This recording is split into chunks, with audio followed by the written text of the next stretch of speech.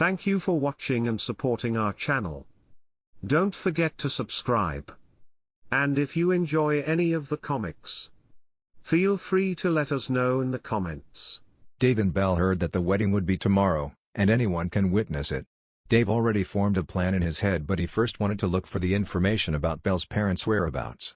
Dave was very careful as he knew that many old monsters are living in the Empire. As he was walking, he saw many people looking at a certain restaurant. He also looks at it and hears what they are talking about. Look! It's the old minister of the former ruler of the Empire. He already resigned when the former ruler steps down on the throne. Yeah, he was a loyal minister, and I heard that the former king saved his life back in the days, so he was very grateful for them. It's a pity that he only wasted his smartness and he now becomes an alcoholic. Dave, who was looking for a clue, suddenly smiled as he finally saw someone who could give him information. He looked at the man they were talking to, and he saw a 50-year-old looking merman who had white hair and cyan-colored eyes. He can feel that his strength is above Dave's, but he still decided to check his status. Frederick race, merman bloodline, soul merman, noble, gender, male, age, 709 power level, low tier saint skill, soul search, water magic, mind control HP, 100,000 MP, 130,000 STR, 2,900 AG, 2,680 int, 3,300 description, former minister of the Mermaid Empire.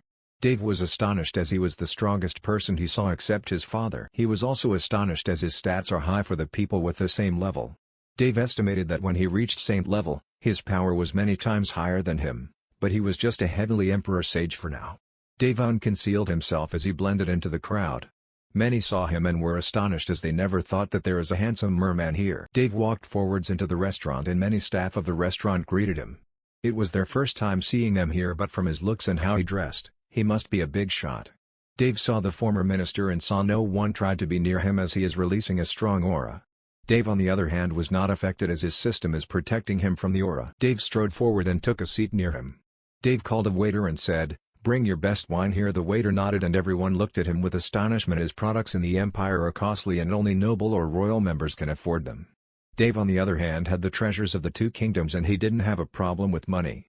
Ding! You gained sin points. Greed plus 10,000 envy plus 20,000 greed plus 50,000 envy plus 40,000 greed plus 70,000 envy plus 10,000. Dave smiled as he likes to show off his wealth as he can attract envy in his surroundings. Frederick was astonished as he could come near him, and he looked at him with a serious expression. Dave saw that he looked at him and he heard a notification in his head. Ding! The system detected that someone is using mind control to attack your mind. Ding! The system cancelled the effect of mind control. Dave was angry as he tried to control him, but he retains his composure, and he remembers it in his mind. The waiter can't go near them both, but Dave waved his hands, then the wine floated towards his hands. He opens it and pours wine into the wine glass they provided. He gives it to him and says, "Well, the former minister who is very loyal to his master, but he can't even help his master when he is feeling down." Dave is good at corrupting someone's mind as he already knew why the former minister steps down from his position because he felt guilty. Frederick held the wine and drank it in one gulp and looked at him and said, "You are something. I can't see your true level, but I can feel that you are not above me, but you can come near me even if I was releasing my energy as a former minister. I knew many people in the Empire and even outside the Empire, but I never saw someone like you, and you can even block my mind control. Who are you? What is your purpose for coming near me?" Dave smiled but didn't answer immediately. He drank his wine slowly then smiled at him. "Well, I am the one who can help you and you will also help me." Frederick looked at him then waved his hands, then a barrier appeared that separated them for others to not hear what they were about to talk about. Dave smiled and he was confident that he would not attack him as he was a loyal follower of Belle's father. Frederick spoke, "So what is your reason for coming near me?" Dave smiled and said, "My name is Dave and I am here only for a reason to look for the whereabouts of the former rulers of the Mermaid Empire." Frederick's eyes suddenly turned cold, but he saw how he was smiling and asked, "What do you want from them?" Dave replied calmly, "Well, what if I say that I know where their daughter is, and she was also looking for them? Can you believe me?" Frederick was astonished and saw how seriously he answered him. He suddenly felt hope and he wished he was telling the truth. Dave looked at him and said, "I can tell you where she was, but you must make sure that you are really her ally or maybe you are also one of those who plotted against her." Frederick was stunned and asked curiously, "I already knew that someone plotted against her, but it still can't change anything as we don't even know who did it. As for my loyalty, I could even sign a soul contract here that I never had a bad intention towards our princess." Dave smiled and replied, I know you're a loyal guy, so I will tell you what I know, and you must bring me to the princess's parents." Frederick nodded and Dave smiled as they both disappeared into the restaurant. Dave forgot to pay for his order and the waiter was angry at him. Wrath plus 30,000, wrath plus 30,000, wrath plus 30.000, wrath plus 30,000. Dave and Frederick appear in a secluded room and Dave can hear the notifications in his head. He smiled as he even forgot to pay, but he didn't care as no one would recognize him as he was in disguise. Frederick looked at him and said, "What do you know about the princess?" Dave smiled as he waved his hands. Then Belle appeared in front of him. He already notified her, and she was excited as she remembers Frederick as she treated him as her uncle when she was a child. He likes to spoil her and bring her to many places, so she also misses him. Frederick was astonished and didn't expect that the princess was just near him, and his eyes were moist as he saw how the princess is now a grown-up woman. Belle rushed forward and hugs him. "Uncle," she said as tears were flowing in her eyes. Dave knew that Belle is the most emotional of all his women. He didn't know if it was the effect of constantly producing mermaid tears or if she wanted to see all her loved ones again. Frederick also felt emotional as he looked at the crying Belle and patted her back and said, "It's good to see you, safe princess. If your parents knew this, they would sure become happy." Belle was curious and asked him, "Where are my parents and how are they?" Frederick replied, "Since you disappeared, they tried their best to look for you and even used their connections to search for you. But it was to no avail as we couldn't detect you. We were hoping that you didn't die as we never saw your body, but through the years, we lost hope, and they were devastated. Our empire is originally a third-class empire as your father is a saint king, but before you disappeared, he was near to break through to saint emperor.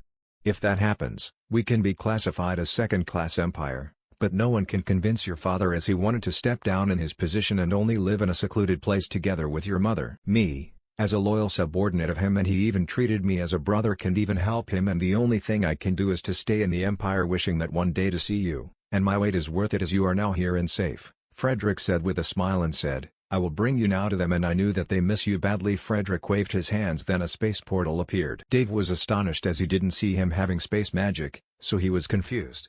Dave asked the system. Answering the host, when someone reached saint level, they can now open a portal or teleport themselves for a certain amount of time even if they didn't have space magic. Those who reach Saint King can create their domain and boost their powers. Meanwhile, those who reached Saint Emperor can revive themselves if their soul didn't perish, or they can overtake someone's body to use it as a host. The last is the immortal, and as its name's implied, they are immortal as they can be revived infinitely if they had mana left on them. Dave gained new knowledge about the difference between each power level. He now realizes that it must be hard to fight against a saint as it can also escape if he didn't use space lock. They all went inside, and Dave felt that it was the same as his space magic. Dave looked at the surroundings and saw the beautiful forest and clear rivers flowing. He can hear the sound of nature. He also saw a small hut near the river. He saw a middle-aged man and a beautiful woman fishing on the river, and he couldn't detect their aura. He felt that they are just mortals, but he knew that the reason why he can't detect their aura is that their power is above him by a huge margin. He can also see their haggard looks and how tired they were. He can feel that their life force is deteriorating. He had the death magic, and he was now sensitive about the life force of someone he saw. Dave scanned their status. Lloyd race, mermaid bloodline, war mermaid, legendary, gender, male, age, 700 power level, peak tier Saint King, low tier Saint King skill, tsunami, war instinct, war armor, decimate HP, 190,000, 120,000 MP, 250,000, 160,000 STR, 3,900, 3,100 AG, 4,000, 3,350 int, 4,575, 3,500 description, 10th Emperor of the Mermaid Empire. Life force is deteriorating, Berlin race, mermaid bloodline, sound mermaid, noble, gender, female, age, 690 power level, peak tier saint, low tier saint skill, mimicry, sound magic, sound waves, hypnosis HP, 120,000, 105,000 MP, 150,000, 125,000 STR, 3,000, 2,900 AG, 3,200, 3,054 int, 3,500, 3,240 description. Lloyd's wife, the Miss of Sound Mermaid Clan. Life force is deteriorating. Dave expected Belle's father to be strong, but he didn't expect that even her mother is also a prodigy. He also realizes that there are many different clans of mermaids in the Mermaid Empire. Belle also got her war mermaid bloodline from her father, but her looks come from her mother. Lloyd and Berlin were fishing as they wanted to calm their minds, But they suddenly felt a space disturbance and looked in the direction of it. Both saw Frederick and a handsome man together with a woman. They didn't continue to look at Dave and Frederick as their eyes were on Belle and they were stunned. Berlin rubbed her eyes to check if she was hallucinating, but she saw someone who looked like her, and she could feel a connection to her. Belle looked at her parents and saw how haggard their face was. She felt her heart ache. She runs towards them to hug them both. She hugs them tightly and said, "Mom, Father, I'm sorry for making you wait for so long." Lloyd and Berlin's eyes were moist, and they couldn't help but cry as they now saw their daughter again. Imagine the strong and brave war mermaid and the former king were crying right now as he finally embraced his daughter again. Dave and Frederick were on the side as they just looked at their reunion. Dave smiled and teased Frederick, "You also want a hug?" Dave was still angry at him as he used mind control on him. If he didn't have the system, he was sure now being controlled by this bastard. If not, Frederick is a saint. He will slap his face and then throw him naked on the streets. Frederick was also crying as he finally saw his master happy and relieved, so his guilt towards them was now solved. He ignored him as he didn't want to destroy the mood. Dave saw how he reacted, but he didn't care as he was happy for Belle. Lloyd's height reaches 6 feet 8 inches tall and he has blue curly hair that reaches his shoulders. He has brown eyes, and his body is muscular. He was handsome, but due to his deteriorating life force, he now looked like a man in his 50s. Berlin on the other hand had almost the same looks as Belle, but she looks more mature. Dave didn't interrupt their family reunion as he just looked at them, and he can see how happy Belle was. He knew that Belle loved him, but she also longed for parental love. She was just a child when she was separated from them, and he knew how she loved her parents. Dave can't hear what they are talking about as he didn't want to. It's their privacy and he didn't want to disrespect Belle's parents. He was just looking at them, but he suddenly saw that Belle's parents looked at him. Dave smiled and went to step forward and introduce himself. "Hello, father-in-law and mother-in-law, I am Dave Alexander and Belle's husband." He introduced himself without even being shy as his face was thick. He also realized that he was still in disguise, but before he removed it, he felt an attack appear on his back, so he used space wall. Boom. Dave was blasted by the attack, but the space wall reduced the damage he received. He saw that it was Lloyd who attacked him, and before he asked why he attacked him, he punched him again. Belle, who was watching this, was stunned, but her mother stopped her and told her just to watch. Boom. Dave has blasted again, but he didn't suffer many injuries. He knew that even though Lloyd's body was deteriorating, he was still a Saint King, and his strength was above him. Dave knew that Lloyd must be testing him, so he didn't want to hold back as he took out his sword in his space storage. He looked at Lloyd and unleashed his dragon slash towards him. Lloyd was stunned as he can feel how tyrannical this skill is, but his level is low for him to make him suffer injuries. A slash with a dragon roar can be hard, but Lloyd waved his hands, then a barrier appeared and protected him from his attack. Boom. Even though he was not injured, the surrounding was on fire, so Lloyd waved his hands and stopped the fires. He looked at Dave and said, "I knew that you saved my daughter, and I am thankful for that. But I wanted to test if you have the strength to be her husband, because I didn't want her to suffer any more accidents. I knew that your level is below me, so I will consider you a winner if you can even touch my daughter." Dave saw how Lloyd was just worried about Belle, so he was not offended. He also saw Berlin was still hugging Belle, so they must have thought that Dave couldn't win this. Dave wanted to say that he already touched her, but he knew that he would get angrier. Belle on the other hand was worried, but she trusted Dave as he was always creating miracles. Dave smirked when he proposed it and he said, "Well, father-in-law, it was easy for me, so get ready." Lloyd prepared for his counterattack, but he saw him just staying in his position and not moving. He heard him say, "Space swap." Dave needed much mana to use it against a peak-tier saint like Berlin, but he can still afford it. Berlin on the other hand felt that the space was revolving around her and saw that she was now far away from Belle. Dave was now hugging Belle as he changed location with Berlin, and he kissed her forehead and said, "Is your husband amazing?" Belle was happy and shy. She didn't expect that Dave could win when his father challenged him. She kissed his lips and said, "I knew you can do that." Lloyd was astonished and didn't expect to lose to him.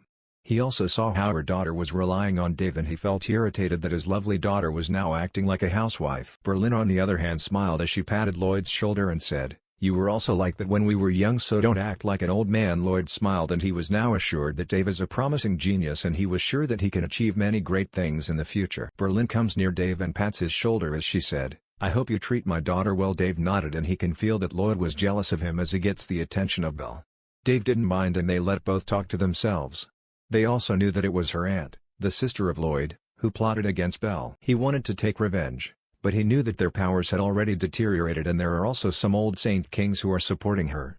Her name is Linda, and she had the power of Saint Lord, but she had many connections in the Empire. She was an ambitious woman and she dreamed of ruling the Empire someday, But their father didn't like her attitude as she was arrogant and treated others like an ant. She left the empire when Lloyd succeeded to the throne, but she also came back, but she was already pregnant. No one knew who the father was, but she only lay low and even fixed her relationship with Lloyd. He didn't expect that she was planning to steal the throne from him, so she plotted against her niece. Belle and her parents take their time as they were separated for 100 years. It was now night and tomorrow was the wedding of the queen. He said goodbye to Belle first as he was planning to execute his plans tonight. He knew that it was risky, but the risk comes with a greater reward. Lloyd also said that he must remove his disguise as he can see that it was not his true form. Dave revealed his original form and they were shocked to know that he is a human. On top of that, he was so handsome that they couldn't help but be in a daze. Belle smiled as she never gets tired of staring at his face as he is very charming. Dave's sin points were constantly rising, so he plans to level up first. Sin points, 600 billion. Ding. Do you want to collect your stocked sin points? Stocked sin points, 2,400,000,000. Dave was stunned as he didn't expect that he stocked that many sin points. He met many people on the way, so he gets sin points from them. Power level, top tier Heavenly Emperor Sage note, your power is converted into numbers LV, 30 horsepower, 70,000 MP, 110,000 exp, 524,288,000,000 STR, 2,450 AGI, 2,700 int, 3,100 sin points, 3 trillion. Ding.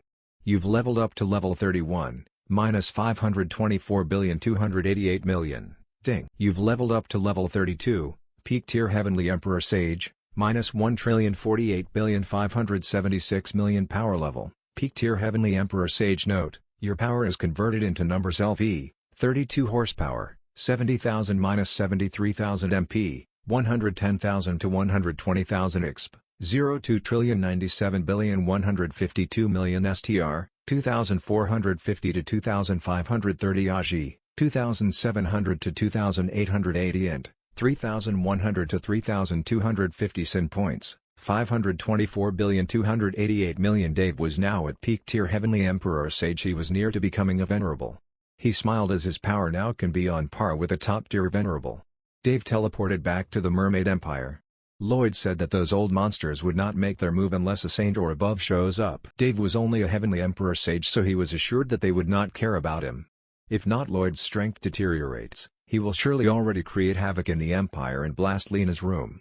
Dave knew that he couldn't compete against Saint for now, but he was sure that he could escape from them if he put them in a dire situation. Dave strode forward and looked at the map he got from Lloyd. It was very detailed, and he can see many tunnels and ways to infiltrate the castle. As expected from a former emperor, Dave walks forward to the castle, and no one even notices him as he follows what is on the map. He went through many passages until he appeared in a room. He follows what is on Lloyd's map and it says that it was his room before he steps down from being an emperor. He scanned the room but was stunned as he saw that this room is the color pink and there are many female things there. Dave didn't expect that Lloyd had such a fetish, but he suddenly heard the noise of a shower in the bathroom. Dave was stunned as now he realized that maybe someone used Lloyd's room as no one will use it as he steps down from his position. He saw a picture on the table and was stunned to see how beautiful the woman in the picture was. She looks the same age as Belle, and she had long maroon hair with a green-colored eyes. Her beauty is on par with Belle, and then he saw a crown near the picture. He now realized that this is the room of the queen, and he didn't expect that his luck would be good as he was planning to secretly seduce her. He heard that her strength is also at mid-tier venerable. Even though she only had that strength, many didn't dare to disrespect her as she had much support from saints and her mother who is also a saint. Dave smirked as he was sure that the queen could not detect him, so he released his incubasaur towards the bathroom. He is confident that he can make any venerable level affected by his lust skill. Samantha was taking a shower to calm herself. She looked out the window and sighed as she never really wanted to become the queen, but she didn't want to reject her mother's wishes. She always supported her when she was a child and gave her many things other people can't get. She never knew who her father was because her mother would get angry if she asked for it, so she decided to not talk about it. She also didn't want to get married to someone she didn't know well, but she can't refuse her mother as she didn't know why. She didn't know why, but she can't reject all the things she asked her as if she was being controlled. She sighs as she will become a wife tomorrow, and as a girl, she also wishes to meet a charming prince who will make her heart beat fast and treat her like she is his world. She knew it was just illusional because as she was part of the royalty, political marriage cannot be avoided unless you had the strength to refuse. As she was pondering, she suddenly felt her body become hot and she was imagining some lewd things. She didn't know why, but she couldn't help but blush as she saw a handsome man in her mind, and he had long red hair and charming blue eyes. She never meets him, that's why she was confused about how she appeared on her mind. She touches her body to relieve the lust she felt, but she felt that it was not enough. Her mind becomes chaotic as she still even imagines having an intimate session with the man she was imagining. Dave, who was waiting outside, heard a notification in his head. Ding! You gain sin points, lust plus 100,000, lust plus 100,000, lust plus 100,000. Dave smiled as he knew that it was now the time, so he removed his clothes and went inside the bathroom. Dave opened the door and saw a beautiful woman caressing her body, and her face was red. Samantha, whose mind is now chaotic, suddenly saw the man she was imagining, and she couldn't help but to rush toward him and kiss him. She touched his abs while she was kissing him, and she could feel his strong body, so she became more lustful. Dave kissed her back and his hands were touching her body. He holds her breast and squeezes it as it is so soft. Samantha can't help but moan as she felt the pleasure of Dave's caress. Dave was of course using his hands of pleasure. Samantha can still think properly as she has a strong will, but her body can't keep up with it as she can't stop her lust. She pushed Dave to the ground as she positioned her cave on his cock directly without care. It was her first time, so it was painful, but she had a strong body, so she continued to move up and down. Plack. Plack. Plack. Every move she makes creates a sound of flesh colliding, and Dave can't help but just enjoy it as he just lets her move. Samantha can't help but moan as his cock is so big that it fits well in her cave. She became wilder as she felt pleasure in every move she made. They stayed in the position for 5 minutes and Samantha comes twice, but she still wasn't satisfied. Dave also didn't want her to be so dominant, so he pushed her down as now she was on the floor. The shower is still running on, so water is falling into their body, but it just makes their session more intense and passionate. Dave puts her legs on his shoulder and then inserted his cock again. Dave started to move his hips as he now started to get serious. Plack. Plack. Plack. He plows her non-stop and rougher so Samantha can only moan as she accepts her thrusts. Dave was still far from coming as he was an expert in this. Plack. Plack. Plack. Samantha feels like she is in heaven, and she screams as Dave moves faster and rougher. Dave smiled as he could see that the Queen of the Mermaid Empire was now under his crotch as she was moaning loudly. Dave continues to plow her for 3 hours until he sees how tired Samantha was, so he shoots all his loads in her cave. Samantha moaned as she could feel the heat of his load inside her. Her mind is now becoming clear, and she saw how much mess they made inside the bathroom. She was confused about how he appeared here, but her body cannot move as it is sore from Dave's non-stop plowing. She saw Dave washing his cock in the shower as it had some cums left, but it was still aroused, and she felt astonished as they did it for many hours, but it was still awake. She just lay on the floor, but she asked him, "Who are you? How did you appear here?" She was confused as he suddenly appeared here, and it was a coincidence that she also appears in her mind. She was angry with him, but she also enjoyed their session, and she knew that her body tomorrow would be given to the one she would marry. Dave had the looks she likes, and she was so manly when having sex, so she felt that it was good to lose her virginity to him than to that prodigy they called. His name is Philip, and he was the son of one of the dukes in the empire. She researched about him and learned how he liked to toy with women, and he likes to abduct some beautiful women to rape them. He will set them free after taking advantage of them to let them suffer more, as mental trauma is more painful than physical abuse. He is known for this, but no one tried to stop him as he was a genius who could be a future pillar of the empire. Philip is a handsome man, but compared with Dave, it was like the gap between heaven and earth. Dave also looks more reliable than him even though she just met him for the first time. Dave cleans his cock, then he looks at her with a smile and said, "They called me Prince Charming of lonely women, and I will appear when there is a lonely, beautiful woman who needs someone to accompany her." Samantha knew that he was joking, so she asked him again. "Don't joke with me, who are you? I didn't even detect you and I felt like you did something to me, so I become lustful." Dave smiled as he replied, "Well, it's hard to fool a venerable level, so I will get straight to the point. I was just mesmerized by your beauty, so I did something, and it only aroused your desire, so don't deny you didn't enjoy my cock." Samantha smiled as she replied, "Yes, I enjoyed, and you even took my first time. Are you not scared to be targeted by that bastard groom of mine when he knows it?" Dave smiled as he replied, "Why will I become afraid? I can even tell it to him face to face that I fucked his bride and cucked him." Dave squatted down and held her cheeks and his hands went down to her mouth. He inserted his fingers into her mouth as he replied, "You know, that you can never see someone like me who is good at sex, and you will become addicted to me." Samantha can't deny it as he was good, so she was sure that she could never see an excellent man like him again. Dave smirked, then kissed her cheeks, then said, "You are mine now, and I will kill that bastard groom of yours if he touches you." Samantha removes his finger from her mouth and said, I didn't even know you, so don't say that I belong to you. Dave already scanned her status after they had sex, and he was even astonished at what he saw. Samantha race, mermaid/Kraken bloodline, Kraken queen, locked. War mermaid, rare, gender, female, age, 197 power level, mid-tier venerable skill, water magic, water healing HP, 80,000 MP, 150,000 STR, 2,500 OG, 2,700 and 3,350 description. Mermaid's Empire Queen, Kraken's descendant. He never expected that she was a Kraken descendant, and on top of that, her bloodline in the part of Kraken is a queen bloodline. Kraken is considered a mythical beast, and they are one of the strongest beasts in the sea. The system said that my body can't awaken its bloodline if it reached king/queen level, and it will damage its body. He can only awaken them if he reaches saint level. He asked the system why he didn't feel anything. It didn't affect your body, as she also had the War Mermaid bloodline. If she had only the Queen of Kraken bloodline, your body will explode. Dave now understands, and he can't still unlock her hidden bloodline. Samantha also had a War Mermaid bloodline as her mother. Linda is the sister of Lloyd.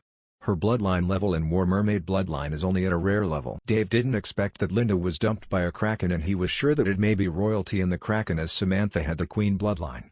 Dave looked at her and said, "Well, my name is Dave, and as you can see, I am a human." They were still both naked, but both of them didn't mind, as they already saw each other's bodies. Dave also went down on the floor and hugs her from behind as he replied in her ears, "The truth is, I wanted to control you as you are the queen, and I know someone who had a grudge against your mother." He caresses her wet hair and continues, "But you look pitiful, and I have a weakness if it comes to a beautiful woman, so I suddenly changed my mind." Samantha was stunned as he easily reveals his objectives to her. Even so, she liked this feeling, as she could feel his strong muscles as he was hugging her. She feels like she wanted to stop the time, as she felt relaxed when she was near him. Dave continues, "Did you feel that you were being controlled by your mother? Why not make your own decision? You are not her puppet." Samantha also feels like she was controlled, but she knew that she was just feeling that she owed a debt to her mother. As a child, it's not your obligation to pay back what your parents give to you, as it was not your sin that you were born. From the day a child is born, it means that it is the day where the parents are obligated to take care of the child and not treat them like an investment who can make them rise someday. You can respect them and give them all your best, but you also have your own life and choices, and you must try to express yourself. Samantha's eyes started to get moist as she knew that he was right. She can't refuse her mother, as she feels obligated to pay her back, but her mother is controlling her life and treats her like a puppet. Dave knew that she also realized this, so he continued, "Did you know what your mother did just to get the throne? She betrayed her brother and plotted against her niece just for what? Power? Status?" Samantha was shocked as she looked at Dave and asked, "Is it true? What if you are lying to me?" Dave smirked and replied, "Why would I lie to you? Your mother did many bad things just to rule the empire, and I felt that I know the reason." Samantha was curious and waited for him to continue. "Did you know that you had a Kraken bloodline?" "What?" Samantha was shocked, as she was sure that she was not fooling around, but she wanted to make it clear. "Are you sure?" Dave nodded and said, "Yes, and on top of that, I guess your father dumped the both of you as he had a special status in the Kraken Empire. Your mother was angry at him and wanted to use you to take revenge on him by controlling the empire and accumulating power." "Well, it was just my guess, so maybe some of them were not true." Samantha was shocked, but she felt that it was true. Her mother didn't like it when she was asked about her father, and she was sure that she had a grudge against him. She didn't know what she would do now, as her mind was chaotic. Dave saw her thinking, so he smiled and asked her, "Why just come with me? I can make you worry-free from problems, and I can also awaken your bloodline if I reach the saint level. Did you want to marry someone you didn't love? I know that you also just met me, but I'm sure that I am already at your heart." Samantha knew he was right, as if she didn't like Dave a bit, she already attacked him after what he did to her. She never wanted to marry someone she didn't like, and she also wanted to be free from her mother's control. "Okay, but what will happen to the empire?" Dave smiled as he answered, "Don't worry, the former ruler will take it back and take care of it, so you don't have to worry." Samantha nodded as she decided to make a gamble, as she wanted to be free from her mother's control. They decided to go out of the bathroom to take their clothes, but when they opened the room, they both saw a woman who looked like Lloyd. She had blue curly hair, and her height reached 5 feet 9 inches tall. Beside her, there is a handsome merman who had black hair and eyes. He had a height of 6 feet tall, and he releases an aura of top-tier venerable. They were, of course, Philip and Linda. They wanted to visit her because it was their wedding tomorrow, but when they went inside, they didn't see her and saw that the light in the bathroom was open. They also saw the clothes of a man at the door, and they were stunned and thought that maybe someone just left them on it. Linda wanted to call her, but the door opened, and they both saw Samantha and Dave naked. Samantha had many marks on her body and now they realized that they had an affair. Dave was stunned by the situation as he didn't even detect them both as their powers are higher than theirs. Fuck. Dave holds Samantha's waist as he dodges because Philip attacks them. Boom. Dave and Samantha didn't get injured as Dave reacted immediately. Philip looked at them both with anger as he said, "Fuck you. You were fucking and enjoying here as we are preparing for the wedding? You wanted to put a green hat on me? Ding. You gain sin points, wrath plus 100,000 wrath plus 200.000 envy plus 300,000 envy plus 500,000." Philip likes to play with women, but he didn't expect that he would also be played by his bride. Dave smiled as he was still hugging her waist. Dave waved his hands, then clothes appeared as he covered Samantha's body. Dave didn't take his clothes as he looked at Philip and said, "Why? Are you jealous? Are you worthy of her? Is your cock bigger than mine?" Dave held his cock and shook it and Linda and Philip were stunned by his craziness. Philip looked at his cock and felt inferior as his cock was not even half of his cock size.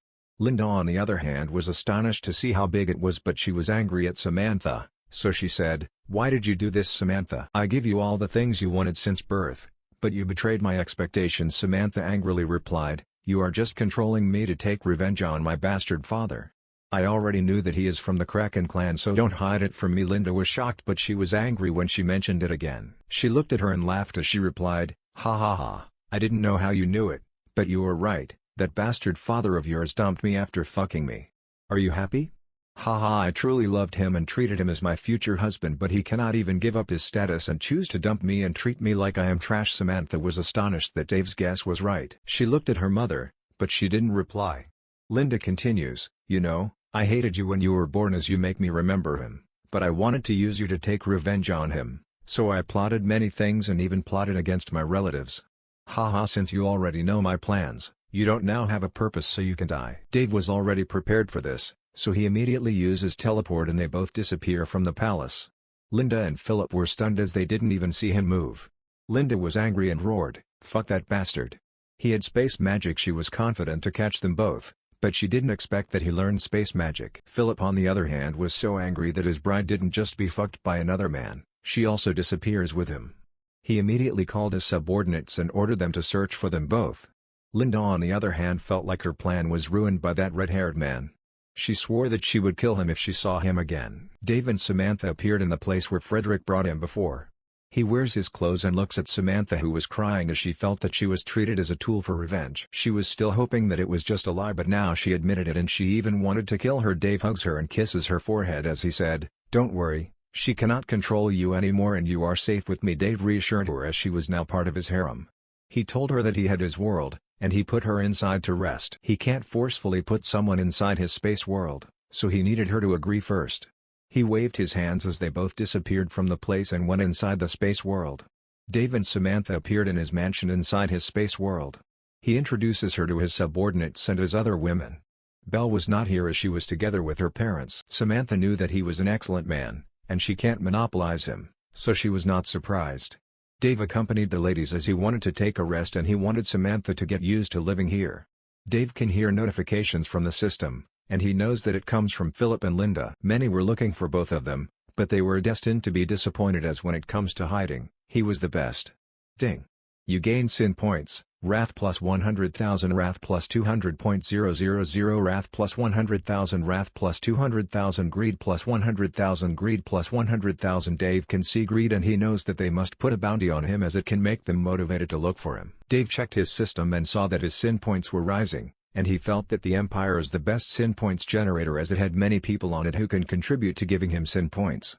Dave also saw Jane and she was now close with Olivia. Her Space Worm clan already settled themselves and they had created many portals towards many kingdoms and empires. Dave accompanies them for an hour, then he says goodbye to them as he was still needing more sin points. He went where the Space Worm was digging and he could see many portals had already been created and it had many labels on what place its destination. He was now starting to use his Sin of Greed skills as he went on to the kingdom of the Eagle race. They had a debt to him, so he plans to steal their treasure. He disappeared as his son Goku persona will shine again. The next morning, Dave appeared in his world as he felt tired, but it was a thrilling adventure. He raided many treasuries of many kingdoms, and they kept supplying him with sin points. He first stole the treasury of the Eagle clan, and he was not scared of their leader anymore as they didn't even have venerables on them. He captured their king and then he fucked all his wives and daughters in front of him. He gained many sin points from him. Then after he finished in the Eagle Kingdom, he continued to and went to the Snake Kingdom, Lizard Kingdom, and 20 more kingdoms. His wealth is now astronomical, and he was sure that many would put a bounty on him. He tasted many daughters, princesses, and queens of their kingdom, so they must be angry with him. Dave didn't just accept a wife easily, and he was a bit choosy. He felt like he was now a real villain, and he was more a demon than a demon. Dave of course didn't just fuck them, as he let them get stronger as he uses dual cultivation. He was proud that many women needed his service, and it was his mission. He didn't kill any of them, as they can also contribute to generating sin points. He decided to stop when he saw that it was now 8 AM and his holy fruit will be ripened today. It was now his 10th day here and he only had 2 days, so he badly needed sin points as he wanted to level up faster and reach Saint. That's the reason why he robbed many kingdoms under the persona of Son Goku, and they cannot do anything as he had the sin of greed and it was the best skill in snatching and robbing. Until now, his sin points continue to rise, and he can see many zeros on them. He was sure that they were so angry with him and there were many looking at him with greed as he had the wealth of many kingdoms. He was sure that the other kingdoms that he still hadn't robbed will now try to hide their treasure or seek help from empires. Wrath plus 1,200,000, wrath plus 100 million, wrath plus 200 million, greed plus 100 million. He still can't rob an empire as there are many strong people there. The venerable level cannot stop him, but Saint and above were different as they are above his level. He also visited the Turtle and Monkey Kingdom, but he saw that the war is now on the Turtle Kingdom's side as they had the advantage in strength because the Turtle King accumulated powers and allies when he was in seclusion. He didn't interfere with them as they are his sin points generator. He was also sure that the Turtle Kingdom was near its demise as Lloyd finally knew who kidnapped Belle. Lloyd was just recuperating, so he still didn't act, and he estimated that he can recover in a month as he didn't now worry about Belle. With just medication and rest, they can recover their lost life force. Dave went inside his mansion and saw that the ladies were lying on the sofa while playing with their cell phones. Olivia teaches Grace and Samantha in using cell phones and they have now also become addicted to them. Dave smiles as he appears behind Olivia and hugs her. He kissed her cheeks as he said, "Did you miss me?" Olivia rolled her eyes and replied, "We both see each other yesterday, so don't joke with me." Grace and Samantha smirked at him and Dave smiled as he replied, "Looks like my cute Olivia is in a bad mood. Did you lose your game?" Olivia nodded as she let him see her lose strike records and Dave smiled as he said, "Come here, I will teach you how to not lose." Dave teaches them some tips and rotations. He was not a pro player, but he is confident in his skills.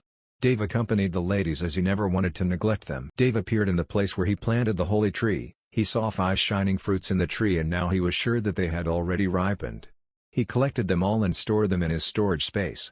After that, he checked his sin points and was astonished to see how many sin points he had. He smiled at his hard work to rob many kingdoms. Sin points, 100 trillion. He had 100 trillion sin points and he smirked as he can now upgrade his level again. Power level, peak tier Heavenly Emperor Sage LV, 32 horsepower, 73,000 MP, 120,000 exp, 02,097,152,000,000 STR, 2,530 AGI, 2,880 int. 3,250 sin points, 100 trillion, ding. You've leveled up to level 33, minus 2,097,152,000,000, ding. You've leveled up to level 34, low tier venerable, minus 4,194,304,000,000, ding. You've leveled up to level 35, minus 8,388,608,000,000, ding. You've leveled up to level 36, mid-tier venerable, minus 16,777,216,000,000, ding. You've leveled up to level 37, minus 33,554,432,000,000, ding. You've leveled up to level 38, top tier venerable, minus 67,108,864,000,000 power level, top tier venerable LV, 38 horsepower, 73,000 to 85,000 MP, 120,000 to 130,000 exp. 134,217,728,000,000 STR, 2,530 to 2,780 AGI, 2,880 to 3,000 int, 3,250 to 3,450. Dave smiles as he felt that it was fast, and he was near to level up to level 40. He can get new Primordial Sin if he reaches level 40, but his sin points right now are insufficient as he only has 1 trillion remainings. He can just wait as he can continue to collect sin points even without doing anything. Many were looking for Son Goku now and even the Mermaid Empire was also looking for him. He felt that becoming a villain is the best role for him. Dave also created dreams for those kings of the empire on how he fucked their daughters and wives. Of course, he didn't forget Philip as he showed him how Samantha enjoyed his cock. They are bound to not get sleep as Dave will not let them off. In the Mermaid Empire, Linda looked at Philip, who was fuming right now. He felt insulted and many of his enemies were gloating over him as it was known in the whole empire that his bride was stolen and he was cucked by someone. Those people who had grudges towards him were happy as Philip's reputation was now destroyed. He wanted to get angry at Linda, but he knew that he would die if he did that. Linda was now basically the ruler in the empire as Samantha eloped with Dave. He was very angry towards Samantha, but he was angrier with Dave as he even insulted him that his cock isn't big like him. He wanted to kill him, but he suddenly disappeared like he didn't exist at all. He had never been angry like this before and he felt that if he didn't kill Dave, he could have a mental demon. Little did he know that his anger towards him makes him stronger. As they were searching for Dave and Samantha, Dave already went back to Mermaid Empire as he appeared and blended into the crowd. He gathered a lot of data and information about Philip as he will not let him off easily. Dave learned that he was the son of Duke Felipe, and he had the strength of a mid-tier saint. Dave was now a top-tier venerable, and he was sure that he could fight against a mid-tier saint, so it was not a problem for him to infiltrate his territory. He had the land he ruled, and it was just near the empire. The Mermaid Empire ruled many places in the sea, but they only created a formation in their empire and not their affiliated lands. Dave reached the Duke's territory in just an hour. He can see that this place is also majestic compared to kingdoms and the guards at the gates were at a venerable level. As expected of a Duke's territory, he knew that this place must be rich, and it was also the reason why he wanted to go here. He was not confident in robbing an empire, but it was not a problem for him to attack its affiliated and vassals' territory. He realized that he needed to level up his concealment and magical eyes. He can now upgrade them as he already passed the Heavenly Emperor Sage. Magic skills, LV.15, Conceal, 0-100,000 skill points, Disguise Assassination Shadow Steps Shadow Mark Killing Intent LV.15, Magical Eyes, 0-100,000 skill points, Eyes of Truth Illusion Night Vision Hypnotism Photographic Memory Eyes of Terror Ratio, 1-100 skill points, 903,425 sin points, 5,097,152,000,000, ding. You leveled up your LV.15 Conceal to level 16, minus 100,000 skill points, ding. You leveled up your LV.16 Conceal to level 17, minus 200,000 skill points, ding. You leveled up your LV.17 Conceal to level 18, minus 400,000 skill points, ding. Your Conceal skill has evolved into Assassin Lord, ding. You can only upgrade your skill Assassin Lord when you reach Saint King, ding. You gained a new skill Poison Needle Thrower. This skill produces poison needles and throws them at your enemy, ding. You gained a new skill Penetration. This skill can help you penetrate the defense of your target, ding. You converted 50 million sin points into 500,000 skill points, 703,425, ding. You leveled up your LV.15 Magical Eyes to level 16, minus 100,000 skill points, ding. You leveled up your LV.16 Magical Eyes to level 17, minus 200,000 skill points, ding. You leveled up your LV.17 Magical Eyes to level 18, minus 400,000 skill points, ding. Your magical eyes have evolved into Ancestral Eyes, ding. You can only upgrade your skill Ancestral Eyes when you reach Saint King, ding. You gained a new skill Memory Reader. You can read the memories of your target as long as they stare into your eyes. Note: can only be used for those people who have a level below yours, ding.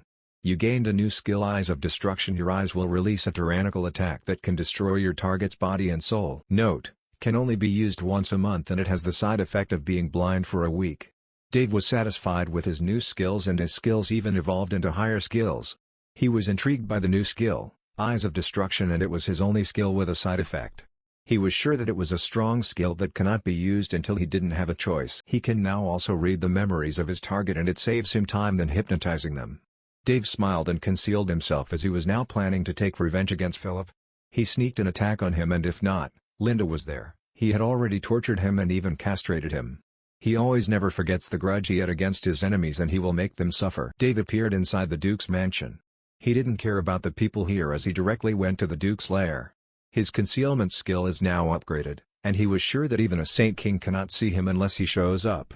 He saw many guards everywhere and they were looking for Samantha and Dave. They posted his picture when he disguised himself as a merman, and he had a huge bounty on his head.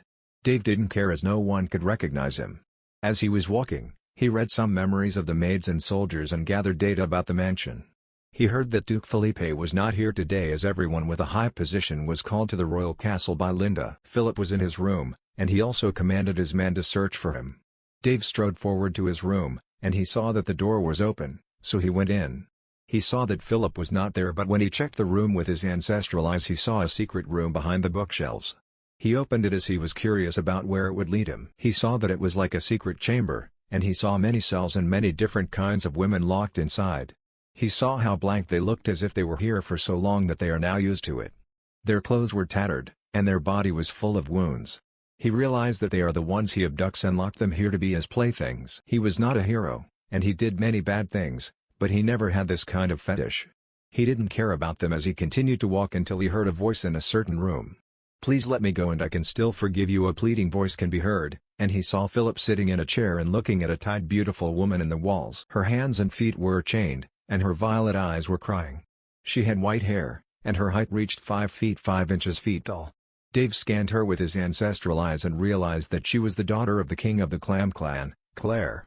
Clam clans can be considered as top kingdoms in the sea, and they were known for their beauty. Philip smiled and said, "Well, you know, Claire, I have liked you since we were a child and I never cared about other girls as you are the one I wanted to marry someday, but you never give me a chance and you always look at me with disgust. Since you don't like it an easy way, why not just use force?" Philip's dream girl is Claire, and he didn't care about Samantha and the other girls as they were just playthings for him. Claire is different as she used to be his childhood friend and she was the one who encouraged him when he felt down. He didn't want to abduct her, but he had no choice as he knew that she would never like him. "Why would I look at a bastard like you? Look at what you've done to these females. They have their own lives and dreams, but what did you do? You capture them and torture them until they finally lost hope in life. You expect me to like you? You changed a lot when we were children, and it was the reason I look at you with disgust. Even now I felt chill when I am looking at those females you tortured. I can accept any other male as long as it's not you," she shouted as she said what she felt. She didn't care what he felt, but she wanted him to know that he was now insane. Philip looked at her and then stood up. He touches her chin and replies, "I will get what I want, and no one can escape from me. Maybe after you tasted me, you will change your mind." After that, he wanted to touch her breast, but he was interrupted as he heard a mocking voice behind him. "Taste my ass, your dick is small like nuts. I guess that you cannot even make your partner climax." Philip saw the man he was looking for staring at him with a mocking look. He was astonished as he didn't expect to meet him here. He even insulted him again, so he was angry. "Fuck you. I finally found you." He cannot stop his anger, so he punches him. He was confident with his strength as when they first met, he almost damaged him. Boom. An explosion can be heard, but it didn't create much damage as Dave's hands were holding his fist. He was unaffected and looked at him with a sneer. "Weak cock and weak strength, what a pathetic man." After that, he releases his eyes of terror towards him. Philip looked at his eyes and felt like he was pulled into endless darkness. He was scared and he couldn't move his body. He realizes that he was under his spell, but he cannot do anything. Philip lays on the ground but he can still see Dave. Dave looked at him and said, as expected of the top genius in the Mermaid Empire, he was good at cleaning the floor. Philip's face was red, but he couldn't do anything. He wanted to shout but he couldn't even move any of his muscles. He was filled with despair as he knew that he would die today as he had a grudge against him. Dave ignored him and then looked at the beautiful clam woman. She was observing him, and she was astonished at how he easily immobilized Philip. On top of that, he was so handsome that she couldn't help but blush when staring at him. Dave went near her and said, "You said that you will accept any man other than Philip, why don't you become my woman?" Dave is straightforward, and Claire was stunned. She didn't expect him to confess to her. It was her first time meeting him, but she felt like he could be a reliable man. She also wanted to make Philip suffer as she was abducted by him. "Okay," she said, and she didn't know why but she agreed. Maybe it was because he saved her from Philip or because of his charm. Philip, who was looking at them, was stunned and his eyes were filled with anger. He didn't expect that the one he wanted and dreamed about now belonged to another man that easily. Dave waved his hands and then removed the chain from her limbs. Her strength was sealed, so he removes it and then hugs her waist. "As my new girlfriend, I will reward you with a majestic kiss." After that, he kissed her red lips passionately. Claire was stunned as it was her first time kissing, but she felt good, so she went along the way. Philip felt so much anger and he kept releasing sin points for Dave. She was supposed to be his, and he was the one who must kiss her, but now she was kissed by his enemy. First, he stole his bride, and now, he even stole his dream girl. Even though he was a playboy, he had true feelings for her, So he abducted her as he loved her so much. He plans to overtake the empire and then make her his queen, but now he sees her enjoying the lips of another man. Arg! He screamed even though his body could not move. His mouth and nose are bleeding as he forces himself to shout. Dave saw how he reacted, so he smirked and then touched Claire's body. His hand slowly went inside her dress, and he caressed her chest. Claire's face was red, but she felt good from his touch. Dave didn't even release his sin of lust skill, but she was enjoying it. Dave continued to touch everywhere while he was kissing her. They kiss for more than 3 minutes until Dave decides to make Philip's face even worse. He was generating sin points from wrath and envy. Claire, on the other hand, was now generating lust and greed in him, so he was sure that it was now the time. Claire kneels and pulls his pants down. She was shocked after she pulled his pants. A huge cock slapped her face, and she was terrified when she saw how big it was. She gulps, but she holds his cock and plays with it. She was not under his sin of lust, but she can't help but just do it as she was charmed by his body. She never thought that she would act like this, but it's better than being arped by Philip. She felt that it was not a loss for her to do it with Dave, as she felt that he was her Prince Charming. She moves her hands and Dave can feel the pleasure of her hands. Her hands are soft, and Dave cannot help but praise how good she is even though it was her first time. Philip saw all of it and felt a green land on his head. He wanted to scream and shout more, but his face was bleeding and all he could do was watch his dream woman giving him a blowjob to Dave. Claire plays with it, but she decides to put it in her mouth. His cock fit her mouth perfectly and she was being choked. As she was trying to be accustomed herself, she saw Dave move his hips and fucks her mouth. Slurp, slurp, slurp. Her face was red, and her saliva was falling on the floor. She was shocked by his actions, but she saw how he was enjoying it, so she let it be like that. They both ignore Philip, who was wailing on the ground. After 5 minutes, Dave shoots his cum into her mouth. She was stunned at how much cum he released, but she drank them all as they taste sweet. After that, he lets her stand up, then he removes her clothes. He let her face Philip as he positioned his cock on her cave. Dave smirked and looked at Philip. Ha ha ha, watch this. Then he pushes his cock on her cave slowly. Dave can feel pleasure as her cave was so tight. Arg! She screamed as red blood can be seen on Dave's cock as her virginity loses. Dave didn't move for 10 seconds for her to be accustomed, then he moved his hips slowly. Plack. Plack. Plack. The sounds of flesh colliding together with Claire's moans excites Dave, so he moves faster and rougher. Plack. Plack. Plack. Philip saw how she enjoyed his thrust and he felt his mind collapsing. He cannot process what is happening right before him. He saw her as an innocent and his future wife, but now she was enjoying the cock of his enemy in front of him. Arg! He shouted again, but Dave didn't care as he continued to move his hips and Claire could only accept his thrusts. She was enjoying it and she didn't expect that she would do it with a man she just met and even in front of Philip. She just feels that this man will change her life, and she trusts her instincts. Dave's sin points are constantly rising, and Philip's anger reached its peak as every wrath he gave to him is almost 1 trillion sin points.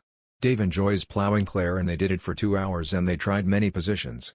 They both ignore Philip as if they are the only people in the room. After that, he shoots all his cum in her cave, then Dave sees her collapse to the ground. She was panting and tired after their 2 hours session. She didn't expect Dave to be that strong as she heard that man can only do it for 10 minutes and it was a bonus to reach 30 minutes.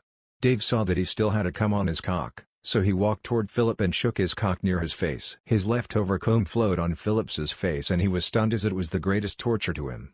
As a man, it was the last thing he wanted to experience, so he was full of anger and shame. He did this to many women, but he didn't expect that he was now treated how he treated those girls. Arg! He screamed as he immediately lost consciousness. Dave smirked as he got many sin points from shaming him. He put on his clothes and looked at Claire, who was looking at him with a red face. Dave squatted down and looked at her face and said, "I know that you have many questions, but it is not yet time for us to talk. If you trust me, I can take you to a safe place because I still need to do something." Claire wanted to talk to him, but she nodded as she knew that he must have a purpose for coming here. Dave smirked as he caressed her chin and then put her inside his room in the space world.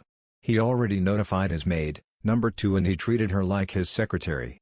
He looked at Philip's body and smiled as he castrated him while he was unconscious. Philip didn't feel it as Dave did it very smoothly and fast. Haha, the number 1 prodigy is a eunuch, what a shame. Dave laughs as he changes his face like Philip and goes outside to start making money again. He also put Philip's body inside his space world as he had plans for him later. He looks at these women who lost all their hopes. He waved his hands, then all of his cells opened. He didn't care what would happen to them outside if they decided to escape. He just gave them a choice if they wanted to stride forward or die here. Dave disguised as Philip and went to their treasury. Their treasury is hard to locate, but he used memory reader on Philip so he immediately knew where it was. He can't see all of his memories, but he can see the specific thing he wanted to see. He learned that their treasury was in his father's room and his father trusted him as he let him know where it was located. He is the heir, so all of this will be his, so his father was not secretive against him. Dave walks forward to his father's room, and he knew that he was not here today. He didn't have any obstacles as he easily went inside his father's room. It was not locked as he was confident that no one would rob him.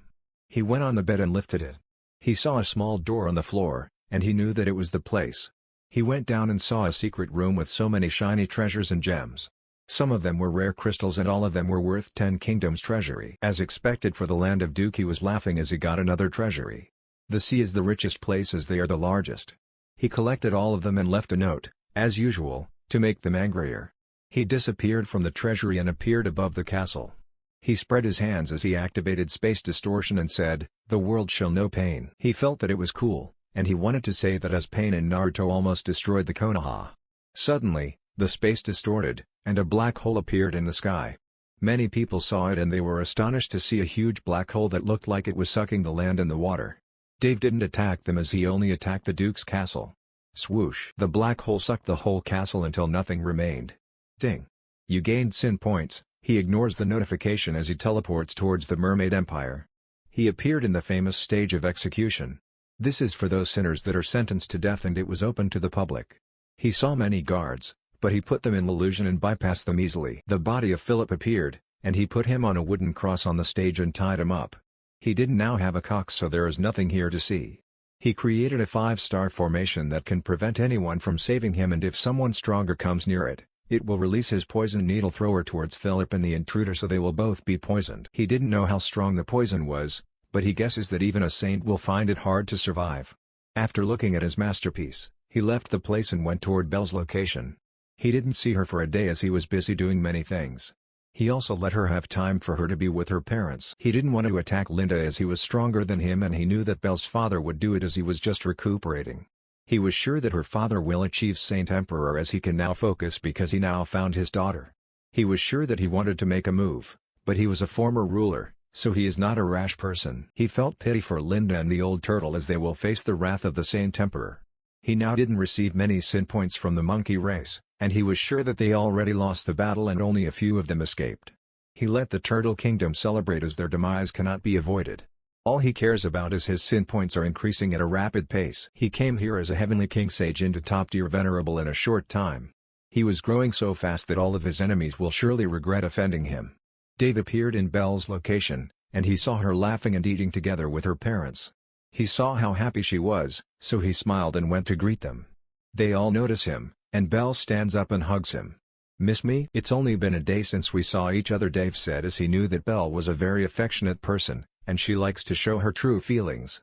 She smiled as he replied, "I smell a new scent of women in your body, as expected of you." Dave was stunned and didn't expect that this innocent mermaid was like a dog in terms of smelling scents. He touches her hair and replies, "Yes, you can meet her later, and I even got your cousin." Lloyd and his wife were stunned and looked at him with a serious look. They already knew that he had many women, but they saw how he treated Belle, so they were sure that he never treats his women badly. They were stunned as he even hooks Linda's daughter and the queen of the Mermaid Empire. Dave smiled as he explained what happened, and they realized that she was a pitiful person. Linda is now really gone insane. Lloyd cursed Linda, and even though she was his sister, he will never let her off as she makes his family life worse and makes them suffer for 100 years. His mental demon is now removed as he finally saw his daughter, so he was confident that he would reach Saint Emperor in 2 months. He was sure that those old fogies in the Empire cannot do anything to him, and he will make them obey him through force. Being a Saint Emperor was no joke as they were treated with respect even in the Mythical Beasts clan. He also told them to visit his world and to introduce them to his other women and subordinates. They already knew of it as Belle told it to them. Dave didn't mind as he trusted Belle and her parents. He waved his hands as they disappeared from the place and appeared in his world. They appeared inside his mansion and introduced his women and subordinates to Lloyd and his wife. Dave realized that he gained 6 companions in coming into the Beast's world: Jane, Olivia, Grace, Claire, Samantha, and Belle. He felt that Rose and Lena would get mad at him as he disappears for only 4 days, but he gained 6 new companions. Samantha and Belle's parents talked as they knew how pitiful Samantha was and was only treated as a tool by her mother. He was happy that his women didn't have that much conflict as they were even close. He can also see the progress of his subordinates. He keeps supplying them with treasures and materials, so they now build a city that looks like the modern world. They were also strengthening themselves. Dave was satisfied with them, and the Space Worm clan already dug out many portals from different places. It was convenient for him, and when he went back to the spirit world, he would ask them to create a portal toward the beast's world. He spent his time accompanying his women, then he went out as he plans to spend all of his remaining time gaining more sin points. He still had many kingdoms and lands to collect treasury. He was sure that they were now strengthening their defense, but they were useless to him. He said goodbye to them, then went to the Space Worm clan location and borrowed their portal. They treated him as their king because he was their queen's husband. He now starts his grinding session again. After a day and a half, Dave went back to his world with a smile. He robbed many kingdoms and many affiliated lands of some empires, and he gained many treasures from them. He felt that the Dragon Empire in the spirit world cannot match his wealth today. His sin points count was astronomical, and he was sure that he was now gaining the wrath of the 5% population of the beast's world. He smiles as his trip here was worth it. He was now planning to go home today as he misses his women in the spirit world and his father and baby dragon. Blizzard was still sleeping, but he could feel her bloodline evolving and her body now growing. His sin points now reached 3 quadrillion, and it was not the end of it as sin points were coming at him continuously. He already told them that he plans to go back to his world first and they will come with him as they were in his space world. Lloyd and Berlin planned to stay at their place as they wanted to recover fast. The time in his space world would base on where he is, so the time would get slower when he went into the spirit world.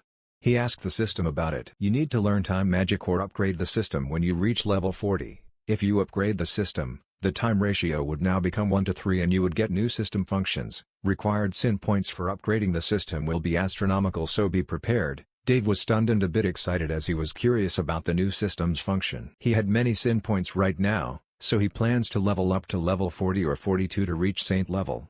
He had 3 quadrillion sin points, and he was sure that it was not all of it. He just needs to wait for a few days, and he is sure that it will increase again. Name: Dave Alexander. Age: 15. Race: human. Power level: top tier. Venerable note: your power is converted into numbers. LV: 38 horsepower, 85,000 MP, 130,000 exp. 134,217,728,000,000 STR, 2,780 AGI, 3,000 int, 3,450 sin points, 3 quadrillion blessing, Moon Goddess. Moon Scythe, Goddess of Death. Death Magic Techniques, LV.13, Sword Dragon Technique, Max, Sword Intent. Sword Manifestation. Sword Manipulation. Dragon/Sword Apocalypse. Wrath of the Sword Dragon. Sword Bleed. Magic Skills, LV.18, Assassin Lord, required to reach Saint King, 1 million, Disguise. Assassination. Shadow Steps. Shadow Mark. Killing Intent. Poison Needle Thrower. Penetration. LV.18, Ancestral Eyes, required to reach Saint King, Eyes of Truth. Illusion. Night Vision. Hypnotism. Photographic Memory. Eyes of Terror. Memory Reader. Eyes of Destruction. LV.12, Space Magic, required to reach Saint Lord, Teleportation. Space Lock. Space Distortio. Space Swap. Space Wall. Primordial. Sin Skills, Sin of Lust, LV.15, required to reach Saint, Charm. Hands of Pleasure. Dual Cultivation. Incubus or a Dream. Puppetry. Incubus Form. Absorption. Sex Purification. Sin of Sloth, LV.15, required to reach Saint, Sleep. Nightmare. Laziness. Sleep Master. Shield of Sloth. Sleeping Curse. Awake. Sin of Greed, LV.15, required to reach Saint, Greed. Frenzy. Hands of Greed. Treasure. Burn Treasure Guide. Seed of Greed. Skill point, 0. Note: you can convert your sin points in skill points. Ratio: 100:1. Ding. You've leveled up to level 39, minus 134,217,728,000,000. Ding. You've leveled up to level 40, peak tier. Venerable, minus 268,435,456,000,000. Ding.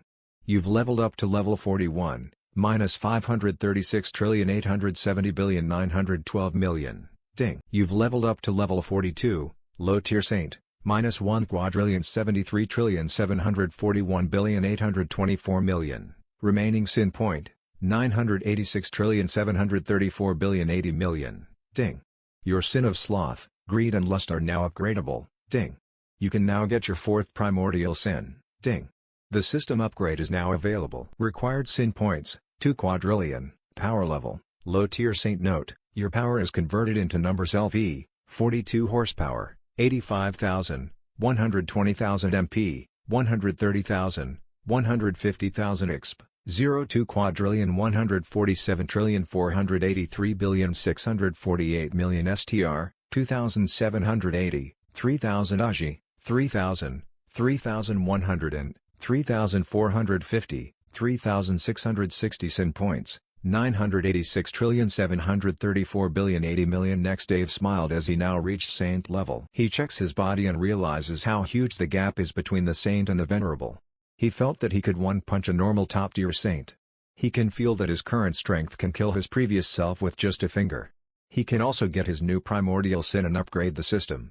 Dave was happy that his adventure here is fun and bountiful. He gained 6 beautiful new companions, many treasures, and a lot of sin points, and he reached saint level. Saint level in spirit world can be considered a top expert. A 15-year-old saint is unheard of, but he was sure that there are also many geniuses from the hiding clans and sects. Dave's sin points are insufficient for now to upgrade the system, but he estimated that tomorrow, he can save up to 3 quadrillion sin points or more from the beast's world. He had plans to level up his sin of lust, sloth, and greed first. Primordial sin skills: sin of lust, LV.15, 160,000, sin of sloth, LV.15, 160,000, sin of greed, LV.15, 160,000, skill points, 0, ding. You converted 33,600,000 sin points into 336,000 skill points, ding. You've leveled up your primordial sin of lust into level 16, minus 160,000, ding. You've leveled up your primordial sin of lust into level 17, minus 320,000, ding. You've leveled up your primordial sin of lust into level 18, minus 640,000, ding. You need to reach Saint Emperor to level up this skill again, ding. You've gained a new skill, Lord of Lust mark. You can put this mark on your companion, and they can gain 50% of your strength when their life is in danger. The attacker would also suffer backslash or death from the energy. Note: only applicable to those you had sex with, ding. You've leveled up your primordial sin of sloth into level 16 minus 160,000, ding. You've leveled up your primordial sin of sloth into level 17, minus 320,000, ding. You've leveled up your primordial sin of sloth into level 18, minus 640,000, ding. You need to reach Saint Emperor to level up this skill again, ding. You've gained a new skill, sloth healing. You can recover from being injured by just sleeping for a certain amount of time. You can also use it on anyone to heal them. Note: sleeping time is based on how much damage you had in your body, ding. You've gained a new skill, petrification. You can turn your target into a stone statue as long as they are weaker than you. Note: they would not die unless you crush their statue's body, ding. You've leveled up your primordial sin of greed into level 16, minus 160,000, ding. You've leveled up your primordial sin of greed into level 17, minus 320,000, ding. You've leveled up your primordial sin of greed into level 18, minus 640,000, ding. You need to reach Saint Emperor to level up this skill again, ding. You've gained a new skill, mind defense. It can repel any attack of your enemy to your mind, ding. You've gained a new skill, adrenaline rush. This skill can be used to double your movement speed and body reflexes. Dave smiled as he got new skills, and all of them were useful. He now had mind defense, and he didn't need to use the system to repel mind attacks. The adrenaline rush is useful in snatching and escaping when teleportation won't work someday. Lord of Lust mark is what he needed, as it gives protection to his companions. His companions were top beauties, and he was sure that many were lusting for them, but with his skill, he was reassured that no one could touch them or if they had a death wish. Petrification is also good, as he felt like he was Medusa in some Greek mythology. He could turn them into stones if he wanted. He read some articles about the story of Medusa on the internet back in his previous life. They treated Medusa as a monster, but they didn't know her true story. It said that she was a beautiful woman, and even the god of beauty, Athena, envied her. Medusa is serving Athena and is considered the priest in the temple. She loved her purity, but she was suddenly discovered by Poseidon. Poseidon fell in love with her, but she rejected him many times. Poseidon can't do anything but force himself into her, and she can't do anything as she was Arped. Athena cannot even protect her, as she even cursed her for seducing a god. She cursed her to have hair filled with the snakes and a body of a snake, as the snake symbolizes sin. He didn't know if it was true, as they were just myths, but it shows that gods are not exempted from sins and desires. It also shows that you should never judge anyone if you don't know their story. Some will blame you for being a monster or a bad person, but why didn't they ask themselves why they pushed you to become one? There is no good and evil, as it was based on your beliefs and opinion. Sometimes, They created sins to save other people, but they will still be judged as if it was the thing they believe the right. This is the reason why he didn't bother to explain himself and just do what he wanted. Dave cleared his thoughts as he now moved to his new notification. Ding. You now have a chance to get your new Primordial Sin skill. Ding. Do you want to spin the roulette? Dave smiled as he was excited about his new Sin skill. Yes. 3, 2, ding. You acquired your new Primordial Sin skill, Sin of Envy, 1, ding. Do you want to level up your Sin of Envy to the same level as your other Primordial Sin? Required skill points, 600,000. Dave was astonished as he got the Sin of Envy. This sin is a bit tricky and good for plotting against the enemy. It said that all the sins were connected. Yes, ding. Converting 60 million sin points into 600,000 skill points, ding. Your Primordial Sin of Envy has leveled up to LV.2, ding. Your Primordial Sin of Envy has leveled up to LV.3, ding. Your Primordial Sin of Envy has leveled up to LV.18, ding. You gained a new skill, Life Steal. You can steal the life energy of your enemy and use it to recover yourself. Ding. You gained a new skill, Equal. You can reduce the power of your enemy who had a higher level than you at the same level as you for a short period. Note, ineffective against those who had 2 major realms higher than you. Ding. You gained a new skill, Venom of Envy. You can corrupt the heart of other people to feel envy. Ding. You gained a new skill, Perfect Copy. You can use this skill to copy the movements of your opponent. Ding. You gained a new skill, Shape Shifting. Ding. You gained a new skill, Body Stealing. You can use this skill to steal the body of your target. Note, the target must have a weak power level and weak willpower. This skill required a portion of your soul to infiltrate and replace the soul of your target. Dave was stunned by his new skills, and all of them are up. Shapeshifting is different from disguise, as now he can transform into an animal or monster. Disguise can only copy humanoid figures, so it makes his infiltration more convenient. Equal is also useful to fight enemies with a higher level than him, as their level will become the same and he has the advantage when it comes to people with the same level. All of them were useful, but the one who intrigued him the most is Body Stealing. He can steal the body of other people and make them mine. System, it only uses a portion of my soul, so it means it was my clone? Answering the host. Yes, it can be considered as a clone. Note to the host, you can only split your soul into 3 parts for now, as your level is weak right now. You can also get the skills of the body you stole. Your clones can use all your skills, but their strength is 90% of your original body. Dave was happy, so it means that he can have 2 clones who can do the job while he was with his women. He looks like I can laze around and spend my time with my women. He wanted to have a clone right now, but he must first look for a suitable person who can carry his soul. He was laughing madly as it was more convenient for him to have clones. The one can look for beauty while the one will steal treasures. He imagined being like Naruto, who can have thousands of clones at once, but he knew that it was just wishful thinking right now. He cleared his thoughts as he said, System, take me back to the spirit world, ding. Deducting 50 million sin points, ding. Successfully created a portal. Dave saw a portal similar to the portal he went in before. He smiled as can finally go back to spirit world. Dave went inside the portal and disappeared from the beast's world. In Dave's dorm, Susa, Rose, Sandy, Lena, and Sophia were looking at the window as if they were waiting for something. Sophia was now known to the ladies, as Dave already told her that she was one of them. Sophia visits him, but he was not here as he was in Beast's world. Dave told Lena that he will be gone for 4 days, so they are now waiting inside the dorm. They didn't know what opportunity he had, but they trusted him that he would come back safely.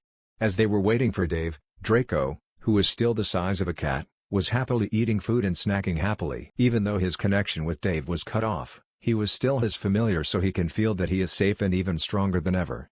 Dragons were prideful beings, but he didn't act like one, as he can be easily tamed as long as you have food. The strength of the ladies also advances as Dave left many treasures and resources for them. He is also dual cultivated with them before he leaves, so they absorb the power he left on them. Lena was now a low-tier heavenly sage, while Rose and Sandy are now top-tier sage. Susan is now a middle-tier sage, while Sophia was only a low-tier emperor. Sophia is not good at fighting, but she was best at handling business and managing. Ever since Dave was absent from the academy, many thought that he was practicing with his father for the tournament. If they knew that he was now a saint, and even stronger than their principal, they would surely lose their confidence. Dave appeared outside his dorm. He notices that when he reached the saint level, his body now becoming more muscular, and his body was releasing a natural charm that can intimidate everyone. His height also reaches 6 feet 4 inches tall.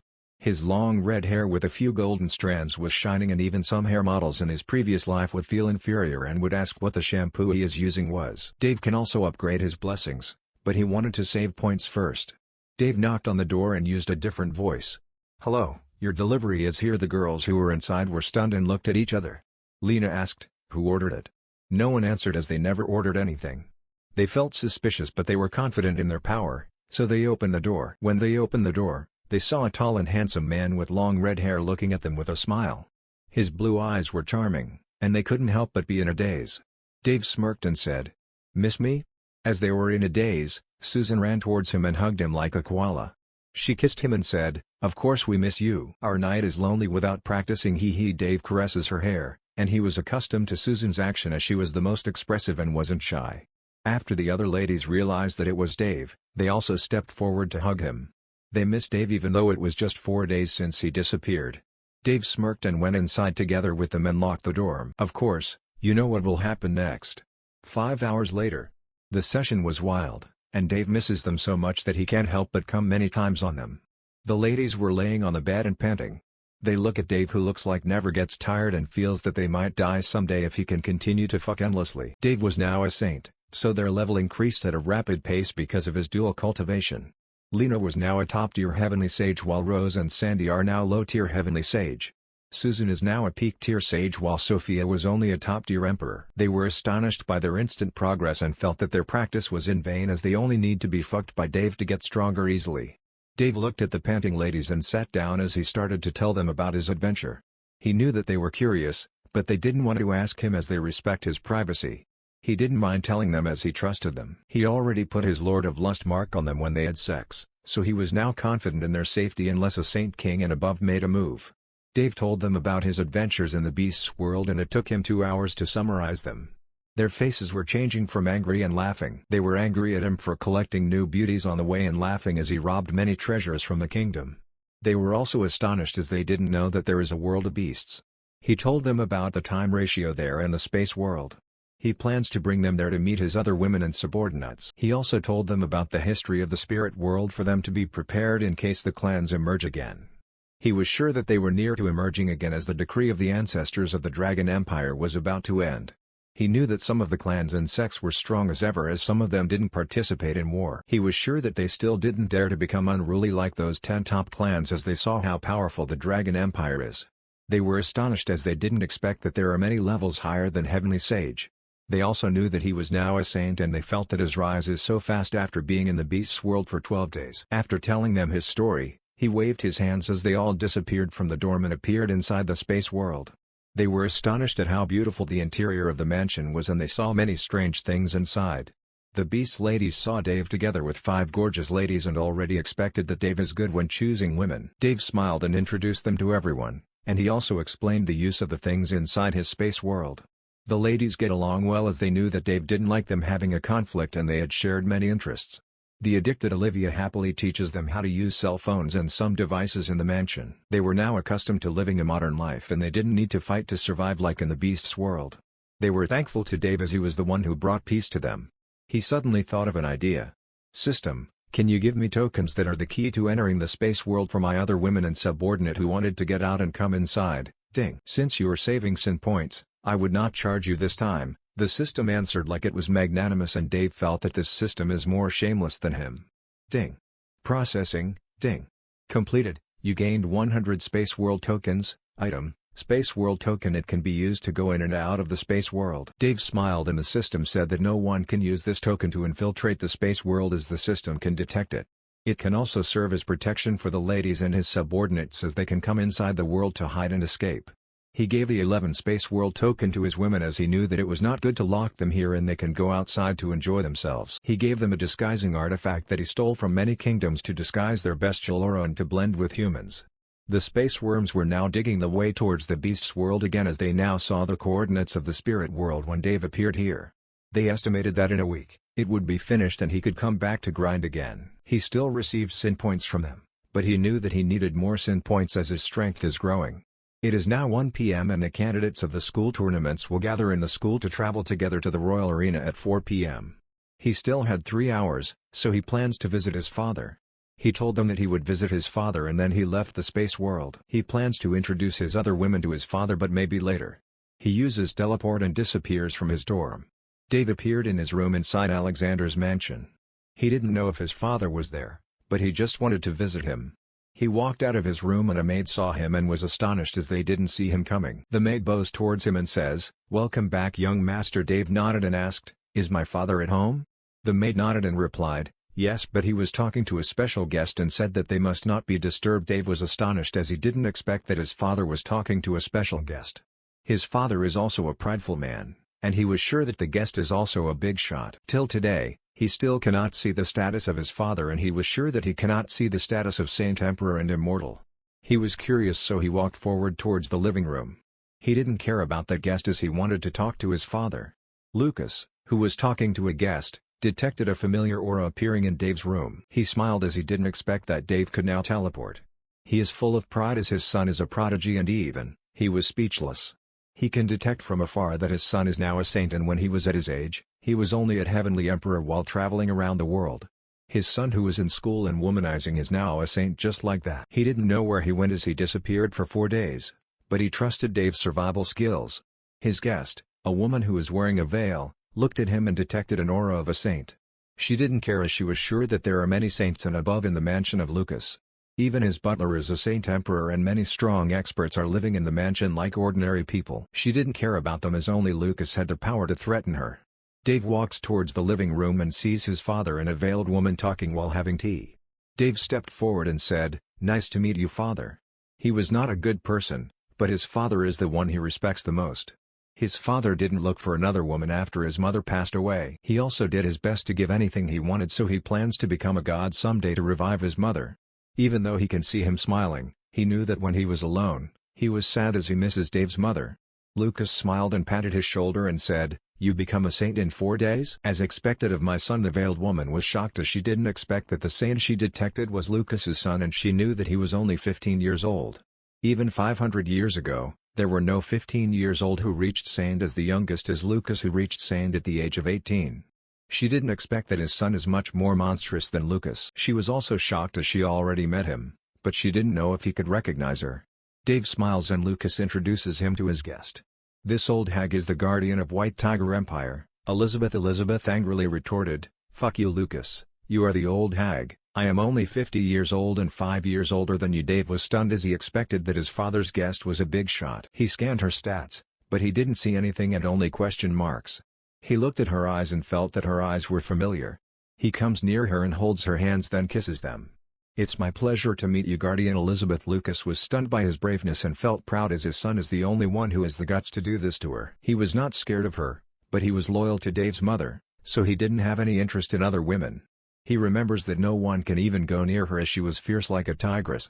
This is also the reason why she became the guardian of the White Tiger Empire, as her attitude is similar to a tiger. Elizabeth blushed, but they couldn't see her reaction as she wore a veil. It was the first time someone kissed her hand and she felt shy. She was just a woman and she felt shy when being kissed by a handsome man. She is the same as Lucas, who is at Immortal, but she feared fighting against him. She remembers that Lucas beats many geniuses back in the day and even slays an old monster living in the Black Turtle Empire. He didn't care about gender as he beat up anyone and said that gender equality must be spread to the world. The 3 empires already replenished their resources and gained new experts. The only one who suffered the most is the Black Turtle Empire, as Lucas slay one of their immortals. It's hard to become immortal to this day, but she only becomes immortal as her grandpa, who is the former guardian of the White Tiger Empire, passed his powers to her. They were badly injured when the war erupts against empires and clans back in the day, and they only tried to suppress their injuries to create a new foundation for the empire. Her grandpa saw that the empire already restored its strength, so he decided to pass his power to Elizabeth. Her grandpa passed away 5 years ago, and she became the new guardian and the second youngest guardian. It's rare to see a young immortal this day like Lucas and Elizabeth, as the immortal of the clans, sects and empires are 500 years old and above. Only Lucas is the one who reached the immortal through efforts and talent, so many admire and fear him. The Dragon Empire is even stronger than ever after he emerges, and no one knows how many immortals the Dragon Empire produces after 500 years. She cleared her thoughts and said, as expected of the son of the great executioner, "You are even more genius than your father." Dave smiled and answered, "Thanks for the compliment, Guardian. Do you mind if I can hear what you are talking about?" Lucas and Elizabeth looked at each other and nodded. Lucas says, "You are now a saint, so you have the right to hear what we are discussing. We are discussing the emergence of the clans and sects. I knew that they would not be arrogant and unruly against us as they learned their lesson, But they are not afraid of other empires. They would emerge in 2 weeks, so the empires were preparing. They can still become arrogant while trying to evade clashing with us, so it will affect the peace and stability of the world. We can reprimand them, but the Dragon Empire only cares about its subjects and territories, and we are not righteous. Elizabeth came here to propose an alliance and connection from the Empire, so he came to me directly and not to the Emperor. Of course, we cannot agree without getting anything and benefiting from it. Elizabeth knew that it was impossible to help anyone without benefits unless they are martyrs. She was not worried that the clans would attack their empire directly, but some of them had a grudge against them, so maybe they would plot and target some of their people who were only doing their jobs. She didn't know if a new top clan emerged, but she was sure that there are many geniuses from the clans and sects. Elizabeth answered, I already proposed to give a slot to our Hall of Techniques, but your father didn't agree. Dave looked at his father and asked, Hall of Techniques? Lucas smiled and answered, the White Tiger Empire had more sword techniques than our empire, and your mother also came from White Tiger Empire. The Technique Hall contains many techniques from their ancestors, and most of them were sword techniques. Your mother is a sword prodigy. She even left her sword technique there, and it was the most difficult to comprehend. Only the people who did great merit can enter it. We also have a technique hall, but most of them were tyrannical signature techniques of our immortals, and you are not qualified to enter it unless you reach Saint Emperor. Dave now understands. He badly needed sword techniques, but his father is not a sword genius, so he cannot ask for sword techniques. He didn't know the origin of his mother, as his father never told him, but now, he learned that she came from the White Tiger Empire. He didn't know why his father never let him know his mother's background, but he was sure that he had a reason. He looked at his father and said, Father, why don't you accept it? I needed many sword techniques as I was trying to create my sword technique. Lucas smiled and said, Okay, I knew you would ask for it, as I saw that you like to become a swordsman. I also see that you are now at the level of Sword Grandmaster. Dave knew that he cannot hide this from his father. When he maxed his Sword Dragon technique, he achieved Sword Grandmaster. Elizabeth was stunned by their interaction, so he says, You agree just like that? It's hard to convince you, but when your son asks, you agree so fast? Lucas smiled and answered, Of course, my son's wish comes first. Dave smiled and knew that his father dotes him so much. Elizabeth looked at Dave and said, I will stay here until the tournament is finished, and you will come with me to our empire. Dave nodded and said, Okay, please take care of me. Lucas saw that the deal was settled, so he left as he had many things to do. Dave and Elizabeth were left in the living room. Dave looked at her eyes and said, Long time no see, Miss Moon Girl. I never thought that you were a guardian. Elizabeth was stunned and smiled at him. How did you know?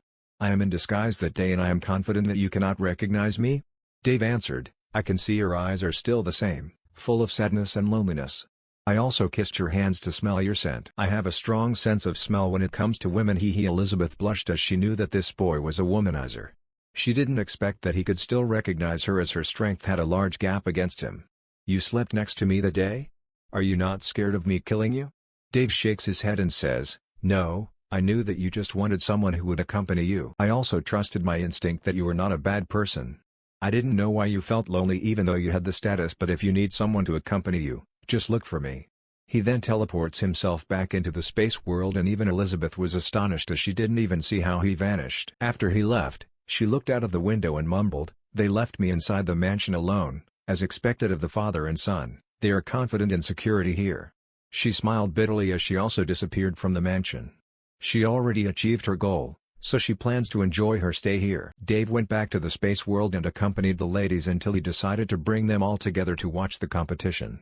Of course, it is also to make everyone envy him, as he had these beautiful ladies. Lena would be together with the other professors, and she already told them to not wait for Dave, Sandy, and Rose, as they would go to the royal capital on their own. In the royal capital, many people were excited and gathering as the tournament was about to begin. Many prominent figures are coming, and even some people from other empires attended to observe the geniuses of the Dragon Empire. The Emperor would also come, so they are trying to test their luck if they would be noticed by him and gain his favor. In the royal arena, the people are packed, and the spectator reaches millions of people. This is the reason why Dave wanted to participate here, as many would come to watch and he can make a profit from it.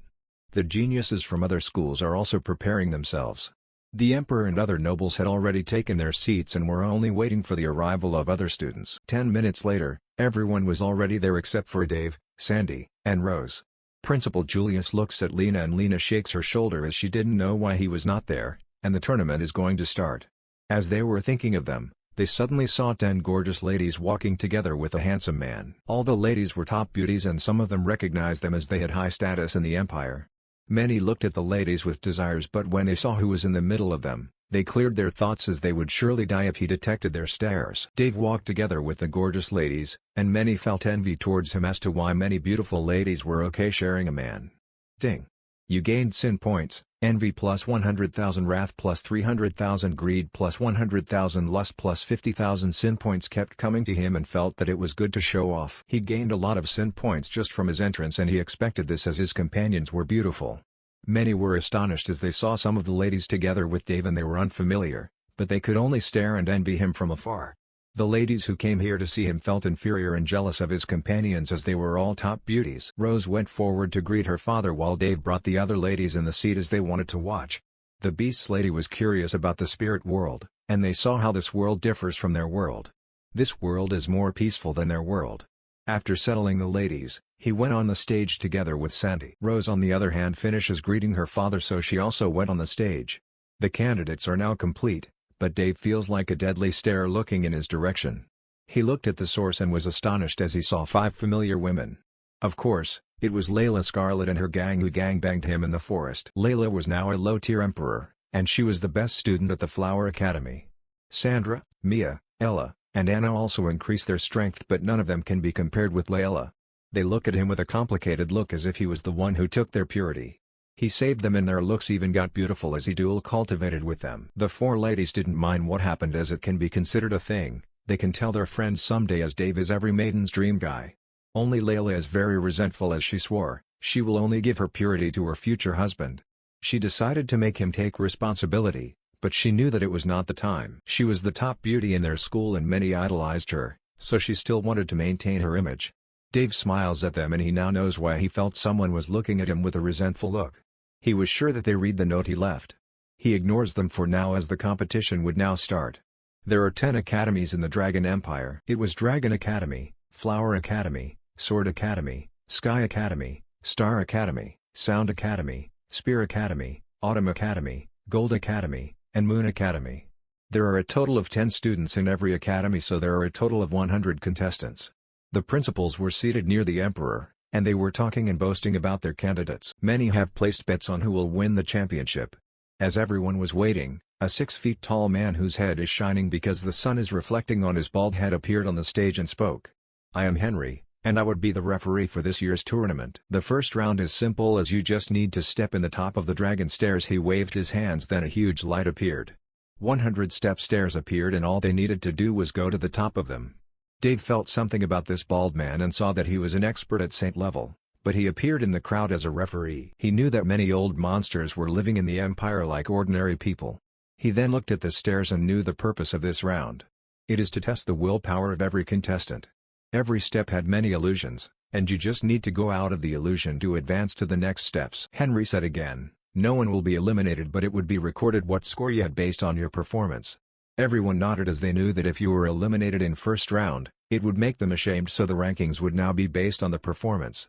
Everyone prepared themselves, and Henry says, start. After he said that, many shouted as they cheered for them. Sandy, Rose, and many other students stepped forward the stairs as they wanted to get the highest points.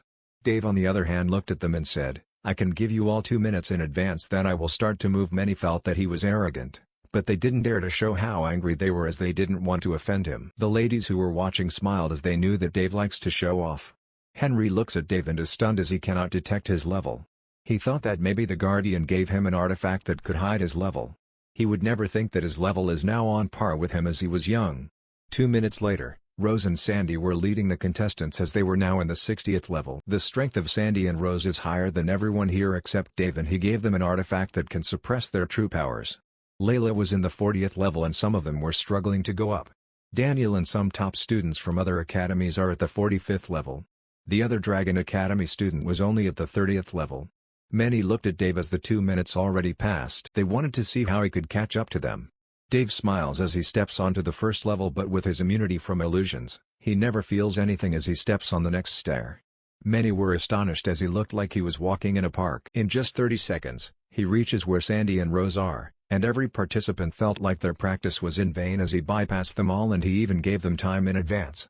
Dave smiled at Sandy and Rose, and he knew that if their strength is not suppressed, they can easily go upwards. He was different as the system can hide his power against the Saint Emperor and below. Dave speaks to Rose and Sandy, "Do you need help?" They shake their head and Dave knew that they were both prideful. Dave kissed their cheeks as he replied, "Good luck." After that, he went upward to the next level. Many felt envy and anger as they were struggling and climbing while he was flirting with two beautiful women. They are all geniuses but the gap between them is huge. Wrath plus 100,000, ding. You gained sin points, envy plus 300,000, wrath plus 100,000, envy plus 300,000. Dave smiles as he climbs the stairs with ease. Many saw him and they were astonished and looked at him in reverence, especially the girls. As expected of the rising champion, he left the fourth-year students in the dust. Many sighs as he was so young, but he already had something that no one could imagine achieving someday. Dave didn't even bother to check the status of the other contestants as he was sure none of them reached Sage. In just 2 minutes, he reached the top and he didn't even sweat. He sat on the floor and he looked at them with a smile. The females who were watching him blushed as his smile was captivating and they couldn't help but look at him. Olivia and the ladies smile as they knew this competition was like a play to him. They just came here to see what the spirit world looks like. They can now travel as they had a space world token with them. They could feel many were resisting looking at them as they were all beautiful, but they were afraid of Dave. After 10 minutes, many people finally climbed to the top and some cannot advance to the top anymore. Henry looked at them and waved his hands as the list of scores appeared in the air. This is the scores based on your performance. Dragon Academy, Dave, 100, Dragon Academy, Rose, 93, Dragon Academy, Sandy, 93, Dragon Academy, Daniel, 88, Sword Academy, Marlon, 88, Spear Academy, Clint, 88, Flower Academy, Layla, 88, Gold Academy, Ezekiel, 87, Sky Academy, Burn, 87, Star Academy, Lorena, 86, Moon Academy, Hera, 86, Sound Academy, Trisha, 86, Autumn Academy, Kath, 86. The Dragon Academy is leading, and Principal Julius is looking at the other principal with pride. He can see their faces are ugly as 4 students of their academy are in the top 4, and the gap is huge. The only flaw they have is Rocky, who had the lowest score of 20. He is only a brute, so his mind is weak. Don't be cocky for now, Julius. The tournament is just beginning. Julius looked at the source of the voice and saw that it was Principal Ferdinand of Sword Academy. Julius had some conflicts with Ferdinand as he was arrogant. Julius sneered and said, "Why don't we have a bet? If we didn't take the championship this year, I would give you half of my treasure, but if we got the championship, I would take yours?" Everyone is astonished and didn't expect Principal Julius to be confident. Ferdinand hates his confidence as he sneered, "Sure, haha, get ready to lose half of your treasures." He was confident with Marlon as he had secrets and he could surely take the championship. He is looking forward to making Julius suffer. Dave had the highest score, and he gained many sin points from the crowd. Ding. You gained sin points, pride plus 10 million, envy plus 30 million, wrath plus 20 million. Henry started to explain the next round. In this round, you would enter the illusionary world and kill as many monsters as you can. Scores would be based on how strong the monster you kill and the quantity. You will not die there as it would teleport you outside and you only had 1 hour to kill. Everyone can see your actions, so do your best. After he said that, he waved his hands, then a formation appeared. Dave looked at the formation and was stunned as he could feel that it was a 9-star formation. He was only a 5-star formation master, but he can see how complicated to create a formation like this. As expected of the Dragon Empire, there are many geniuses living here, he mumbled, but he was sure that he could achieve that or even surpass it. He saw that everyone steps forward to the formation and their body disappears on the stage. Dave also went inside, and he felt it was like when he disappeared from the spirit world toward the beast's world. He saw that he was alone, so he guessed that the participants cannot see each other as they must fight solo. As he was thinking, he saw 10 3-meter wolves, but when he checked their status, he could see that they were just a hologram. Dave was astonished as they looked real, but they didn't give him time to think as they charged toward him. Dave didn't dodge as he punched them. Boom. His punch was explosive, and the field was destroyed. He didn't gain sin points from the wolf as they were just illusionary. After he killed them, he saw 20 similar wolves and they charged at him again. Dave now realized that the enemy is aggressive and the quantity of them in every wave is increasing. He didn't even bother to use magic on them as he just punches again. Boom. Dave does that repeatedly until he suddenly vanishes from the illusionary world and appears on the stage again. Dave was stunned as he was just starting to warm up, but he already eradicated all of them. He looked at Henry and said, "Hey! Is that all?" Henry coughed as he replied, "Yes, I didn't expect that you eradicated 100,000 wolves in just a minute." You are really the son of Master Lucas. Dave smiled bitterly as he didn't even count the number of wolves he killed. Well, looks like I got first place again. The spectator claps toward Dave and cheers. They saw how he easily punches the wolves. He only uses his physique and does not even bother using a skill. The monster in the illusionary world is only at Emperor level and below. He decided to watch Susan and Rose. He can see that they are using this chance to practice. Even though their power level is high, they didn't have much fighting experience. He wanted to just shelter them and protect them, but he knew that they didn't want to be like that as they wanted to fight together with him someday. He also looked at the other contestant, but he saw a student from the Sword Academy who looked suspicious. It was Marlin, and his fighting style is different from others as he is cunning and kills the monsters efficiently. His aura is also different, but not everyone can notice it as he hides it deeply. He had the system so he could see that he was different. He didn't feel it in the first round as they didn't need to fight, but now, he can see something is wrong with him.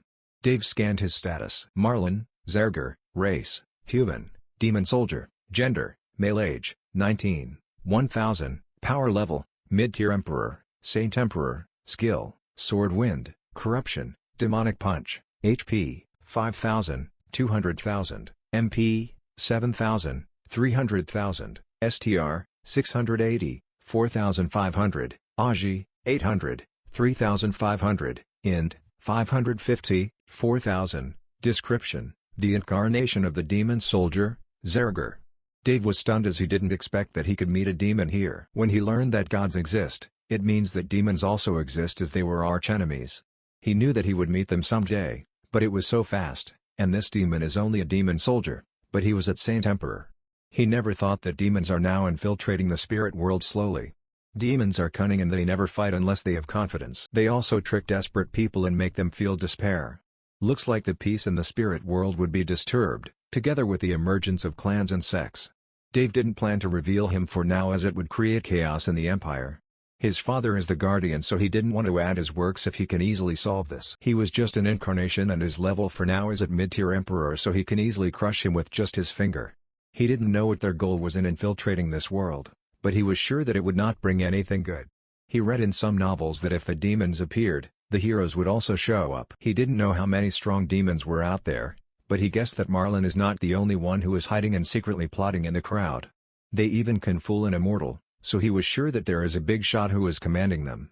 20 minutes later, all contestants finished their fight. Rose and Sandy killed all the monsters like Dave, but Daniel and the other top students of other academies only kill as many as they can.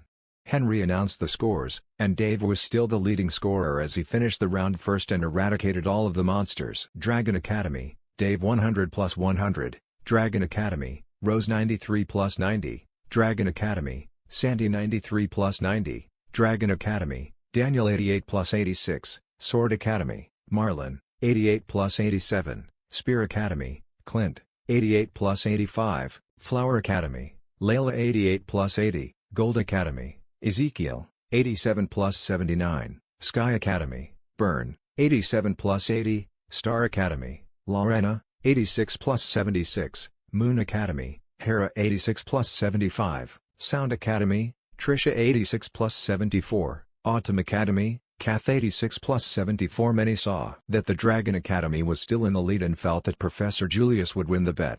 Dave looked at Marlin and he could see his disdain toward them.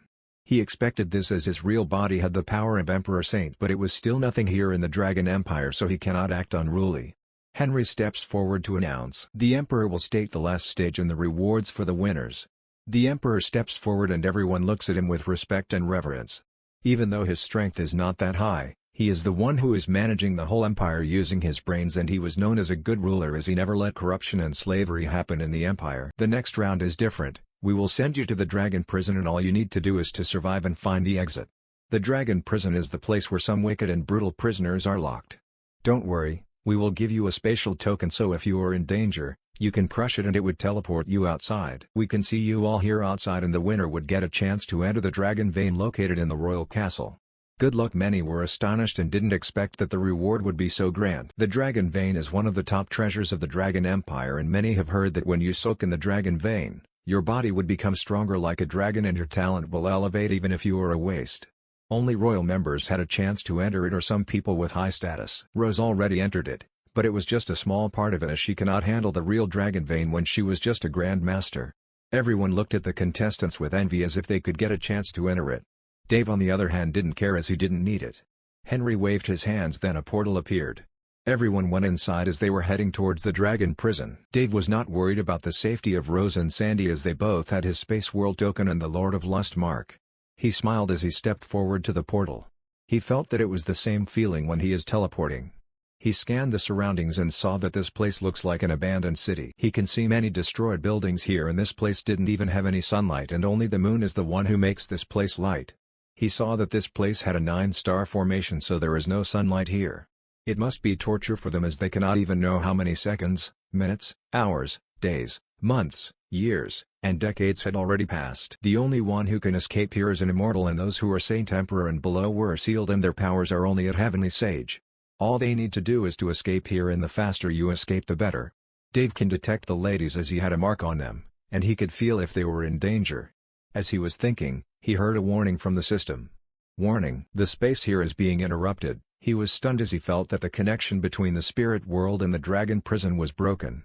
He already guessed who the culprit was, and he immediately rushed toward the ladies as he knew that this place would be more chaotic. He concealed himself, and he can see that everyone here didn't notice what happened. If he didn't have the system, he would also not detect it. In the royal arena, everyone was astonished as their connection to the dragon prison was cut off. They now cannot see what is happening, and everyone looked at the emperor, who was also stunned. He ordered them to check the problem, but Henry said, "This is not a technical error. I could feel that strong energy separates the dragon prison into our world, and even the Guardian cannot solve this." The emperor was astonished, but he still decided to call the Guardian. Lucas, who was inside his mansion, suddenly felt his badge lights up, and he knew that something bad must happen. He disappeared from the mansion as he went to the place of the emperor. In just a second, he appeared in the crowd, and then he looked at the emperor and asked, "What happened?" The emperor didn't hesitate as he said, "The connection between our dragon prison was cut off. Your son and my daughter are inside, and I am afraid of their safety. The other geniuses are also inside."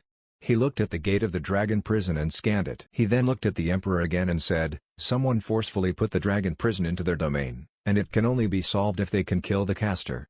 I cannot interfere here as I can destroy the whole dragon prison."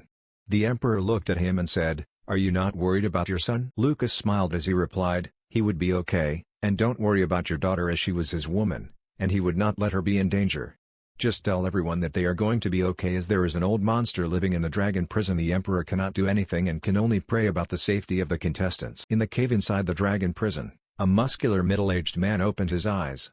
He was sitting here for many years, and he didn't know how many years had passed.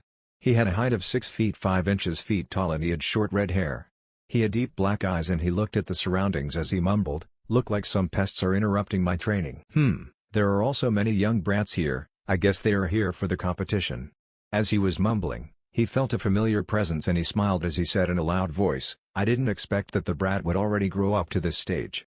Haha, it would be more interesting. He can solve this easily." But he felt that he must first watch what would happen as he was bored. In just 2 minutes, he first finds Rose, who is fighting against a group of men at low-tier Heavenly Sage. Rose is only at low-tier Heavenly Sage, but she can fight against this group of men. He could see that Rose is a prodigy as she can par on them. "Ha ha ha, we didn't expect that the daughter of that bastard emperor would be here. We had some grudge against your father, so his face must be ugly when we fuck you here. From your eyes, I knew that you were related to him." One of the men laughed and everyone smirked. Most of them were here for many years and they longed for women. There are some women detained here, but some of them were the bosses of the dragon prison while some already belonged to other leaders. They created their base here and some of them joined them to gain protection. Even though their power is sealed, there are some strong experts here that can kill anyone who is the same level as them. The current emperor detained them here, so they wanted to get revenge on him. Rose didn't care about their vulgar words as she slashed her swords toward them. Ice flower sword technique. Suddenly, the temperature changes and the prisoner looks at the sky and sees many ice flowers falling slowly. They were stunned and suddenly felt that they cannot move their body. They were stunned as they didn't expect that she had good technique. They wanted to scream, but their bodies instantly turned into ice statues in just 10 seconds. Rose smirked as she left to look for the exit. Dave let her leave first, then he looked at the ice statues. He sneered at them and said, "Even if you become an ice statue, your sin is unforgivable. To have some ideas about my Rose." He slashed his sword, and they turned into dust. He next catches up with Rose as he disappears from the place. In a minute, Dave catches up with Rose and he tells her what happened. She was stunned, but she didn't panic as she trusted Dave. She can see that he was not panicking. They can also escape here if they wanted, as he had the space world, but he wanted to see what was happening first. He already notified the other ladies who were watching outside. When they saw that the connection of the dragon prison was cut off, they immediately went inside the space world, and Dave told number 2 to tell them that they were safe and to not worry. He let Rose go back into the world first, as he knows that her power is weak right now. Rose nodded, as she knew that Dave didn't want her to be in danger. After that, he next went towards Sandy's location. In just 3 minutes, he saw where Sandy and she were fighting together with Daniel and the other genius from the other school against Marlon. "What are you doing? Why did you want to kill us?" Daniel shouted as he looked at Marlon. Dave can see 5 corpses of students, and he realized that they are from the Sword Academy. He didn't know where the other student was, but he didn't care about them. He could also see Sandy fighting hard against Marlon. Marlon's strength is now at Heavenly King Sage, so Sandy is struggling. Dave didn't expect that he could increase his power from Emperor to Heavenly King Sage. Marlon looked at them with disdain and said, "Why would I care about your puny human lives? Haha, I already killed some students, and their soul is delicious. Don't worry, you can still escape this place alive, but there is already another soul replacing your body. Haha." Dave, who was watching in the shadow, now realized his goal. All of the students are famous and geniuses, so he targeted them to steal their bodies, as they had already influenced and to gain a foothold in the Empire. Demons are cunning. Dave smiled and thought that if he is not reincarnated as a human, he will surely be a demon, as his style is like a demon. Daniel, who was looking at Marlon, said, "Who are you? You are not a human?" Marlon smirked and replied, "Bingo. Haha, we demons are the superior beings, so you humans must kneel under us." "Since you are about to die, let me tell you who am I. I am the great Zerger, the soldier of the demon lord Luperciu, and a sloth demon. I shall let you sleep for eternity." After that, he releases an aura that covers the students, and they all fall to the ground. Daniel and Sandy are struggling, but Daniel cannot keep up, as he also lost consciousness and fell to the ground. Only Sandy is the one who remains, and Marlon was stunned by her willpower. He smirked as he said, "You are beautiful, why don't you become my slave? Haha, I can let you serve me in exchange for your life." Sandy smirked as she shows him her middle finger and said, "Fuck you, my boyfriend will kill you later." Haha. After that, she disappears from the place as she is teleported to the space world. Dave wanted to show up to save her, but she decided to teleport first, as she was about to lose consciousness. Marlon didn't even see her movements, and he was stunned. He knew that it would be problematic if she spread this, but he was confident that she was still not outside the dragon prison. Marlon looked at the lying students on the ground and took out souls in his hands from his mouth. The soul is very dark, and Dave can feel killing intent on it. Marlon looked at the souls as he said, "Sorry to keep you waiting, as I just recently got the chance to steal the bodies of geniuses. It's a pity that I didn't see the guardian's son, as he was the best host." One of the souls replied, He don't worry, our lord said that we must be careful and take our time." Marlon nodded as he was just about to release them to steal the body of the student. He felt a phantom attack on his back, so he dodged. Marlon looked at the attacker and saw that it was Daniel. He thought that he had already lost consciousness, but he still could get up. He looked at the soul as he said, "I will clean this first." He put them back in his mouth and then looked at Daniel. He spoke, "How can you resist my sleeping magic?" Daniel looked at him with a serious expression and said, "I still had hopes and dreams, so I will never give up." Marlon smirked and said, "You will still die in the end, as you are weak. Why struggle?" Daniel didn't answer as he slashed his swords toward him again, but Marlon only punched him in his body. Boom. Daniel was blasted and his body is filled with his blood. He looked miserable, but he still stands up and said, "I will not give up. I will defeat you." He ran towards him and ignored his injuries and slashed his sword again. Phantom sword technique. His attack slashed at Marlon at a fast speed, and it hit Marlon's body. Boom. Daniel was happy that it hit him, but he saw he didn't have any damage and looked at him with disdain. "Your sword technique is really good, but it was not enough. Let me show you the real power." He gathers his energy in his fist and then punches him. Daniel cannot move as he doesn't have any energy. He can only wait for the first to hit him, and he will surely die. Daniel remembers his adoptive father, Professor Julius, and says, "Sorry to disappoint you, father." He didn't even know who his real parents were, and they only left a pendant on his neck when he was a baby. He always keeps it in his space ring, as it is his only remembrance of them. Marlon's attack was about to hit him, but suddenly, a huge light covered Daniel and his strength suddenly elevated to Heavenly King Sage. Daniel was stunned, but he can feel that his body injuries were healing, and he can feel that his strength is elevated to a greater stage. He can feel that it was just temporary, but it was enough to fight against Marlon. He didn't know what happened, but he didn't waste time as he attacked Marlon with his sword. "Die, you bastard!" Boom. They were now on par, and they kept exchanging blows from time to time. Dave, who was watching them, was stunned as he mumbled, He must be a protagonist. When he is near death, the plot armor will show up and even kill the strong enemy he just keeps watching as he didn't even need to join. Boom. Marlin was blasted and his body now is full of wounds. The situation changes as he is now the one who is being beaten. Why did he suddenly become strong? Fuck, I need to escape here. Marlin was about to run but Daniel sneered and said, "You will die here, bastard. Eat this." He slashed his swords at him using all of his energy.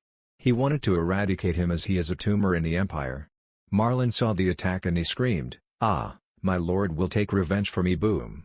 The place is filled with explosions and Marlin's body cannot be seen anymore. Daniel saw that he was finally dead, so he sat on the ground as he sighs, "I finally killed him." He checks his things and is stunned as he sees his pendant is now broken.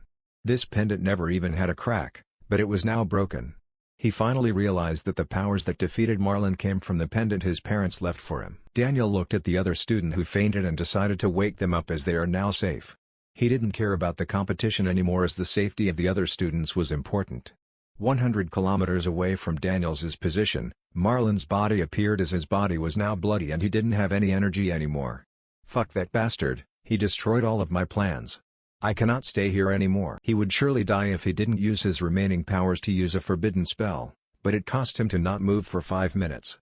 He succeeded but now he cannot even move and even a body refiner can kill him. "I will take revenge on that bastard someday," he mumbled, but his face suddenly froze when he heard a voice in his head. He is expected of a cunning demon, "You are surely like an eel." Marlin saw someone appear in front of him and grabbed his neck. Marlin recognized him as he was Dave and he was scared as he knew that he would surely die today. You are watching everything?" He can still speak, and he asked him while he was struggling. Dave smirked as he replied, "Of course, you gave me a good show, haha. You even planned to snatch my body." Hey, Marlin was scared so he pleaded, "Please don't kill me, I can give you powers and even recommend you to my lord." Dave smiled and said, "Really? You will make me stronger?" Marlin saw that he was excited and replied, "Of course, you just need to let me escape and I will let you become stronger." Dave sneered and said, "Haha, the superior demon is now begging for his life, what a pathetic man." Marlin felt despair and didn't expect that he was just toying with him. Dave used memory reader as it was the reason why he captured him. Dave suddenly received a lot of information, and he was stunned by what he learned. He looked at him and used puppetry. He cannot resist as now he didn't have any energy, so he was now under his control. He didn't want to kill him as the information he had would be sent to the main body. The main body didn't know what happened here as his incarnation is now under his control. He sent him into his space world to lock him there. He was shocked at what he learned from him. Even though he was just a soldier, he gained many things about demons. He learned that the demons had their world called Demon World. The Demon World is on the highest plane, and it ruled many places. The Demon World is ruled by 7 demon kings and each king had 10 demon lords serving them. Zelgar was just a soldier of the demon lord Luperciu, who is under the demon king, Baal-Peor. Baal-Peor is the demon king of sloth, and his strength is at the top of the food chain. Dave didn't need to learn what is the title of other demon kings as it was obvious. He didn't see what realm is above the immortal as Zelgar was only at Saint Emperor and he didn't have the right to know. He also collected the demon souls from Zelgar and read their memories, but they didn't have many things to know as they were just puny soldiers. All they can do is obey their superior. Dave collects his thoughts, but he suddenly feels an attack appear on his back. Shit, he immediately uses space wall but it was destroyed like paper, and he was blown from his place. Boom. Dave coughed blood and he saw many wounds appear on his body. That attack is the strongest attack he saw in his entire life. He looked at the source of the attack and saw a huge eyeball floating in the air. He checked the status of it and was stunned by what he saw. Eye of Luperciu level, Saint Emperor skill, sleep, space interference, eye beam. HP, 180.000 MP, 200,000 STR, 3,700 AG, 4,000 int, 4,660 description, left eye of the demon lord, Luperciu. Dave was stunned as it was just the left eye, but it almost killed him. He still cannot fight against the Saint Emperor unless he used his eyes of destruction, but it had a side effect. If he didn't use his space wall, he would surely have already died. He now realized that this left eye is the one who separates the dragon prison from the dragon empire. He knew that he could only escape as he didn't have a chance to win against this eyeball. As he was about to go to a space world, he suddenly saw the eyeball turn into dust and he was stunned as he saw a huge hand punch it. He saw a 6 feet 5 inches tall middle-aged man and he was stunned as he looks like his father, but he looks older. He could feel his tyrannical aura and his body releases a strong aura on par with his father. He only wore plain clothes, and he looked like a barbarian. He cannot see his status, but he could feel that he didn't have a bad intention against him, so he decided to not teleport. The man looked at Dave and smiled. I never thought that the brat Lucas had a son who was more terrifying than him. A saint survived an attack of a saint emperor, haha, as expected of our Alexander family. Dave was stunned and didn't expect that he knew him, and he even called his father a brat. Dave asked him, "Who are you?" The man replied, "Oh, I remember that you didn't remember me, as I estimated that I have been here for 14 years, and I only saw you when you were a child. I am Lucio Alexander, and I am your grandpa, as Lucas is my son." He smirked as he showed off his muscles, and Dave was astonished. He knows a little about the family of his father, as he was curious sometimes and he was asking his father. His father said that he is an only child like Dave, but he hates to be near his father. His father said that his father is a crazy old man, and he must not get near him as he is a bad influence. His mood is changing, and he likes to torture him when he was a kid when doing practice. Dave didn't know how to react as he felt awkward. He knew that he would not lie about his identity, and he can see that he had some traits similar to his father. He changed the subject. "You are my grandpa, but you just watch me get injured?" Lucio smiled as he replied, "Don't worry, you will not die, as I am protecting you from the start. I can already kill that eyeball, but I wanted to test you first." Dave smiled bitterly and asked, "So did you already know about their existence?" Lucio answered, "This place is not a good place to talk, so come with me." Dave nodded as they both disappeared from the place.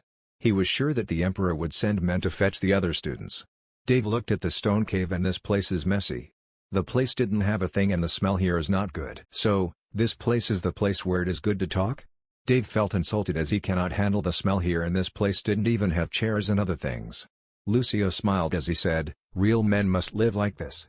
Dave now knew the reason why his father hates to be with his father. He looks like a dumb man, but he knew that he is a real monster when it comes to fighting. Just from his muscles, he can feel that he can kill him with a flick of his finger. Dave cleared his thoughts and asked him, "So you already knew their existence?" Lucio smiled as he replied, "You know, you didn't know many things about our Alexander family and how strong we are. You already reached Saint, so you now have the right to know this." Dave felt that he would reveal something shocking to him. Lucio said, "Our family's men cock is the biggest cock in the entire human race." Dave's expectant face turned into anger, as this old man is really crazy. He knew that his cock was big, but this old man tells it to him like it was the best specialty of their family. "Get serious, old man," Lucio coughed as he looked at him with a smile. He didn't feel offended by his words, as he really liked his grandson. The truth is, he wanted to take care of him when he was a child and bring him with him, but Lucas didn't agree as he was afraid of Dave becoming like Lucio. "Did you realize that there are no Alexander family members here in the Empire except you, me, and your father? Are you not curious why we are strong?" "The truth is, our family comes from the immortal plane. The spirit world, beast world, and many more worlds are under the mortal plane. The plane higher than the mortal plane is the immortal plane, where immortals are everywhere. After the immortal plane, it was the highest plane that is called the celestial plane, where the strongest beings reside like demons and gods. My father is the holy son of the Alexander clan in the immortal plane, and he descends on the mortal plane as it is part of his cultivation. Later, he met Richard, who tamed a small dragon. He became friends with him, and they travel to many places and worlds. They travel for 100 years until they decide to create an empire where they can stay and become their home. They were known to the world, and many sought their protection until the first empire was born, and it was named as Dragon Empire because of the dragon familiar of Richard. They created their own family, and I was also born. Later on, the other 3 empires, clans, and sects also appeared, but my father helped the empire to gain strength by teaching disciples, and then he produced 9 immortals. The empire continues to grow until the top clans attack the Dragon Empire, so my father acts and eradicates them easily. My father is here for a long time, and he was suppressing his powers, so he decided to release a decree for them to not appear for 500 years, as he was about to go back to a higher plane. He also brings Richard together with him, but they left the dragon. I was already 70 years old back then, and I am already an immortal as I was trained by my father. He left me here to protect the empire they built, and he said that when he ascended, he will inherit their clan leader position in the immortal plane. He also said that I can only ascend if I wanted to, but I must first make the empire safety secured. Dave was shocked by the revelation, but he didn't speak as he just listened. "I can already ascend as I am also suppressing my powers, and I can break through anytime. Your father is also suppressing his powers, but we decided to only ascend after you reach immortal so you can protect the empire." Dave didn't expect that they were waiting for him, and they trusted him that he would reach immortal, as everyone in their family is a genius. Lucio continues to speak, The mortal plane can only accommodate a mortal level and below, so you will still need to ascend to a higher realm. I destroyed that eyeball, so the owner of it will suffer a backslash, but he can still not feel it right now as we are in a different plane. I estimated that he would learn that his eyeball is destroyed in a week, but they cannot descend here. Dave nodded, and he expected to gain a lot of sin points from Wrath after the Demon Lord knew what happened in a week. He looked at Lucio and said, "Why don't you ascend first, as my father can now guard the Empire and he is strong?" Lucio scratched his head as he replied, "Ask anything but not this one, hee hee." Dave saw that he was trying to hide something, but he didn't care as everyone had their secrets and he was ashamed to tell him just from his looks. "Are you going out of this place?" Dave asked. Lucio shakes his head as he replies, "No, I will just stay here until you reach immortal. I was accustomed to living like this and I know that your father is irritated with me. If you just need something, you can come here, and I will help you," he said with a smile, as he just wanted to live like this. He didn't like to disturb the life of his son and grandson. Dave nodded as he said, "I will come back here to see you again, Grandpa." After he said that, he teleported into his space world as he disappeared into the dragon prison. Lucio smiled as he finally heard his grandson call him Grandpa. He sat and continued his practice. Dave appeared in his mansion in the space world. Dave saw the ladies waiting for him. Lena looked at him and said, "What happened?" The other ladies were curious, and they wanted to know what happened. Dave smiled as he told them everything about his grandpa and what he told him. They were shocked as they still didn't know many things about planes. Dave called Draco as he is now about to let his awakening process complete. Draco jumped onto his shoulder, and he was accustomed to being the size of a cat. Dave didn't know whether to cry or to laugh as he felt that he was not a dragon.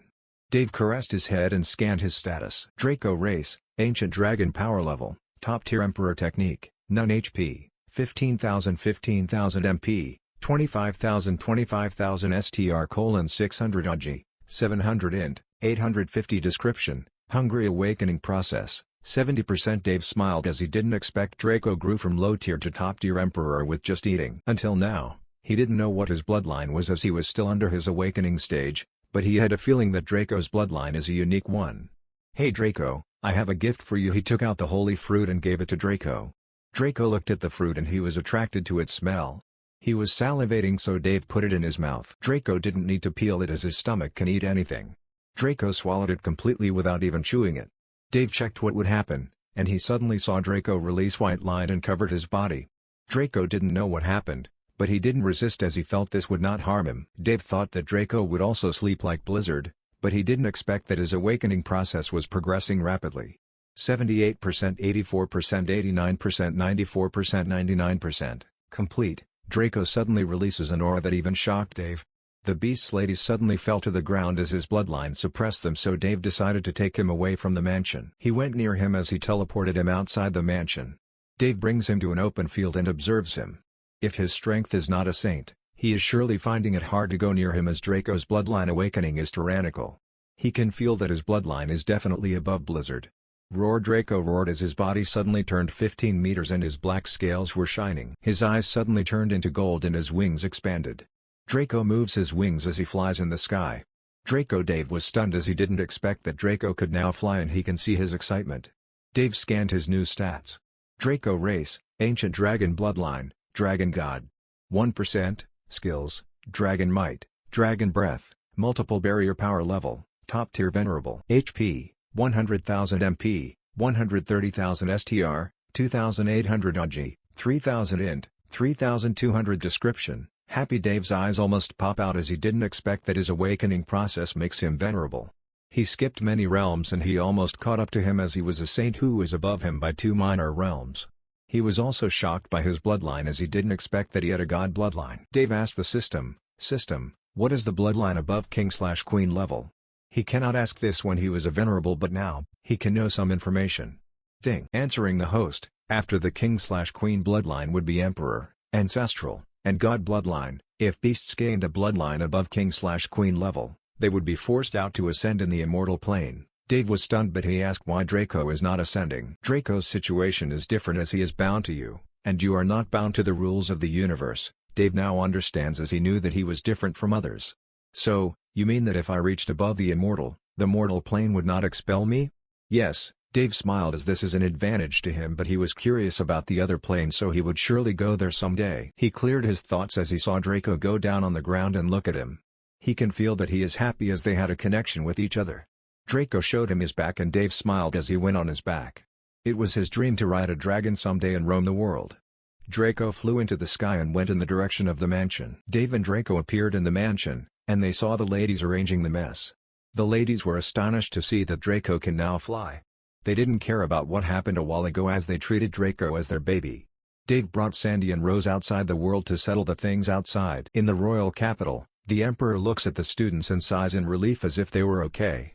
After the eyes of the Demon Lord were destroyed, they already accessed the dragon prison again and they sent soldiers to fetch the students. 3 students died from Marlin's attack and the 2 died from the attack of the prisoner as their spatial token is not working because of the interference. The 3 students were from the Sword Academy and the 2 is from the Spear and the Sound Academy. Daniel told them what happened inside the prison to the principals and other officials of the Empire. The Emperor called everyone to the meeting place in the castle and decided to stop the tournament. He created a meeting with them to let Daniel tell them what happened inside. Many cannot focus and cannot calm themselves as they see the Guardian is near the Emperor. Lucas smiled as he knew that his presence alone could intimidate these cunning old men. Daniel told them everything that happened, and many were shocked and praised Daniel for saving the lives of the students. The Emperor asked him, "Did you see Dave and Rose?" Daniel shakes his head as he replies, "No, Your Majesty, I didn't even meet them, but I only met Sandy, but she disappears when Marlin attacks us." The Emperor didn't want to be worried as the Guardian said that they would be okay, but he cannot help but get worried. Even though he was always strict with Rose, he loved her very much and tried to give anything he could to her. They didn't expect that this tournament would turn into a disaster, but luckily the damage was minimal. The Emperor decided to hide the details about demons as he knew that it would create chaos and panic in them. He told everyone and even Daniel to conceal it as it would affect the crowd. Everyone nodded and they knew the reason why the Emperor did this. As they were collecting their thoughts, the door suddenly opened, and 3 figures appeared. Of course, it was Sandy, Rose, and Dave. Many were stunned and sighs in relief as they were safe. Lucas looked at Dave and he smiled as he knew that he would not be in danger. Lucas waved his hands, then both of them disappeared from the meeting room. Everyone didn't care about it as they didn't have the guts to even speak in front of him. Rose went to hug her father and she told her that she was with Dave, so she didn't encounter trouble. Sandy on the other hand explained that she had some escaping treasures, so she disappeared when Marlin attacked. Many didn't doubt her, and they continued about the issues they had. Dave already gave the ladies access to his space world so they can go out and visit their family. Susan went back to her family and Sophia came back to help her father in the auction house. Lena on the other hand didn't have anything to do, so she stayed in the world together with the other ladies. Sandy on the other hand saw her father at the meeting, but she didn't care about him. Ever since her father knew that she was Dave's girlfriend, he was trying to fix his relationship with her, and she knew that he just wanted to seek benefits from Dave's status. She never bothers about him as she knows that he cannot do anything to her now. She didn't even go back to their mansion as she was now staying with Dave every day. She cut off her connections to him and her father cannot do anything. Dave and Lucas appeared in their mansion, and they sat in the living room. Lucas looks at Dave and says, "Did you meet your grandpa?" Dave nodded as he told him everything Lucio said to him. Lucas smiled and asked, "He didn't say why he didn't want to ascend first?" Dave nodded and he was a bit curious about it. Lucas smirked as he mumbled, "Never mind, I will let my father have a bit of dignity in front of my son." Dave didn't hear him, and Lucas said, "As for those demons, don't bother about them as the strong ones cannot descend here and they can only send their underlings." Dave nodded and they talked about many things. After talking to his father, he went back to his space world. The next morning, Dave didn't do anything as he just took a rest and spent time with his companions. He heard from Rose that the Emperor decided to give the chance of entering the Dragon Vein to Daniel as he saved the students and did great merit. Dave didn't care as he didn't need it. He keeps receiving sin points, and when he opened his eyes, he saw that his sin points rose to 9 quadrillions. Dave smiled as he knew that most of them come from the beast's world as 3 days already passed there. He looked at the ladies who were sleeping soundly and he knew they were tired from their practice at night. Dave didn't forget his session with them as it now also become their hobby. He still didn't do it with Jane as she was busy managing her clan. He plans to do it later as he is now a saint and to unlock her hidden bloodline. He checks his system notifications. System report, dual cultivation, 500 million, sin points from Beast's World, 7 quadrillion, total sin points, 9 quadrillion. Dave smiled as he can now upgrade the system. Ding. Do you want to upgrade the system? Yes, he didn't hesitate as he was excited about what new things the system would show him. Upgrading. 3%, 23%, 34%, 55%, 69%, 80%, 99%. Complete. Ding. You successfully upgrade the system. You gained a new system function Tower of Trials. Please choose a place where you wanted to put the Tower of Trials. You can upgrade the system again if you surpass Immortal and get a new system function. Dave was stunned and he checked what the Tower of Trials could do. This tower had 100 levels, and everyone had many monsters that needed to be eradicated. The first level had only Heavenly King monsters and their strength increases after you go to the next level. No one will die inside the tower as it will keep reviving you. The time ratio inside is 1 to 5, so it was a good practicing place. The system said that he can make everyone try the trial so he can use this to make the ladies gain fighting experience. It also said that he can get rewards for every level he cleared, and the reward the tower will give will be based on their techniques and fighting styles. When you die inside, you will respawn outside the tower, but you can directly go back to what level you died and continue to fight. If you already receive a reward in a level, you cannot gain a reward on that level again. His space world now had a city as his subordinates created their own houses and they lived like normal people. He didn't plan to put the Tower of Trials for now as he plans to upgrade his blessings first. Skill points: 0 Blessing, Moon Goddess, 0 100,000, Moon Scythe Goddess of Death, 0 100,000, Death Magic, ding. Your blessings can be upgraded to level 5, ding. Required 3 million skill points or equivalent to 300 million sin points to level up your 2 blessings. Do you want to continue? Yes, he didn't hesitate as sin points are not a problem for him. Ding. You leveled up your Moon Goddess blessing into level 2, ding. You leveled up your Moon Goddess blessing into level 3, ding. You leveled up your Moon Goddess blessing into level 4, ding. You leveled up your Moon Goddess blessing into level 5, ding. You can only level up again after you reach Immortal, ding. You gained a new skill under the Moon Goddess blessing, Lunar Empowerment. User stats will be enhanced based on the intensity of the moonlight. Moon's Precognition. You can feel if someone is plotting against you, or you are near in danger. Lunar Energy. You can store lunar energy infinitely and it can be released to attack your target. Note: the more you store, the stronger the attack. Moonfall. Release a small moon and fall towards the target. Ding. You leveled up your Goddess of Death blessing into level 2, ding. You leveled up your Goddess of Death blessing into level 3, ding. You leveled up your Goddess of Death blessing into level 4, ding. You leveled up your Goddess of Death blessing into level 5, ding. You can only level up again after you reach Immortal, ding. You gained a new skill under the Goddess of Death blessing, Necromancy. You can revive the dead and make them undead that can obey you. Note: the stronger the target, the more mana is needed. Death Beam. Release a deadly energy that can corrupt the soul of the target. Curse of Death. You can put a curse on your target as long as you corrupted their soul. Decaying Touch. You can make anything you touch decay. Dave smiled as he gained new skills. The one he loves the most in Moon Blessing is the Moon's Precognition, as it was a lifesaver. The Lunar Energy can also be his trump card if he was in a dire situation. The Goddess of Death blessing also gives him some strong skills. He likes this Necromancy as he is imagining building an undead army someday. He has many skills he rarely uses, but all of them are precious and can become valuable someday. Dave went outside the mansion and walked into his city. It was his first time trying to stroll here and he was surprised to see that this place is developing at a rapid pace. He can see many buildings and farmlands. His subordinates are happily interacting with each other and minding their own business and tasks. Many greeted him as everyone was full of respect for him and treated him as a god. Dave is looking for a perfect location for the Tower of Trials and he plans to let anyone enter it as he wants them to get stronger and train their fighting skills. He didn't want him to make their fighting skill become rusty. He is not afraid of their safety as no one will die in the tower. He was curious about the rewards, and the best part of the tower is the time ratio, as 5 days inside is equivalent to 1 day outside. His space world time ratio is based on where he is, so if he was in the spirit world, the time inside his space world will also be the same to it. After walking for 30 minutes, he finally saw the perfect location for his Tower of Trials. He decided to put it in the middle of his city where everyone can see it and access it. His mansion is also near this place, so it is convenient for the ladies to go there. Dave waved his hands, then a huge light appeared, and everyone could see it even though they were far away from Dave. In just a minute, a 500-meter tower appeared, and everyone was astonished to see a huge tower appear here. They saw Dave near it, so they guessed that it was him, the only one who can do this. Dave looked at the tower and was astonished to see how majestic it was. The tower is so huge and colored black, and he can see a person at the entrance. He went near the person, and it bows to him and replied, "Welcome, Master. I am Francia and the spirit of the Tower of Trials." Dave scanned her and saw that she is a female kid, and she is cute. Her height is only 3 feet tall, and she has long green hair that reaches the ground. She also had violet eyes and a pointy ear. He checks her status. Francia title: Spirit of the Tower of Trials. Race: Elf. Age: 100,000 description: an elf who is chosen to become the guardian of the Tower of Trials. She didn't have fighting powers, but she was immortal as long as the Tower of Trial exists. Dave now realized that she was the guardian of the tower.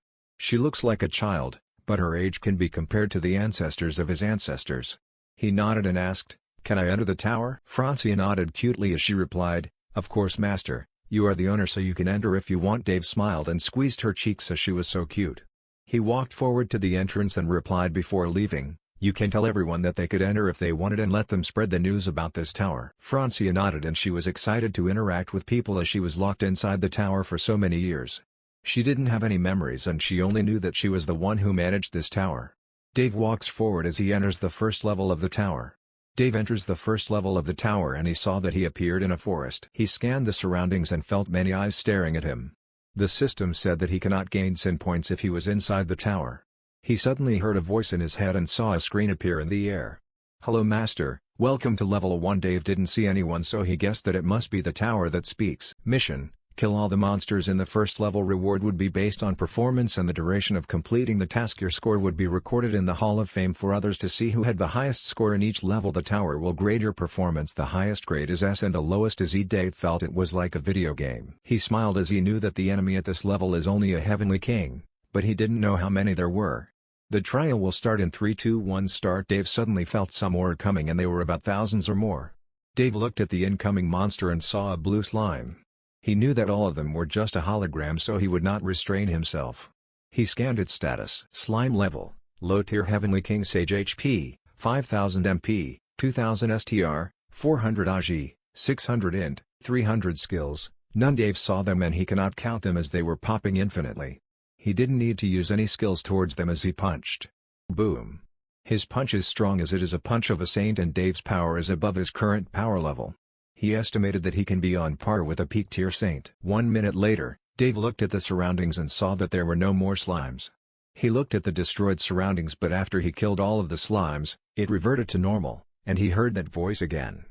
"Congratulations to the master on passing level 1 of the Tower of Trials. The door to the next level is now open." Report: killed, 500,000 duration, 1 minute grade, S level 1 Hall of Fame top 1, Dave Alexander, S, top 2? Top 3? Reward: Immortal Potion, 1x, you can get the power of Immortal for 30 seconds if you drink this potion. Dave knew that he was the first who tried the trial, so there is no top 2 and top 3. He was also stunned by the rewards of the tower, and he now gained another trump card, and it was very valuable. He was full of expectations about the other levels. He strode forward to the next level. He looked at the door and went inside. After he went inside, he felt all of his energy was restored, and now he knew that the challenger could restore all of his energy and heal injuries after finishing the task. Welcome to the second level of the Tower of Trials mission: kill all the monsters in the second level. Dave saw that the task is the same as level 1. Level 1 is easy for him, but he knows that his subordinates and the ladies will have a hard time completing it. He looks at the monsters running toward him and checks their status. Monster Bats level: peak tier heavenly king sage, HP 8000 MP, 8000 STR, 900 AG, 800 int, 100 skills, Scream of Doom. Dave saw that they had a skill that can affect the mind by screaming. They were just heavenly king sage, so he didn't need to take them seriously, but he wanted to finish this fast, as the faster, the bountiful the reward is. Moon Scythe: it was his first time using his moon powers and he plans to use all of his skills here to practice. A huge scythe appeared, and it slashed toward the bats. Swish. This attack can ignore the defense of the target, so the bats were sliced into many parts. He continues to use it and he doesn't need to worry about his mana as it will be restored after he finishes this level. 2 minutes later, he finally finished killing them all and he thought that he could finish this faster, but he was wrong as he felt that he killed almost millions of them. Congratulations to the master on passing level 2 of the Tower of Trials. The door to the next level is now open. Report: killed, 1,500,000 duration, 2 minutes grade, S level 2 Hall of Fame top 1, Dave Alexander, S, top 2? Top 3? Reward: double card 1x, it can be used to double your current sin points. Dave smiled and he now understands why the system said that the reward anyone can get here is based on the challengers. If the challenger is an assassin, he can get the skills and items of an assassin. He plans to save up many sin points as he can then use this card. He continues to walk forwards to the next level. Dave looked at the desert, which was now full of blood. There are many corpses of Tyrant Worm, and he sighs as he felt that it was now getting harder to slay them all. He is now on level 9, and he cleared this level in 10 minutes. The tyrant worms are all low-tier saints, and imagining a low-tier saint like Dave slays thousands of saints. Dave thought that he would face 1,000,000 saints, but he unexpectedly fought over 10,000 low-tier saint tyrant worms. Their powers are explosive, and they even hide in the underground to surprise attack him. He was not satisfied with just the time he cleared them all. He asked the system, I thought that I will also face 1,000,000 of them like the other levels? Answering the host, the tower would also be based on your level, so if you are a saint lord who is above the saint, you will face 1,000,000 of them at this level. If you only had the same level, it would reduce where you still had a 20% chance to clear this stage. Dave now understands. He gained many rewards from levels 3 to 8, and all of them were from his S-grade performance. He gained a drop of a true phoenix blood on the 3rd level, but he didn't know where he could use them for now. In level 4, he gained a card of bad luck, and he can use this to make my target suffer bad luck for a day. In level 5, he gained unlimited mana card where he can access infinite mana for a day. In level 6, he gained resurrection scroll where he can revive anyone who died only for 1 hour and still had a soul inside the body. In level 7, he gained a technique comprehension card where he can easily comprehend any techniques for 3 hours. In level 8, he gained dual cultivation boost where he can upgrade his level and his companions in dual cultivation faster. Now that he finished level 9, he looks at what reward the tower will give him. Congratulations to the master on passing level 9 of the Tower of Trials. The door to the next level is now open. Report, killed, 10,000 duration, 10 minutes grade, S level 9 Hall of Fame Top 1, Dave Alexander, S, Top 2? Top 3? Reward, Celestial Soil, 1x, it can be used to plant any trees and holy plants and evolve them. Dave smiled as he can use this to level up the holy tree he had, and maybe he can even collect more holy trees he can see in the way. He is inside the tower for 30 minutes, but he has already reached level 9. He strode forward to level 10, his body energy reverts and is restored, and he scans the surroundings. He saw 10 orcs looking at him, and there is a huge orc behind them who is holding a 3-meter mace. Dave was familiar with the image of orcs as he read a lot of manga and novels about them. They are huge monsters, and they had pig heads. Dave scanned their status. Orc level, peak tier saint HP, 110,000 MP, 100,000 STR, 2,990 AGI, 2,500 int, 3,000 skills, body reinforcement, raging punch. Orc leader level, peak tier saint HP, 140,000 MP, 170,000 STR, 3,390 AGI, 3,500 int, 4,000 skills, body reinforcement, raging punch, mace mastery. Dave saw that even though they are all peak tier saints, the quality of their power differs, and even the leader of the orcs status is higher than him. He is not afraid as he can be on par with peak tier saints, and he had the skill from Sin of Envy, equal. The only thing he was concerned about is the duration before he clears them all. Dave dashed towards them as he used the shadow step, and he appeared behind one of the orcs. He punches its head, and the orc was not prepared for his attack. Boom. The orc he attacked was blasted, and the other orcs were angrily rushing toward him. Dave saw that he created damage to the orc, but it didn't die as its regeneration ability is fast. Their body is tough, and they have good endurance. The leader of the orcs didn't join as it only looked at them with disdain. Dave saw that the physical attack was ineffective against them, so he took out his sword and slashed it at them. Sword bleed. The orcs were hit by his attack, and they roared as a huge wound appeared on their body, and their regeneration abilities cannot keep up, as is the effect of sword bleed. Roar. The orcs roared as they felt pain, and it slowly consumed their vitality. The leader saw it, so he decided to attack. He swings his huge mace on Dave. Boom. Dave dodges his attack as he teleports himself. He looked at the damage the orc leader created and saw how explosive his damage was. Dave immediately uses his skill equal, and the stats of the leader of the orc are reduced to the same as Dave. Dave is confident in those who had the same level as him, so he slashed his sword at the leader of the orc. Dave fought with the orc leader while fighting against the other member of the orcs for 20 minutes. He already slays the orc members, and the leader is the only one remaining. They exchanged blows many times, and it was Dave's first time fighting someone that made him excited. Dave didn't use the skill after he slays the other orcs as he is only using raw power. He enjoys fighting this orc as he finally found a target for him to practice. He didn't care about the time duration as he felt thrilled fighting in close combat. He usually killed his target easily and fast, so he didn't realize that he was fighting for long. Ha, this is great, he laughed as he punched the leader of the orc, who was already miserable as it had many bruises and wounds. Dave on the other hand didn't have much damage. Boom. The orc leader flew out and some of its teeth fell to the ground. Dave smiled as he walks forward the orc leader slowly and said, "Hee hee, I know you like fighting, why don't we extend for more?" He punches the orc leader's head again. But the orc leader doesn't now have much energy, so it cannot defend against Dave's attack. Plaque. The head of the orc leader exploded like watermelon and Dave was stunned. He just wanted to fight more, but he didn't expect that he would die from his punch. Congratulations to the master on passing level 10 of the Tower of Trials. The door to the next level is now open. Report: killed 10 orc members and 1 orc leader. Duration: 22 minutes. Grade: a level 10 Hall of Fame. Top 1, Dave Alexander, A. Top 2? Top 3? Reward: telepathy, a skill that can be used to communicate to those people 100 meters near you. Detecting the master grade is an A grade. Do you want to continue and accept your reward or repeat the level for achieving an S grade? Dave saw that the tower gives him a skill even though his grade is only A class. The tower gave him a chance to repeat the level as Dave knew that he cannot get any rewards here anymore if he decided to go to the next level, so he wanted to repeat again to get an S grade. Repeat processing. Dave saw his surroundings go back to normal and all of his mana was restored. He saw his body was near the entrance again and the orcs were looking at him again like when he first entered here. Completed. Good luck, Master. Dave smirked as he stretched his arms and mumbled, "Here we go again." Dave tried to challenge level 10 faster, but he ended up finishing it in 15 minutes and it was still an A grade. He continued to challenge it until he finally succeeded in killing them all in 5 minutes and it is now an S grade. He did it many times and he even felt tired seeing the face of these orcs. He estimated that he is constantly repeating this level for 5 hours. He sighs as he finally gets an S grade. Congratulations to the master on passing level 10 of the Tower of Trials. The door to the next level is now open. Report: killed 10 orc members and 1 orc leader.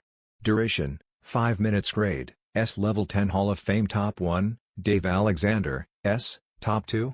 Top 3?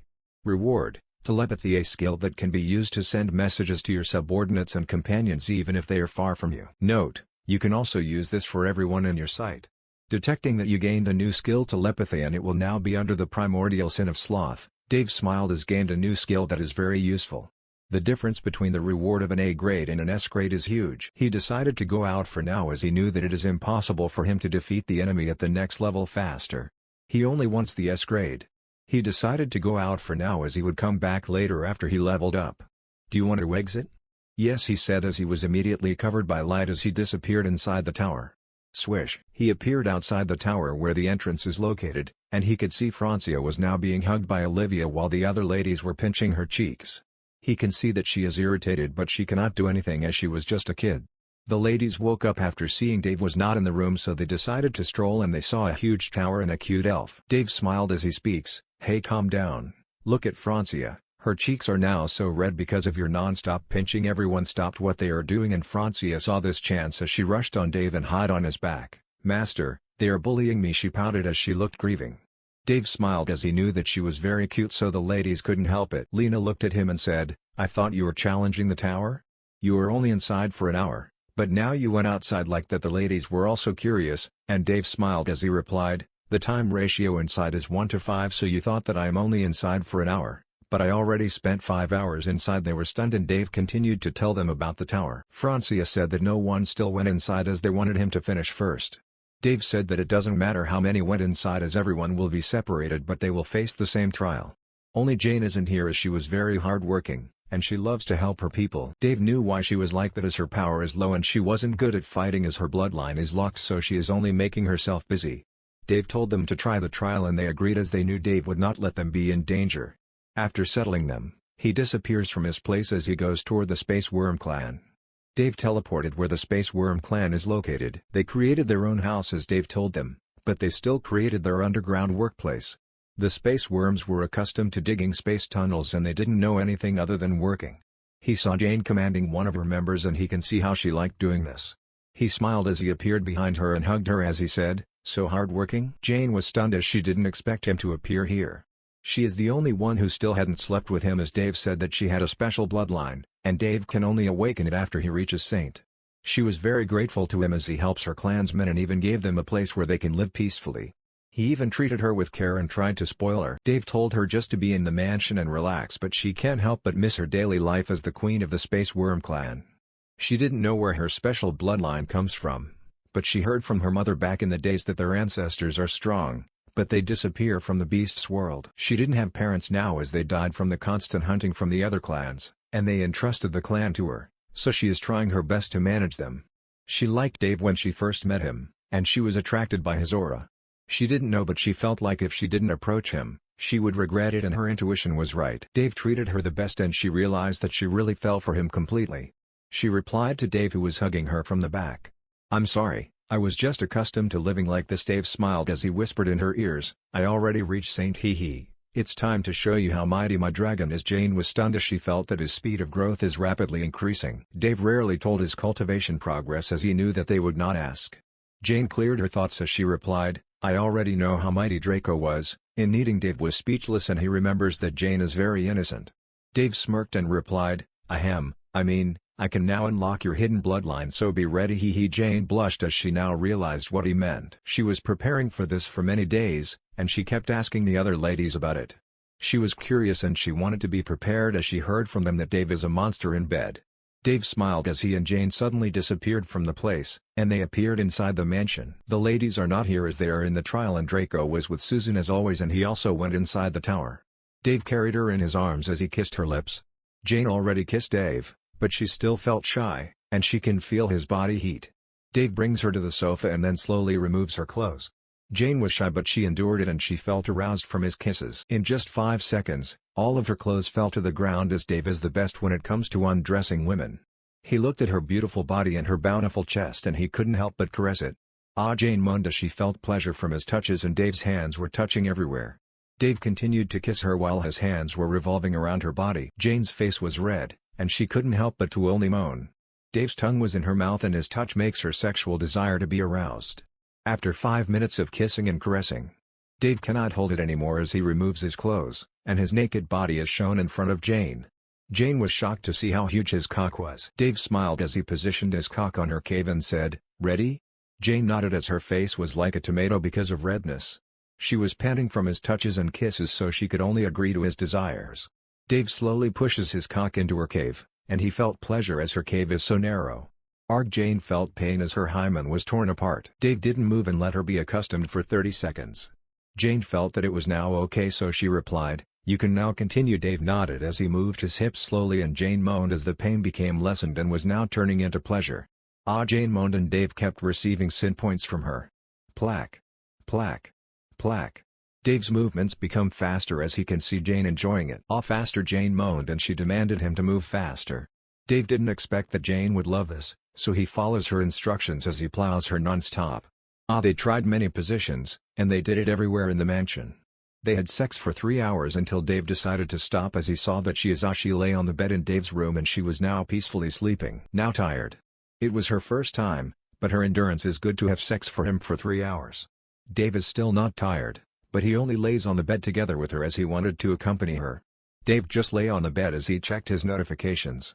Ding. You've unlocked Jane's bloodline. Time Space Worm, Queen. Jane's strength rose to top tier venerable. Dave was stunned as he didn't expect her strength to surpass the other ladies easily after she awakened her bloodline.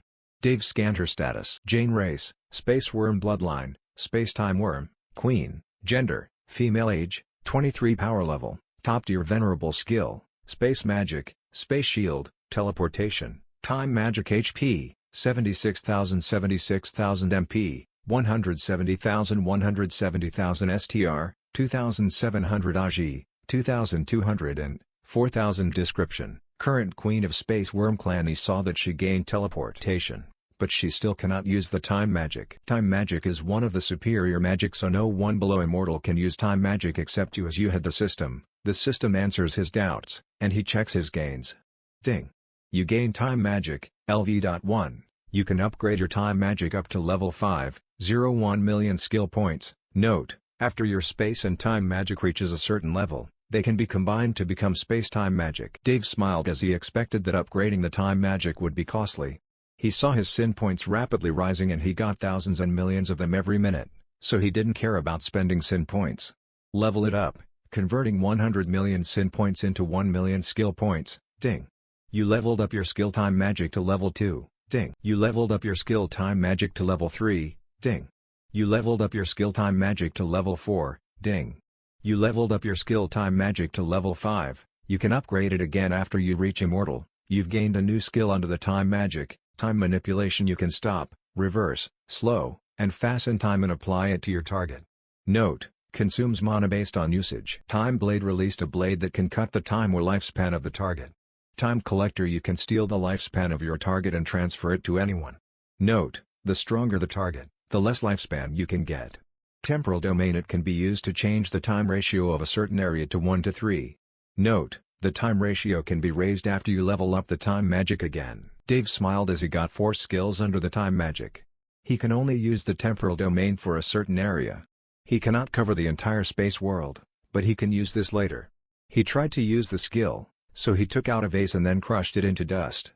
He activates time manipulation and he reverses the time. The vase went back to its original state as if nothing happened. Dave saw that it only took out a bit of mana from him, but he guessed that the larger the area of time he manipulates, the more mana he needed. Now that he has already unlocked Jane's bloodline, the only one left is Samantha. Samantha is practicing in seclusion, so he didn't disturb her. He can now unlock her Kraken bloodline, but he wanted to wait for her. Dave cleared his thoughts as he decided to go to his holy tree. He teleported himself and appeared where it was located. He looked at the tree and saw that it was still far from producing fruits. He spreads his hands as he uses the reward he got from the tower, the celestial soil. Ding. You've used the celestial soil. The tree will undergo evolution for 3 days. Ding. Do you want to use your temporal domain to alternate the time ratio here? Dave already planned this, and he knew that he can only use it for a certain area, and this is the perfect location. Ding. Processing. Dave had the time magic so he can feel and see what is happening. He felt his vision blurring, but it suddenly went back in just 3 seconds. He saw that nothing changes, but he can feel that the time here has already alternated. Success. Dave saw that the temporal domain covered 100 meters near the tree. He smiled as he went out into the space world as he promised to the guardian of the White Tiger Empire that they will travel after the tournament. In Alexander's family mansion, 3 people were drinking tea while they were talking about something. Of course, it was Dave, Lucas, and Elizabeth. Lucas looked at Dave and said, "Are you going now?" Dave nodded as he looked at the veiled Elizabeth and replied, "I will just collect some sword techniques there and maybe I can find some interesting things." Lucas smiled while Elizabeth's face was angry as she retorted, "You think that my ancestors' sword technique is easy to acquire? Even the top sword geniuses of my empire are not confident to comprehend it." Dave smiled as he replied, "You think they are qualified to be compared with me?" Maybe I can comprehend all of your sword techniques there." Elizabeth knew that he was different from others as he is the youngest saint she saw in her entire life, but she didn't believe that he is a godly genius who can comprehend techniques like eating rice. Lucas is filled with pride, and he didn't doubt his son as he has maybe gotten some sword talent from his mother. "Why don't we have a bet? If you comprehend all our sword techniques in my Hall of Techniques, I will grant one of your wishes. If you didn't comprehend all of it, you will owe me a favor," Elizabeth said as she didn't want her empire techniques to be looked down on by a brat. Dave smiled as he replied, "Okay, I know that a guardian won't break their words." Dave smirked and he now thought about what he will ask of her. He is confident that even if he is sleeping, he can comprehend any technique if he had points, and he got an item in the tower that is useful in comprehending techniques. Dave said goodbye to his father as Elizabeth waved her hands as they disappeared from the mansion. In the first level of the Tower of Trials, the ladies were constantly fighting separately, and they are here for many hours, and they can feel the progress of their training. Even though they still didn't complete the level, they were satisfied as they can gain battle experience. On the other hand, Grace and Belle, who already reached Venerable, were near to finishing the level. They keep struggling and fighting, but they endure it. Even though they are both Venerable, it's hard to slay 500,000 Heavenly King Sage Slimes. They are both geniuses, but they are different from Dave, who had many tricks to use. They estimated that in an hour, they will be finished with this level. Drake, on the other hand, already finished the first level and he enjoys eating this slime even if they are just holograms.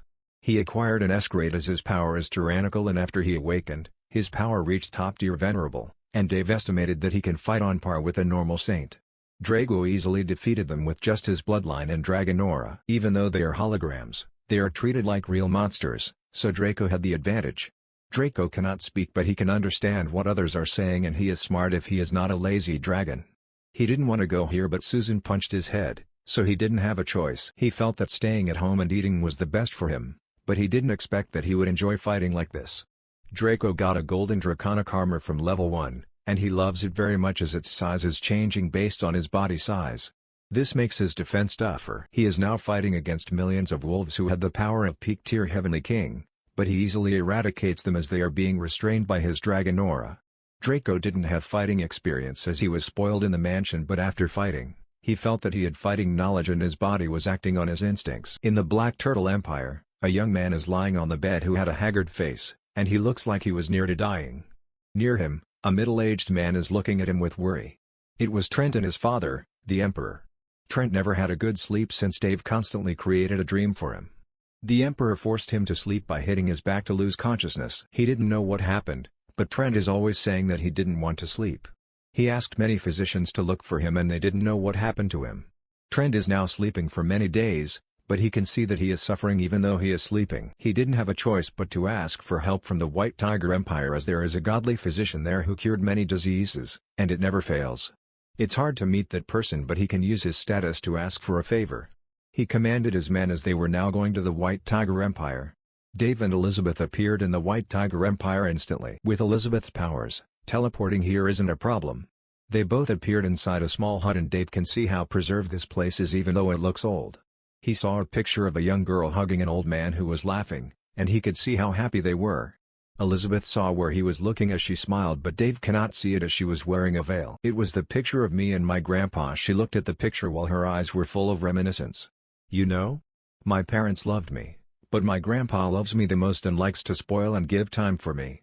My parents are always busy managing the empire as they are the ruler of this empire. They loved me but they had no time as they always said that the empire comes first as it was their promise to their ancestors to take care of the empire. My grandpa took care of me for many years until one day he decided to tell me a story about the war 500 years ago. He told me what happened, and he said that his time is only limited. He passed to me his remaining powers through a forbidden technique, and it cost all of his remaining life. He passed to me the responsibility to protect this empire, so I am trying to do my best to not destroy his trust in me. She sighs as her eyes are moist. She looked at Dave and chuckled, am I not fit to be a guardian as I am showing my weak side? Dave shook his head as he replied, I am not Naruto who has talked no jutsu, but expressing yourself makes you more true to yourself, and everyone has their weaknesses. Just like I told you, when you need some time to talk, just call me and I will listen. Dave already experienced many ups and downs and he knew that if you cannot release or express yourself like him in his previous life, it can lead to depression, and it will make you feel heavier. It usually happens to men as they like to suppress what they are feeling right now as they will think that it didn't look good to become emotional. It was told in his previous life that even though men's population is smaller than females, the men are the ones who have the highest suicide rate as they like to suppress their anxiety, unlike females who usually cry about their pain and even talk about it to their friends. Not all females are like this, but most of it is true. Elizabeth didn't know who the hell Naruto was, but she knew that he was trying to comfort her. She felt weird as she had been advised by a younger one, but she liked this feeling and she felt like she went back to her teen when she was with Dave. She can see that Dave is sincere with his words as he wanted to help her. Thank you. Dave saw that she finally calmed down, so he smirked as he replied, you looks cute when you were a kid, but I didn't know what you look like now as you are wearing a veil. Elizabeth realized that he saw her picture even though she was just a kid there, but she just smiled as she replied, so what? The present matters and only my future husband can see my face. She only had a picture without covering herself as she was with her grandpa. She is taking care of this place as her grandpa always stays here and lives an ordinary life. She cleared her thoughts as she said, I will bring you to meet the emperor and they already knew our transactions, so you didn't have to worry about the delay. Dave nodded as he saw her taking out a pendant and she chanted a few words he could not understand, and they both disappeared from the hut and appeared in a spacious place where he can see many soldiers lining up and there is a middle-aged man and a woman who is sitting on the throne.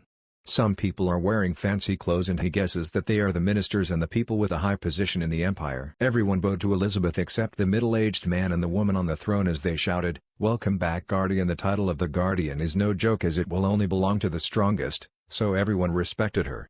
Everyone looked at the handsome man next to her and they couldn't help but be dazed. They heard about him as he is one of the not-to-be-provoked list. They already saw his picture, but he is more charming, and he looks intimidating. Elizabeth nodded. Then the middle-aged man stands up as he smiled at Dave and greeted him, welcome young Master Dave to my White Tiger Empire. I hope you enjoy your stay here. I already prepared what you needed so you can go there anytime, but we prepared a feast for your coming here. Even though he is just a teenager, no one dares to disrespect him as they know how scary his father is and they are relying on him to gain support from Lucas. Dave smiled as he nodded and replied, I hope you treat me well. The emperor waved his hands as he let the feast begin. Dave greeted everyone here and they were smiling at him.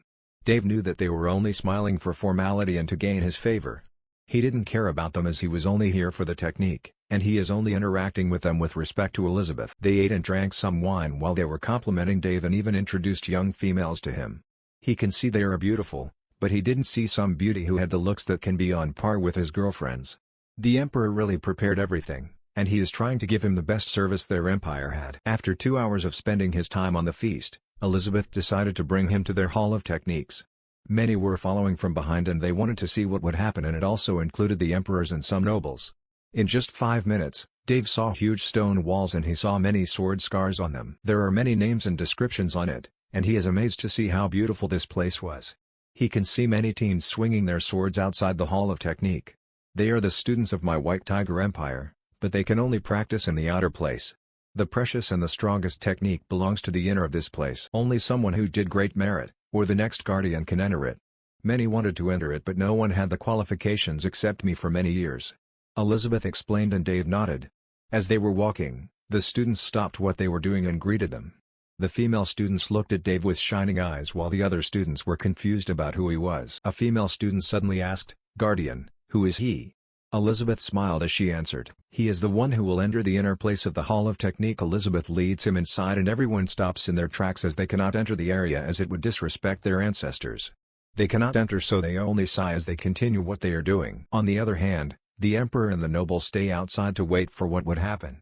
The empress looked at her husband and asked, "Do you think he is also a godly sword genius like Aurora?" The emperor shakes his head as he replied, "I don't know, but he is the offspring of both strong and talented individuals, so he must inherit some of their talents. It's a pity that Aurora died from giving birth to him and it leads Aurora's clan to separate themselves from Empire's affair." He sighs as he remembers that Aurora is one of their pillars back in the day and she is also their connection to the Dragon Empire.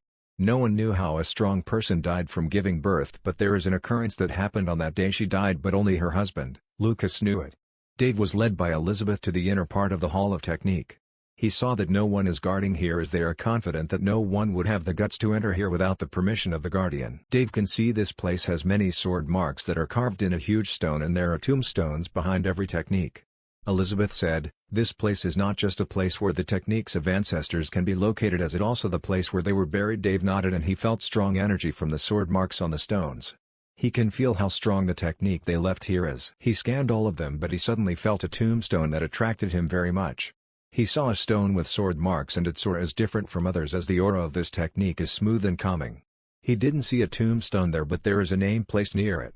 Aurora Starlight Alexander. He read the name as he was stunned. He asked his father what his mother's name was and he only said that her name is Aurora, but he didn't say her full name.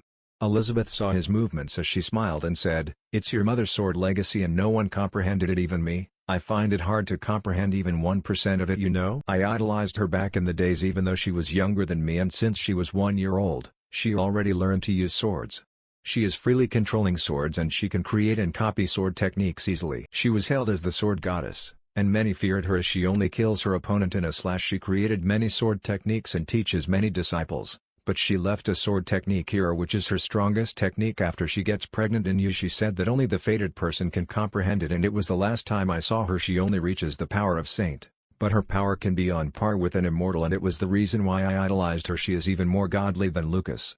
I didn't know why Lucas didn't want me to tell you more, but he said that you are the only one who needs to discover it." Dave was stunned by her revelation, and he felt that even for him, it is impossible to cross levels like that. He sighs as he felt pity that his mother died before he met her. He didn't even know what she looked like, but his father said that she is the most beautiful woman he met, and most of Dave's looks come from his mother.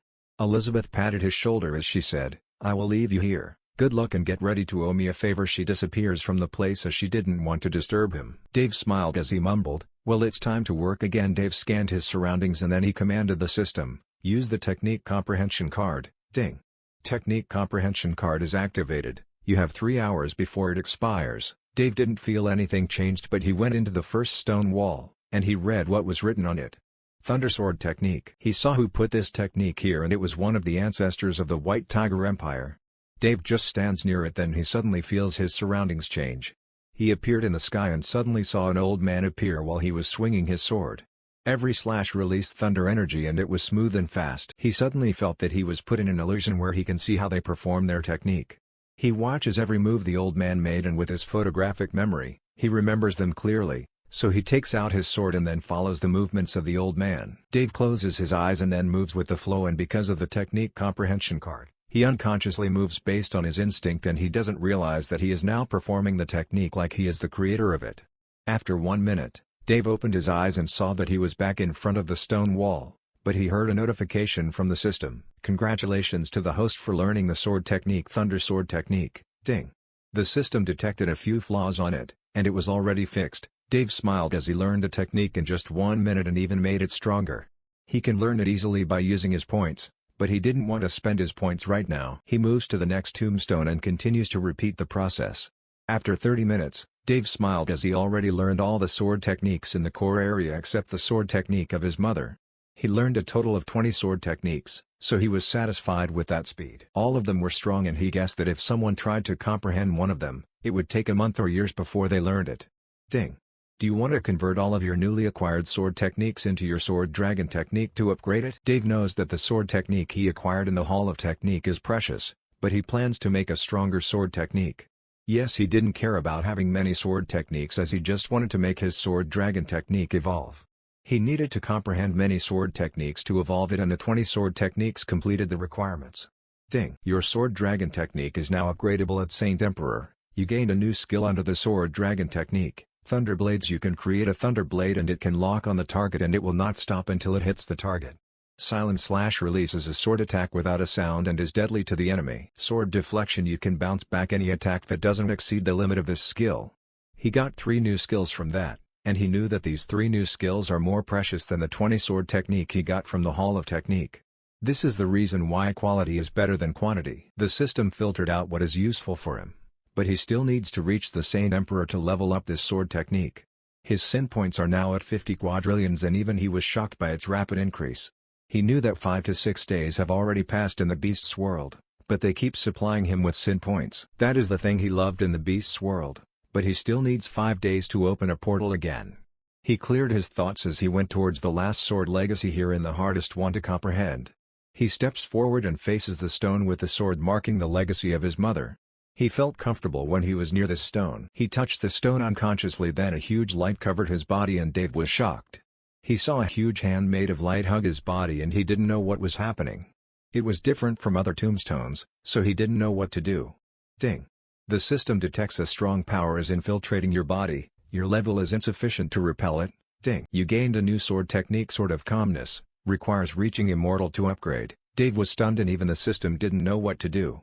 He can feel the energy entering his body, but he didn't feel pain, but he felt that this energy makes him stronger. He suddenly saw a mark, or a tattoo suddenly appear on his right hand. It was a small white sword, and he felt tyrannical energy coming from the mark. After 3 minutes, the light covering him disappears as he now can move his body. He saw that the stone marks disappear from the stone, but the tattoo on his right hand is still there. He didn't feel anything not good about the tattoo, as his instinct is telling him that this thing is important to him. System, what is this mark on my right hand? He asked the system as he was curious. Answering the host, your level is low right now to know the answer, but this tattoo upgraded you into a Sword King and you can borrow the power of this tattoo to strengthen your sword attacks. This tattoo also helps you to easily comprehend any sword technique. Dave was stunned as he is now a Sword King. The level of a sword user is Sword Apprentice, Sword Master, Sword Grandmaster, Sword King. Didn't know why, but he felt that this mark is a blessing. He didn't feel that this mark could harm his body, as it was even beneficial to him.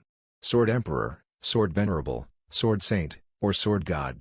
He saw that he gained a new sword technique, and it cannot be combined with his sword dragon technique. The Sword of Calmness is a higher sword technique than your current sword dragon technique, so they cannot be combined. Dave was happy that he gained a stronger sword technique. He still cannot upgrade the Sword of Calmness until he reaches immortal level. This sword technique is a slow attack, but it restrains your target so they cannot move, and it is undetectable unless the target is a strong one. His mother is really a sword genius, and now he realized that the sword legacy she left here is for him. He only touched it, and he didn't need to comprehend it as it automatically belongs to him. Dave cleared his thoughts and realized that it wasn't even half an hour since he entered this place. He didn't know that the nobles and other students who were waiting for him outside were shocked right now. Dave didn't know that every time he comprehended a technique in the Hall of Technique, a light would appear outside so everyone can see that there is a light appearing every minute. They were shocked, and even Elizabeth was astonished. Elizabeth mumbled, "He really is the son of Ura." She sighs as she loses the bet. The Emperor and the Empress looked at each other and sighed as if it was a pity that Dave didn't come from their empire, and they cannot use force to restrain him as they will surely face the consequence. The Emperor looked at his daughter Elizabeth and said, "Try your best to build a good relationship with Dave, he will surely have a promising future that even surpass his parents." Elizabeth nodded as she respected her parents, and she knew that he was right. They rarely talk but she respected them both as they are her parents, and they are trying their best for the Empire. In just a minute, Dave went outside the Hall of Technique, and he saw that everyone was looking at him as if he was a rare animal. Dave was confused but Elizabeth explained to him what happened. He didn't expect that they would know already that he comprehended many of their sword techniques as he wanted to surprise Elizabeth. The Emperor steps forward as he asks, "How did you comprehend all of the techniques inside easily? Did you also comprehend her aura sword legacy?" Dave smirked as he replied, "Maybe I was really a genius hee. It was easy for me like I was just taking a stroll hee." Dave knew that it was a good opportunity to boast but Elizabeth waved her hands as she teleported them both. Everyone smiled bitterly as they could only envy Dave. Elizabeth and Dave appeared in the hut of Elizabeth's grandpa. Elizabeth looked at Dave and said, "You really are the same as your father, you are both boastful and arrogant." Dave scratched his head as he replied, "I also absorbed the technique my mother left in the Hall of Technique, so the legacy disappears." Elizabeth replied, "I already knew that as Aurora told me when she created that legacy that the Fated One will comprehend the technique and it will vanish inside the Hall of Technique. Don't worry, we will not make you accountable for it as I knew that it was left for you by your mother." Dave smirked as he replied, "You lost the bet so you must fulfill my request to you." Elizabeth knew that so she asked, "I knew that, but you must not cross the line, or I will make you suffer." Even Lucas is behind you. Dave knew that Elizabeth was different from other ladies he met, and she was the strongest of them all. He smiled as he replied, "My request is only simple, you will have a date with me for 3 days." Elizabeth looked at Dave and felt that this boy is crazy.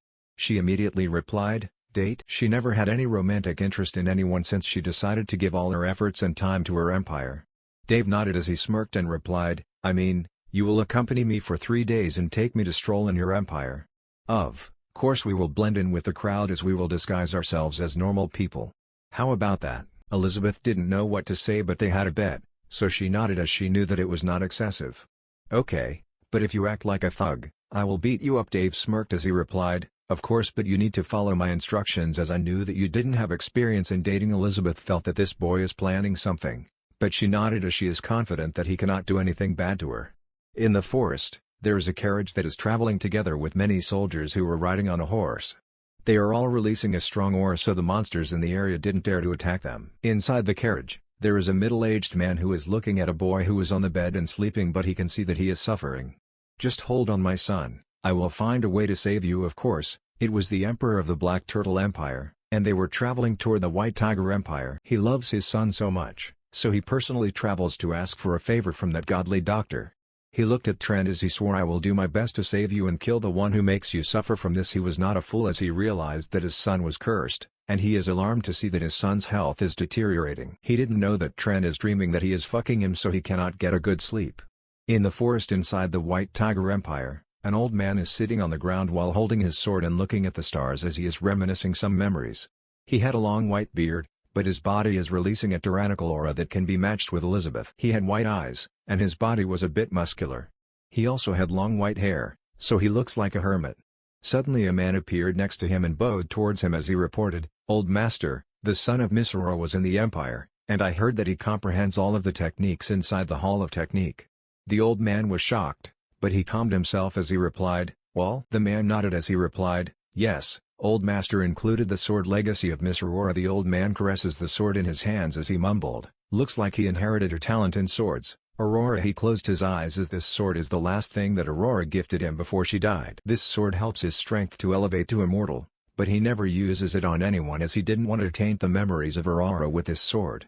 He looked at the man as he replied, "Looks like I will soon meet my grandson, huh? Prev." Next he then waved his hands as they both disappeared into that place. In the streets, a handsome man is walking with a woman wearing a veil. They both look gorgeous from their posture but it's a pity that everyone can see them both as ordinary people. Of course, it was Dave and Elizabeth.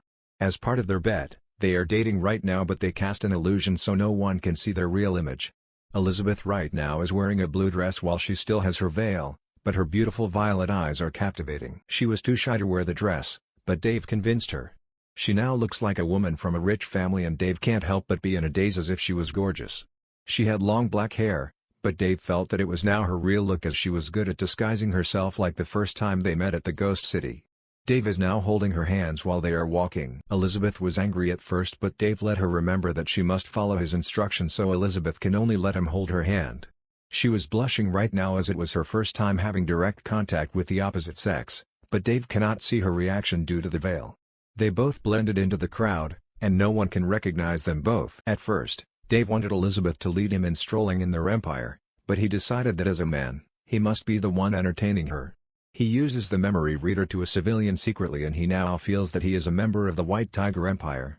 Dave brought her to many places, and they ate at many restaurants in the empire. Elizabeth was the guardian, but she rarely went out to stroll in the empire as she was busy strengthening herself and protecting the empire. They were enjoying their time for the whole day, and Elizabeth didn't realize that she was enjoying her time with Dave. Dave, on the other hand, tried to take advantage of her by touching her waist and hands and even tried to sneak a kiss, but he failed as he was slapped by her. On the rooftop of a high building, Dave and Elizabeth were staring at the stars in the sky as it was now evening. Dave remembers the first time they met, so he asked her to stargaze with him on the rooftop. Dave is collecting lunar energies as he is storing them to be his trump card. He felt stronger because of the moon goddess's blessing, and he had the power of the moon. Dave then looked at Elizabeth as he said, "The moon is beautiful, right?" Elizabeth looked at Dave and nodded. "I was curious that day when we first met. How did you notice me even though the surroundings are chaotic?" Dave smiled as he replied, "I don't know. I knew you were an extraordinary woman when I first met you, as no one can notice you, but I felt that you were the same as me, so I approached you." Elizabeth smiled. Then Dave waved his hands, then the moon's energy manifested in his hands, and it formed into a flower. It was Dave's first time using the moon magic, but he is good at controlling his powers. Elizabeth was stunned, but Dave gave it to her and said, "This is my gift for you. The moon is beautiful, but you are more beautiful." Elizabeth blushes under her veil, and it was her first time feeling like this. She didn't know what to say, but Dave interrupted her thoughts again. "Hey! Since you're single, why don't you become my girlfriend?" It will not be your loss." Elizabeth's mood changes as she was angered by his words, and she wanted to pinch him, but he already dodges. "You had the guts to say that, huh? You're too young for me." Dave smiled as he replied, Hey, don't be violent. I am serious. I believe in the saying, age doesn't matter. Are you worried that you will be single for the rest of your life?" Dave didn't care about the age gap, and he was sure that she was beautiful even though she is wearing a veil. Elizabeth replied, "HMMP, in your dreams. Say that when you are stronger than me." Dave smiled as he knew that she was shy and she is a prideful woman. "Really? So, it means that if I defeated you someday, you would become my girlfriend?" Dave already did this kind of bet before with Rose, and he is confident to reach and surpass Immortal with the system. Elizabeth sneered at him and replied, "I knew that you are a genius to reach Saint for a 15-year-old boy, but it will take you a long time to reach Immortal." Dave smiled as he replied, I can reach that level even when I am sleeping, so just wait for me." He teased her for the whole night, but when the night was deep, they both decided to take a rest, and Elizabeth gave him his room to sleep in as Dave didn't plan to go back to the Dragon Empire for now. He is still looking out for the progress of the girls in the Tower of Trials, and he sees that they are still inside it and they never stop their training. He is monitoring them, and he was happy that they are motivated in training. He knew that even though he just wants to shelter them all, they have their own pride, and they didn't like to rely on him for everything. The one who surprises him the most is Draco, as he is still inside the tower because he thought that he would surrender easily. After all, there are no snacks inside the tower. He is now looking forward to the effect of their training. Samantha was still in seclusion while Blizzard is still undergoing evolution. In the next 2 days, Dave and Elizabeth had their date and they went to many places in the Empire. Dave and Elizabeth are now closer than before as he can now tease her. Elizabeth became accustomed to Dave's behavior as she was accompanying him for 3 days. She enjoys her time with Dave and forgot all her problems. She didn't know why, but she felt at peace when she was with Dave. Her first impression of Dave changes because she saw that Dave never fakes his impression of something and he is a very direct person. What Elizabeth hates the most is the hypocritical person who will show you their good side but deep inside, they are even worse than demons. Dave and Elizabeth were having their time for the last day of their date, but they heard that the Emperor of the Black Turtle Empire visited the Empire and now had a talk with Elizabeth's father. They both decided to see what was happening and Dave felt that he had something to do with this. In the room, the two emperors were looking at each other. Elizabeth's father looks at the middle-aged man whose appearance is tired, and he can see he has so many eye bags. "What do you need, Tyrone? Why do you look like a zombie?" The Emperor of the White Tiger Empire said towards Tyrone, who is the current Emperor of the Black Turtle Empire. Tyrone smiled bitterly as he replied, "We didn't meet for a long time, Elijah. I will be direct about why I came here. I will ask a favor from you, so please help me." Elijah was stunned as he didn't expect that this prideful Tyrone will be begging him for a favor, so he must need help. "What help do you want?" Tyrone replied, "My son was cursed and sick for many days and no doctor can cure him in my empire, and my last hope is the godly doctor in your empire. Please help me convince that doctor." Elijah was stunned and replied, "Who had the guts to curse your son? Did you offend someone?" Tyrone immediately replied, "I didn't offend anyone, but I didn't know if Trent offended someone he must not offend. He was okay, but one day, he cannot sleep anymore, and he will be screaming in his room every day. He wanted to say something to me, but he cannot speak it to me as I felt that he is scared." Elijah nodded and replied, "You know that it's hard for me to convince that godly doctor, as it had a weird personality. I never even saw what she looks like, but many say that she is an old woman. She never fails to heal anyone, so she is respected here, so I cannot force her even though I am the emperor." Tyrone replied, "I knew that, but I need her help." Elijah thinks for a while, then he sighs as he replied, "I cannot help you convince her, but I will let you go to her location, and it's up to you if you can convince her." Tyrone's eyes lit up as he said, "Thank you for this, I will remember this." They talked for many minutes until Tyrone decided to go out to travel to the location of the godly doctor. He left the soldiers and the carriage outside the castle, and then he saw someone familiar, and he was stunned as he saw him smiling and waving at him. "Hello Uncle Tyrone, long time no see, you look good and healthy." He of course, it was Dave, and what he said is just to tease him. Dave already met him when he went to the Phoenix Empire for the Emperor's birthday. Tyrone smiled bitterly as he knew that Dave is still irritating as ever. He remembers that Dave purposely spills water on his clothes back at the party at the Phoenix Empire Emperor's birthday, but Dave reasoned that it was an accident. He cannot do anything to him as he is afraid of Lucas, so he can only smile and try to forget what happened. Tyrone cleared his thoughts as he stepped forward and greeted him back. "Long time no see, Dave. What are you doing in the White Tiger Empire?" Dave smiled as he replied playfully, "I'm just here because I am bored. How about you? Why are you traveling together with Trent that is sleeping on the carriage? He never changes, he can sleep peacefully like a corpse." Tyrone was angered by his words, but he endures it as he replied, "Don't be like that, he got sick, and he needs to be treated immediately." Dave acted like he didn't know this as he replied, "What? Did he get sick? Maybe I can help. As his friend, I must check his condition." He acted like he is a close friend of Trent, then he went inside the carriage without waiting for Tyrone's permission. Tyrone was stunned, then he followed him inside. He saw Dave holding Trent's wrist and he looked like he knows what he is doing. He didn't interrupt as he was desperate for treatment of Trent right now. Dave checks him for 30 seconds, then looked at Tyrone and replied, "Uncle Tyrone, it looks like I now know why he got sick." Tyrone was surprised and looked at him expectantly. "What happened?" Dave coughed as he replied, "I checked his body and concluded that he must be ejaculating non-stop, so he got the sickness. We must immediately look for ingredients to cure him as soon as possible." Tyrone felt that he was fooling him, but he still wanted to believe him. "What do we need?" Dave took out a paper and a pen as he wrote the ingredients. Tyrone's face went black when he saw what was written, but he cannot say anything as he can see that Dave is concerned for Trent. Cure for Trent ingredients: cock of a horse, rabbit, cow, monkey. The ingredients required 100 cocks of different animals. Dave's face was serious as he says, "We must make the cure immediately to lessen the pain he is feeling right now. This will not cure him completely, but it can make his condition stabilized." Tyrone didn't know what to say, but Dave waved his hands and interrupted him. "Don't worry Uncle Tyrone, I had all the ingredients here." Dave waved his hands and many cocks of different animals appeared. Of course, Dave brought them from the system, and they were cheap. Tyrone was stunned and didn't expect that he had these things on his spatial ring. He looked at Dave weirdly, but he replied, "What is the procedure? Are you an alchemist or a physician?" Dave patted his chest as he replied proudly, "Don't worry about it as I am confident that I can lessen his pain." Dave immediately took out the blender in his space world and Tyrone was curious about this thing. Dave puts all the ingredients in the blender one by one as he grinds them all. The blender is working because he is supplying this with his energy. 1 minute later, it now dissolved, and even then, he told Tyrone to open Trent's mouth. "We must make him drink this immediately." Tyrone felt disgusted to see what the thing Trent would drink, but he steeled his heart as he mumbled to himself, "It's for your good, Tyrone." He opened Trent's mouth, then Dave poured it into his mouth carefully. He must drink all of this to be more effective. 3 minutes later, Tyrone was out of the carriage as he was vomiting when he imagined that he was in Trent's position. They forcefully let Trent drink it, and after he drinks all of that shitty thing, Trent's face becomes more peaceful, and he can see that his condition is improving. He didn't know that Dave changed the dream he created for Trent, but it was still not a good dream. He had already marked him, and he can now kill him anytime using the nightmare, but it was not good to kill him inside the White Tiger Empire as it would create chaos.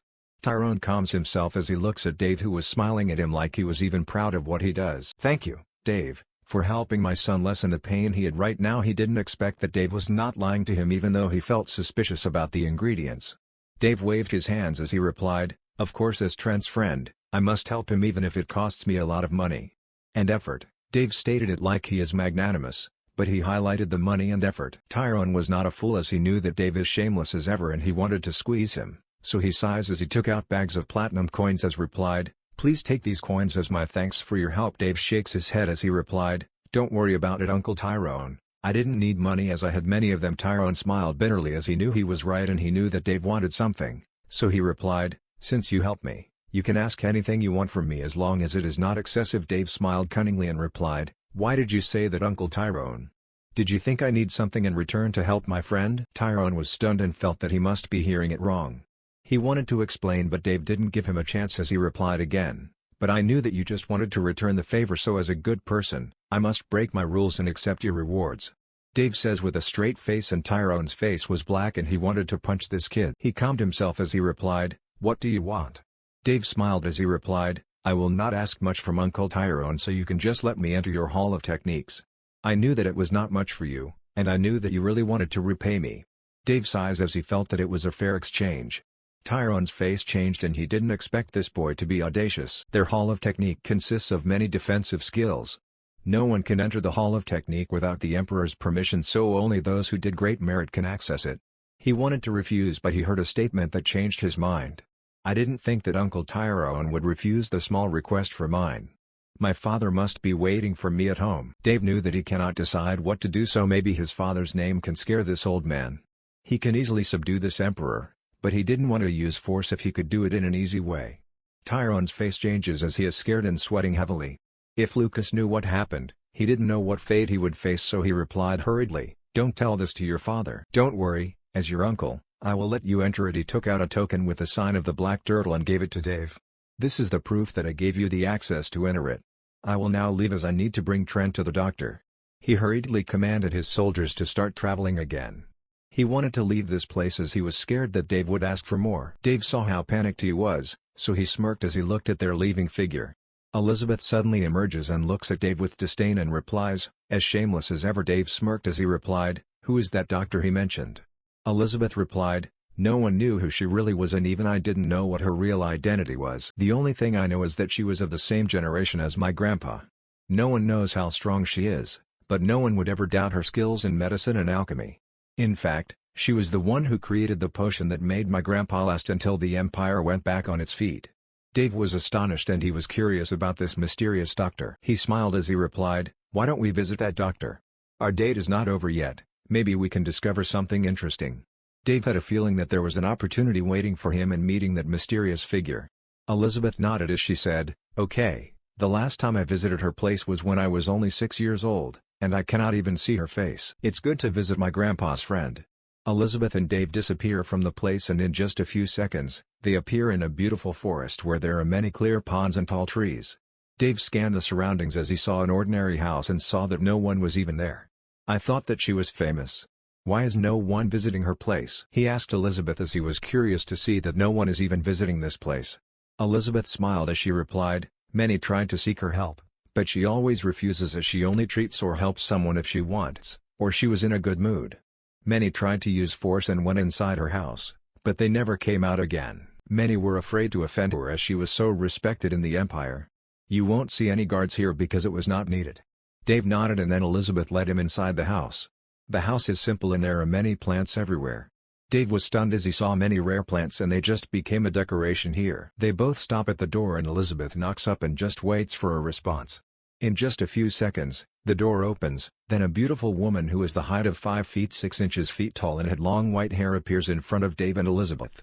She had eyeglasses and looked like a nerd in Dave's previous life, but she cannot hide her beauty. Dave checks her status. Ariane Starlight race, human title, 6-star alchemy master gender, female age, 19 years old power level, mid-tier venerable skill, alchemy, healing magic, archery HP, 85,000 MP, 120,000 STR, 2,400 AG, 2,000 INT, 3000 Description: Student of the Godly Doctor. Dave was stunned not because she is the disciple of that doctor but because she had the surname of Starlight. From what he knew, Starlight clan were all famous for their swordsmanship, but she had archery skills. Her strength is also strong for her age as she reached venerable in just 19 years of her existence. Elizabeth looked at Ariane and replied, "Where is your master?" Ariane looked at Elizabeth and she hurriedly bowed her head and replied, "Greetings to the Guardian, my name is Ariane, and I am the only student of Master Stella. My master already noticed that there was a visitor, so she told me to entertain you for a bit as she was concocting potions right now." Elizabeth nodded as she didn't mind waiting. Ariane looked at Dave, whom she didn't notice earlier because she was focused on Elizabeth. She was dumbstruck when she saw Dave as she never saw someone this handsome before. She is a mature woman for her age, so she calmed herself as she looked at Dave and asked, "Who are you?" She guessed that he was one of the prominent youngsters in the Empire as he was accompanied by the Guardian. Dave smiled as he introduced himself. "My name is Dave Alexander, nice to meet you." Ariane was stunned when she heard his name, then she ran and left hurriedly. Dave and Elizabeth were stunned, and they didn't know what happened to her. Elizabeth stared at Dave and Dave shrugged his shoulders as he replied, "I didn't do anything at the table." Dave and Elizabeth were drinking tea while Ariane on the other hand was sitting near to them. Elizabeth looked at Ariane and asked, "Why did you run after you heard his name?" Ariane's face was red, and she replied shyly, "It's nothing." Her face was red, and she could not even look at both of them. Her master commanded her to entertain them both, so she went back again and served both of them. Elizabeth saw that she was dodging the question and even Dave was confused by her reaction. He thought that she would ask about him as he also had the blood of the Starlight clan. He decided to ignore her reaction and act as if nothing happened. They just took their time, and it was awkward as no one was even talking. The silence was stopped as they heard a laugh, then the door in a room opened. "Ha! Finally, I finished the potion that can kill that old man." They looked at the door and saw an old woman whose height is 5 feet 5 inches tall and who had messy black hair. Dave tried to scan her status but all he can see is a question mark and he cannot even see her name. She looks like a witch Dave saw in the movies in his previous life, but he was sure that it was just a disguise as it was impossible for someone strong enough to be ugly. The only thing he knew is that her name is Stella as was mentioned by Ariane. Ariane immediately went toward Stella as she smiled and congratulates her. "Congratulations, Master, you finally completed your project." Stella smirked as she patted Ariane's head and said proudly, "HMMPH. I can use this to kill that bastard old man." Ariane looks like a child when near her, and she loves how her master treats her. She was like a mother to her, so she respected her very much. Stella then looks at Elizabeth and Dave, but her focus is on Dave. She stared at Dave's face then looked at his golden eyes and her face changed. She rushed toward Dave and then hugged him even though he was taller than her. "Ha ha ha. I didn't expect that you already grew to this extent. You had the looks of your mother, but your eyes were the same as Lucas's." Elizabeth and Ariane were stunned as they didn't expect that the godly doctor would act like this. Dave is also stunned, and he doesn't know what happened. He was confused and didn't know what to do. It was his first time meeting her and he didn't know why she would hug him. Dave asked, "Hey, I didn't even know you and I am not into an old woman." After he said that, Elizabeth and Ariane were stunned as Dave is really a bastard. Elizabeth immediately rushed forward and immediately freed Dave from Stella's grasp as she spoke to her. "Grandma Stella, please behave yourself. He is my guest." Elizabeth was afraid that Stella would hurt Dave as she knew that women hate it when someone called them old. She didn't know that Dave had many trump cards, so he was not scared. Stella on the other hand laughed again and replied to Elizabeth, "You also already grew up. The last time I saw you was when you were just a brat." Elizabeth was not offended as she respected her as she helped her grandpa to live longer to support the empire. Stella then looked at Dave again as she replied, "Don't worry, I will not hurt my own grandson." "Haha, I didn't expect that you had the same mouth as Lucio. Looks like he influenced you a bit."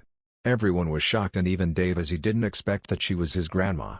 He looked at her seriously to clarify things. "Who are you?" Stella smiled as she replied, "Just like I said, I am your grandma, Stella Alexander. I am Lucas's mother and Lucio's wife." Dave didn't know what to say as he felt that his family is really chaotic, and he didn't even know many of them except his grandpa and father. He knew that she would not lie to him as she cannot get anything from it. The only thing he was confused about is why she was staying at the White Tiger Empire instead of the Dragon Empire, and he was sure that she had hatred for his grandfather Lucio. The ladies didn't know what to say and they just let them talk as if it was a family matter. Stella smirked as she said, "It hurts that my lovely grandson would call me old woman." Hahu. Stella then waved her hands, and a white light covered her body in just seconds. The light vanished, then a beautiful woman appeared who had a height of 5 feet 8 inches tall and her long black hair was shining. She looks like a woman in her 20s, And she was very gorgeous and had huge breasts. I know you probably have many questions, so let's sit. Dave was stunned by her beauty, but he expected it as he was sure that her strength is immortal. He nodded as he was curious about her. Stella saw that Elizabeth and Ariane planned to leave them alone, but she replied, "You don't need to leave as you can listen." She didn't mind them hearing what they would be talking about. "So, why are you living here for many years instead of the Dragon Empire?" Dave asked as he was curious about her story.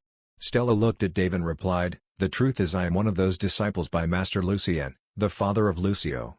He trained many of us and we became immortal, and I married Lucio as we have been together since we were children. What I like about Lucio is he is a hard-working man, but it all changes when his father ascended together with his wife, the Emperor, and his other confidant. He becomes a lazy bum and stays in a cave like a caveman. When Lucas reached immortal, I told him to ascend to the immortal plane as we will never progress in our strength. But he didn't want to ascend as he told me that his freedom would be gone when we ascend as he was afraid of his mother.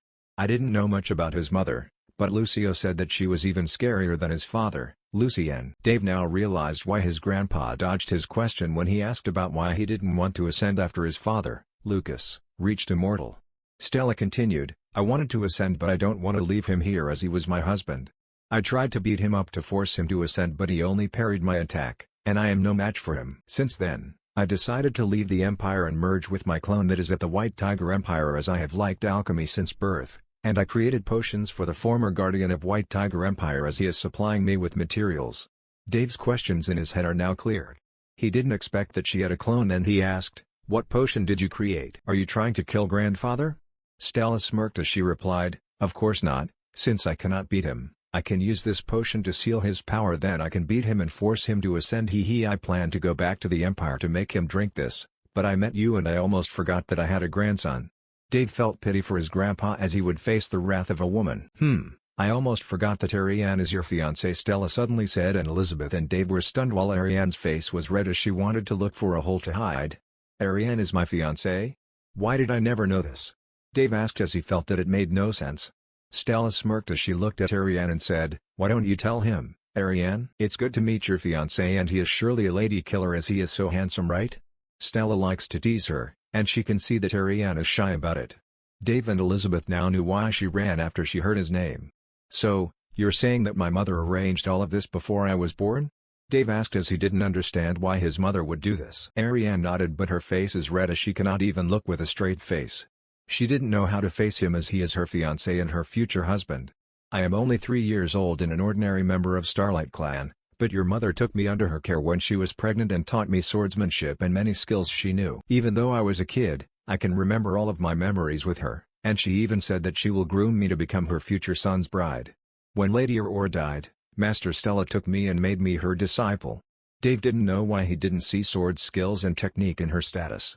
With their strength, they can see if the child in her belly is a boy or a girl. Stella immediately interrupted, "Don't worry, you are both too young and you have time to get to know each other." She knew that it was impossible for them to easily get close to each other as they only met for a day. Dave nodded as he didn't want to force her, and she has been under his mother, so he wanted to respect her choice. "She looks like a nerd or a bookworm as she didn't even care for her hair and what clothes she is wearing, but she is a beautiful woman." Elizabeth saw that Dave nodded and teased him. "I thought that you would not let this slip as you were notorious for hunting beautiful women." Dave smirked and replied, "Of course, that's why I am hunting you too." He winked at her, and Elizabeth felt angry as Dave is not even shy about it. Stella on the other hand smiled as she felt proud because she can detect that his strength is at saint level. She never saw someone young reach this level. He is only 15 years old, so she was sure that his achievement is immeasurable.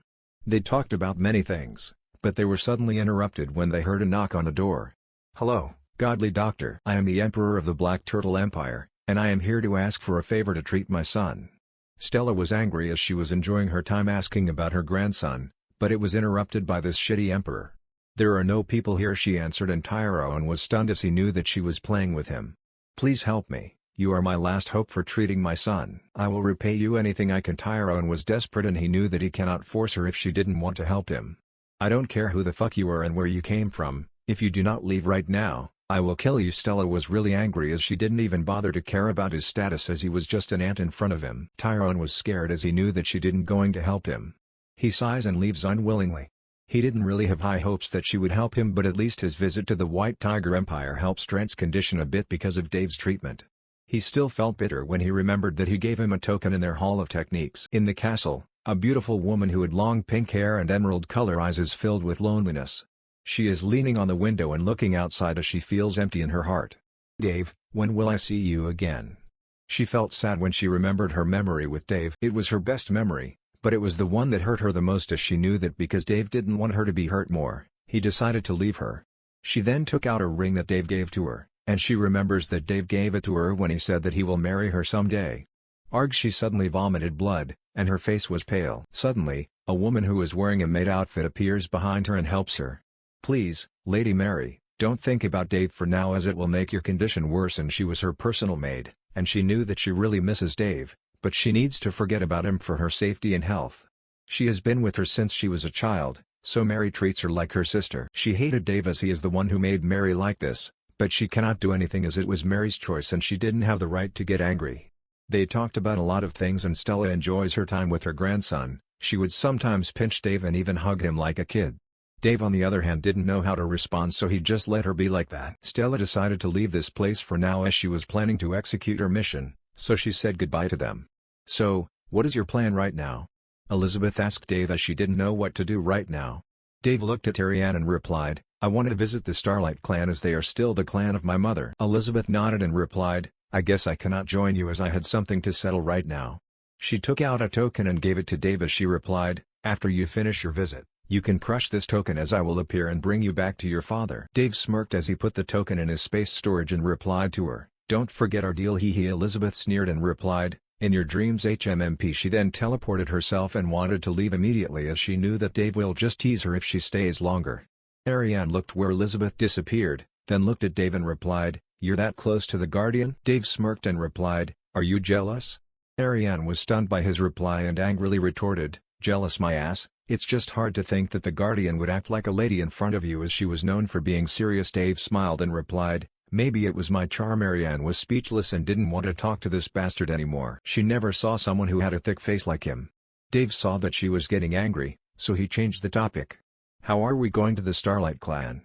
Ariane replied, "It's forbidden for someone who does not have our bloodline to enter our domain except the Guardian, so it is not known to anyone where it can be located." Starlight clan was one of the top clans 500 years ago, but they had been friends with the White Tiger Empire.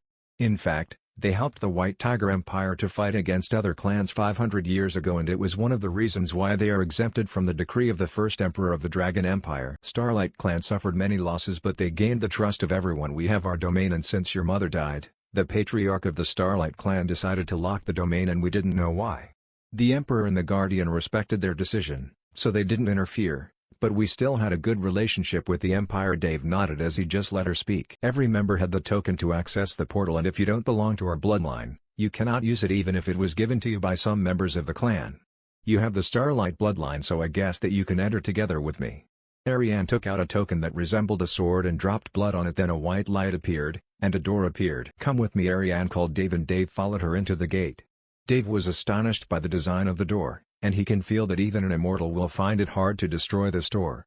Dave saw a small hole in the gate and Ariane put the sword on it. Then the door opened, and they both stepped inside. Dave and Ariane emerge in a portal and appear in a crowded place, and he can see many people walking together and laughing in the streets. "There are no guards here as everyone is confident that no one can infiltrate this place," Ariane said, and Dave nodded and asked her a question. "Why do you know many secrets of the Starlight clan, as I thought that you were always at my grandma's place?" Ariane smirked and replied, "It's a secret, hee hee." Dave ignores her as he continues to observe the surroundings. He feels the same when he is traveling to another world when he enters the Starlight domain.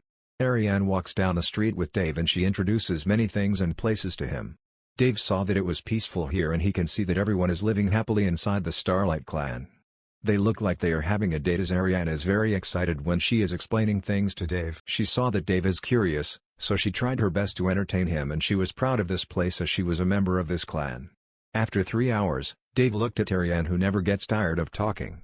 She now forgets how shy she was when she first met him. Dave smiled as it was the reason why he just let her express herself.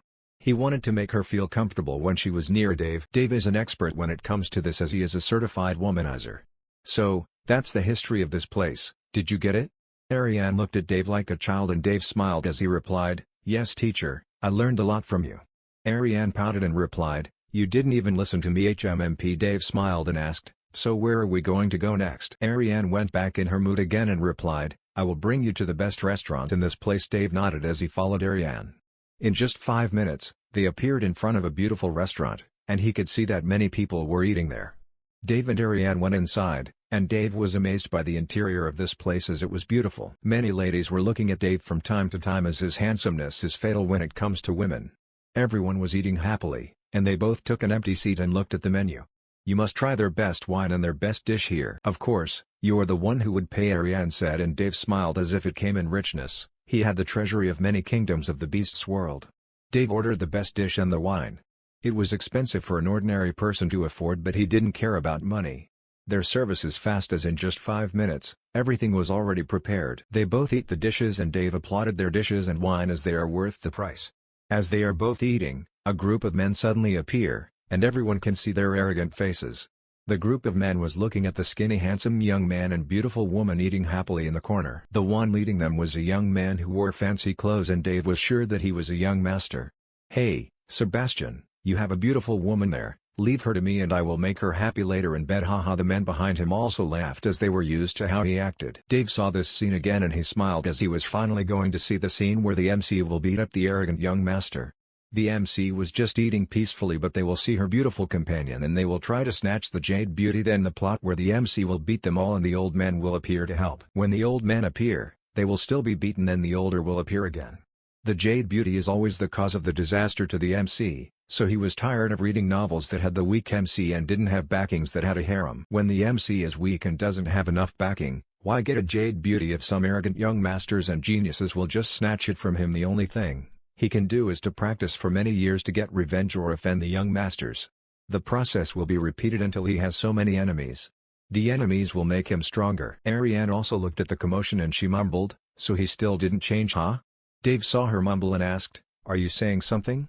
Ariane shakes her head and replies, no. Are you going to help them? Dave shakes his head as he replies, no, but I am sure that they will be okay. Sebastian looked at the arrogant young man and replied, what do you want? You already took everything from me, you snatched my holy bone, that's why my talent disappeared, and my family abandoned me as I am now a waste. Now that I found someone who accepts me, you still take it from me? He was angry as he didn't know why his fate was tragic. He wanted revenge, but he cannot do anything as he was now trash.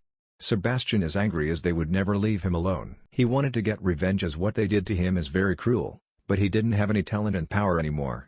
You are lucky that my young master Greg is taking a liking to your women, don't be ungrateful, haha. One of the subordinates of the young master suddenly speaks out and laughs. They try to gain the favor of their master, so they are trying everything to flatter him. Haha, you are right, it's your honor that I will plant my seeds on your woman, haha. The young master Greg also laughs as he likes to make Sebastian suffer. He remembers that Sebastian becomes very popular because of his talent, and he always acts aloof and cold. Many idolized him and it also makes others envy him. Greg used his status to investigate Sebastian and he discovered that he had a holy bone. He asked his father to help him extract his holy bone and transfer it to him. His father happily helps him as it was beneficial to him. Sebastian lost his talent while Greg becomes stronger and a genius. There are many families inside the Starlight clan and Greg comes from a rich family and is influential. Sebastian, on the other hand, was only from a poor family, but his talent makes his family's status elevate. When he lost his talent, they discard him like garbage, so Sebastian is only relying on himself.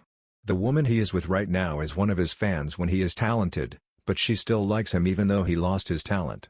She only comes from a normal family. Sebastian holds the hand of the woman and replies, don't worry, I will not let you be taken by them. Elise. Sebastian saw that Elise is getting nervous as she feared that happening right now. Many were looking at them with pity and they can only sigh as they were afraid to offend Greg. Greg is known for being a bully and arrogant in the Starlight clan, but the Holy Daughter is the only one he fears. The Holy Daughter almost castrated him when he tried to court her. If not for his father apologizing for his behavior, he was now a eunuch. Greg laughs at Sebastian as he said, protect her? How can you do that if you are crippled? He looked at his subordinate and commanded, beat him up and get the woman. I will let you have a turn after I finish tasting her, haha. The subordinate smiled as it was their lucky day as they can also taste this beautiful woman. They went forward to follow Greg's instructions, but something suddenly happens. They cannot move their bodies as there is a strong energy that suppresses them. Everyone in the restaurant didn't know what happened as they were unaffected as it only affects Greg and his subordinates. Of course, the energy is coming from Dave as he suddenly changes his mind about not helping. Ariane was stunned by his action, and based on her impression of Dave, he is not a hero who would save someone if he cannot benefit from it. Dave stands up and walks toward them, and the pressure on Greg and his gang increases and they feel like their bones are breaking. Sebastian was stunned and saw a handsome man walking toward him. He is not a fool, as he can see that he is helping him, and he is the one who makes Greg and his men fall to the ground. Sebastian didn't know his goals, but the only thing he wanted was to leave this place safely together with Elise. Greg, who was on the ground, was angry as he didn't expect someone to dare to offend him and even shame him.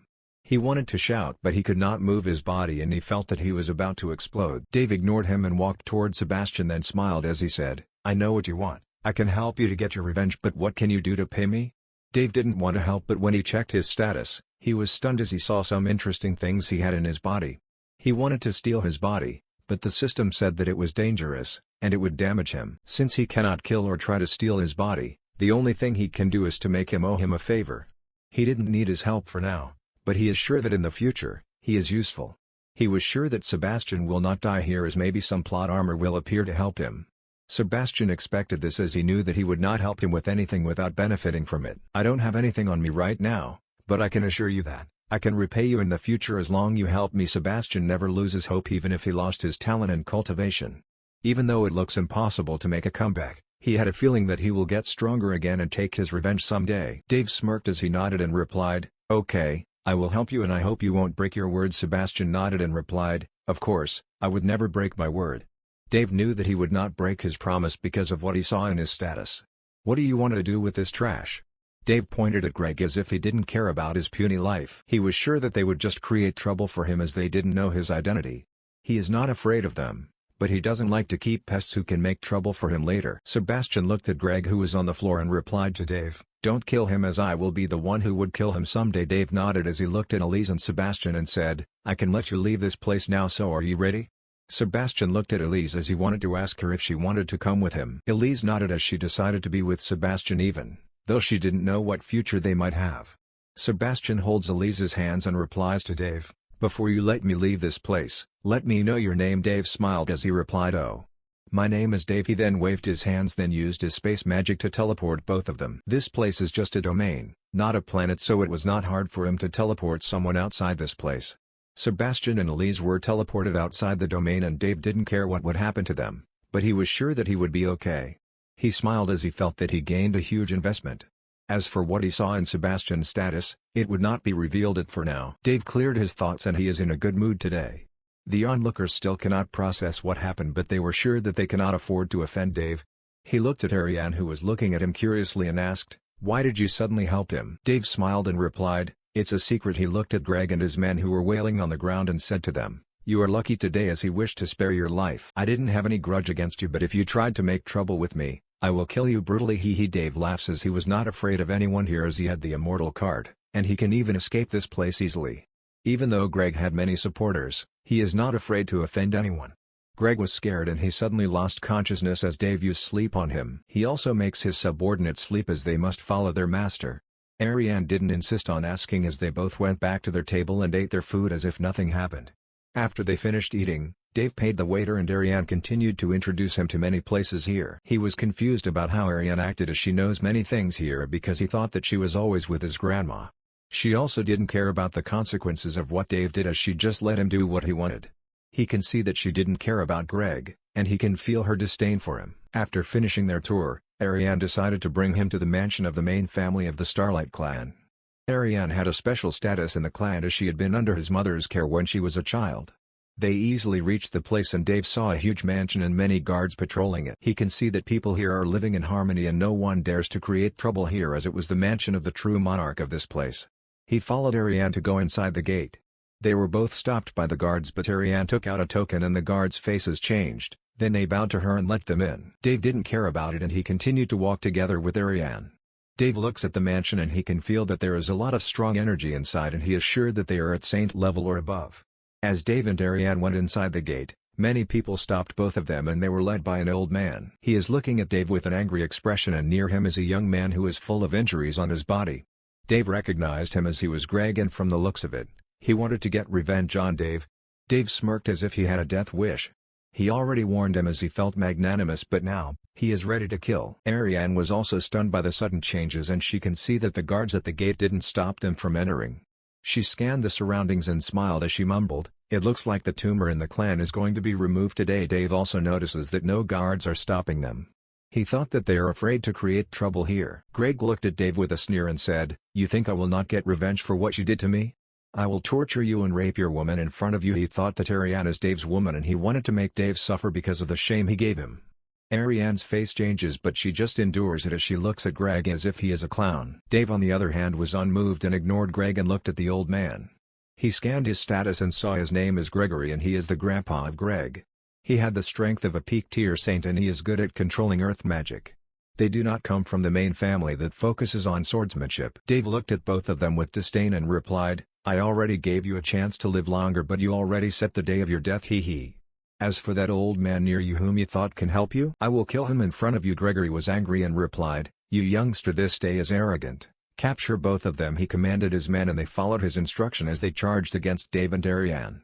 Dave looks at them and immediately throws something at them and no one sees his movements except Gregory and Ariane. Gregory was stunned and he immediately rushed forward and held Greg and dodged. Swish. Ariane looked at the men who were charging against them and saw a small hole in their heads. They were hit on the head accurately and their bodies started to fall to the ground. Their mouths start to release green fluids and they are all starting to decompose. She didn't expect that Dave as brutal as he killed them swiftly without even giving them a chance to react. Of course, Dave used his assassination skill Poison Needle Thrower and even he was amazed at this skill as it is fast and accurate.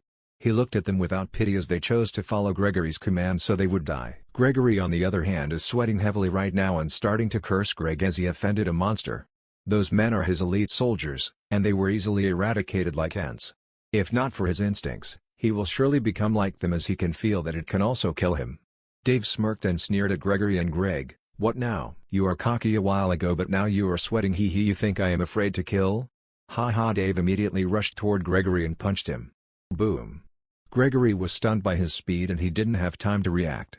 He cannot see Dave's strength so he thought that his power is below him but he didn't expect that he is even stronger than him. Dave is only a low tier saint but his real power can be matched against peak tier saint or a low tier saint king if he gets serious. Gregory was blown away and he was stunned when he felt that Greg was not in his arms anymore. He looked at Dave and saw that he was holding Greg on his neck like a chicken. Dave sneered at him and used illusion on Greg and threw him to the ground. Greg is screaming and Gregory doesn't know what happened but he can see that Dave did something to him. Dave ignored the shouting of Greg as he walked toward Gregory. Are you curious about what is happening to him right now? Gregory is now starting to feel afraid and he can see the confidence in Dave's eyes that he can kill him easily. What did you do to him? We can talk things so please let him go. He doted on Greg so much and he just let him do what he wanted so he was angry when he heard that Greg was shamed in the public. He didn't expect that it would turn out like this so he is now regretting his rash decision. Dave replied while walking, "It's simple. I put that bastard in an illusion where he is being tortured in many ways." He Dave felt that it was cool as it was like he was an Uchiha who had Sharingan. Gregory can feel the pressure on every step of Dave and he didn't know but he is now starting to be dominated by Dave. He steeled himself as he looked at his grandson who was wailing on the ground and decided to escape as he felt threatened by a teenager. He wanted to escape but he suddenly felt that his surroundings started to spin and he saw Dave looking at him with a smirk while holding a sword in his hands. He didn't even have time to react as he was beheaded by Dave. He realized what happened but it was too late for him as he died. Dave looked at him and said, "You are lucky to die at my mother's sword technique." Dave can perceive their feelings and he saw how scared he was, and he saw that he was planning to escape so he used his newly acquired technique. It was his first time using this technique but he was stunned by its power when he released it. It looked like slow motion to him but Gregory was instantly beheaded. It was slow yet deadly. Ariane was also shocked as she didn't expect that Dave easily eradicated someone who had the power of a peak tier saint. She didn't see what skill he used but she was now sure that he is a sword genius like his mother. She didn't feel the energy Dave released but she felt that even a saint king cannot escape from that technique. Dave was satisfied then looked at Greg who hit the ground and said, "Too bad, it looks like Sebastian cannot kill you anymore as you will die at my hands today." Dave punches his head and Greg's head explodes like a watermelon. Dave looked at the surroundings and saw the mess he created but his face was plain like nothing happened. He looked at Ariane who was looking at him with shock and then replied, "Am I cool?" Ariane cleared her thoughts as she replied, "HMMP, cool my ass, you look like a demon." Dave smiled and looked in a certain direction and said, "Well, have you watched enough?" Dave already felt that someone was watching him fighting. He cannot detect him, But he suddenly receives sin points from pride, and he realizes that someone is watching him. Ding! You gain sin points, pride plus 100 million, Arnold Starlight, pride plus 100 million, Arnold Starlight, pride plus 100 million, Arnold Starlight, pride plus 100 million, Arnold Starlight. He had a guess who he was, but he was still not sure. Clamp. Clamp. Clamp. You are really the son of Aurora. Dave and Ariane saw an old man who had white hair and a beard. He looks like a hermit who lives in a secluded place for many years, and Dave cannot see his status. He is sure that he is at the immortal level. Ariane immediately bows toward him and greeted him. Greetings to the clan leader. Arnold nodded, then replied, I will talk to him in private, so please settle the mess he created. Ariane nodded, then Arnold waved his hands and Dave and Arnold immediately disappeared from the place. Of course, he cannot forcefully teleport him as he had space magic, but Dave is willing and he was sure that he didn't have any bad intentions toward him. Dave looks at Arnold and Arnold is also scanning Dave. Dave didn't know what to say as it was awkward as it was their first time meeting. It was the same when he met his Grandma Stella, but Grandma Stella is approachable and an easygoing person. Arnold brings him to a room for them to talk in private. Arnold cleared his thoughts as he spoke. I know that you already know who I am, but I like to introduce myself. My name is Arnold Starlight and the clan leader of Starlight Clan. I am of course the father of your mother Aurora. Dave looked at him and replied, so you want me to call you Grandpa? He. Dave could feel that Arnold didn't like him that much. Maybe because he was still his grandson, so he was proud of him a while ago, but he cannot hide his dissatisfaction with him. Arnold smiled and he was not offended by his words. He took out a chair and sat on it. I know that you can feel that I didn't like you that much. It's not that you did anything bad to me, but I just hate you when you were born and my daughter died. I loved my daughter so much that I did many things to keep her safe, but she was still tricked by that fucking Lucas. If not, his strength is above mine. I already beat him into the ground. Dave now realized why he acted this way. He now realized that he hates his father, so he didn't even meet him when he was a child, and his father always refuses to talk about his mother's family side. He smiled and took a chair to sit and replied, so what? Like I care about your story or what? I just want here to know about the story of my mother not visiting you. Also don't say bad things about my father behind his back, because even you are my grandpa. I will fight you to death. HMPP. Dave hated when someone said bad words about his father as he respected his father so much. He is not scared about fighting an immortal and he will not respect those who didn't treat him well. He still didn't acknowledge him as his relative. Arnold shakes his head and laughs. Ha ha ha, as expected of Lucas's son, you both have sharp tongues. I didn't want you to acknowledge me as your grandfather, as I will honestly tell you that I still had some grudge against your father. I don't know, but I cannot accept the fact that my daughter died that day. So I locked the whole clan to forget about it, but when I see your face, you look like the male version of your mother if not for your red hair. Dave never saw his mother's picture, but many are saying that he looks like his mother, so he was curious about what his mother looks like. Arnold smiled and asked him, you want to see her face? Well, when she died, all of her pictures and all those below the immortal forgot how she looked. Dave was stunned as he didn't expect something like that was possible. He thought that maybe he can change into a female version so he can see what his mother looks like. Arnold and Dave talk like peers as if they are in the same generation, so Dave started to feel comfortable with him, and he discovered that Arnold didn't care about how he answers him as he likes this way.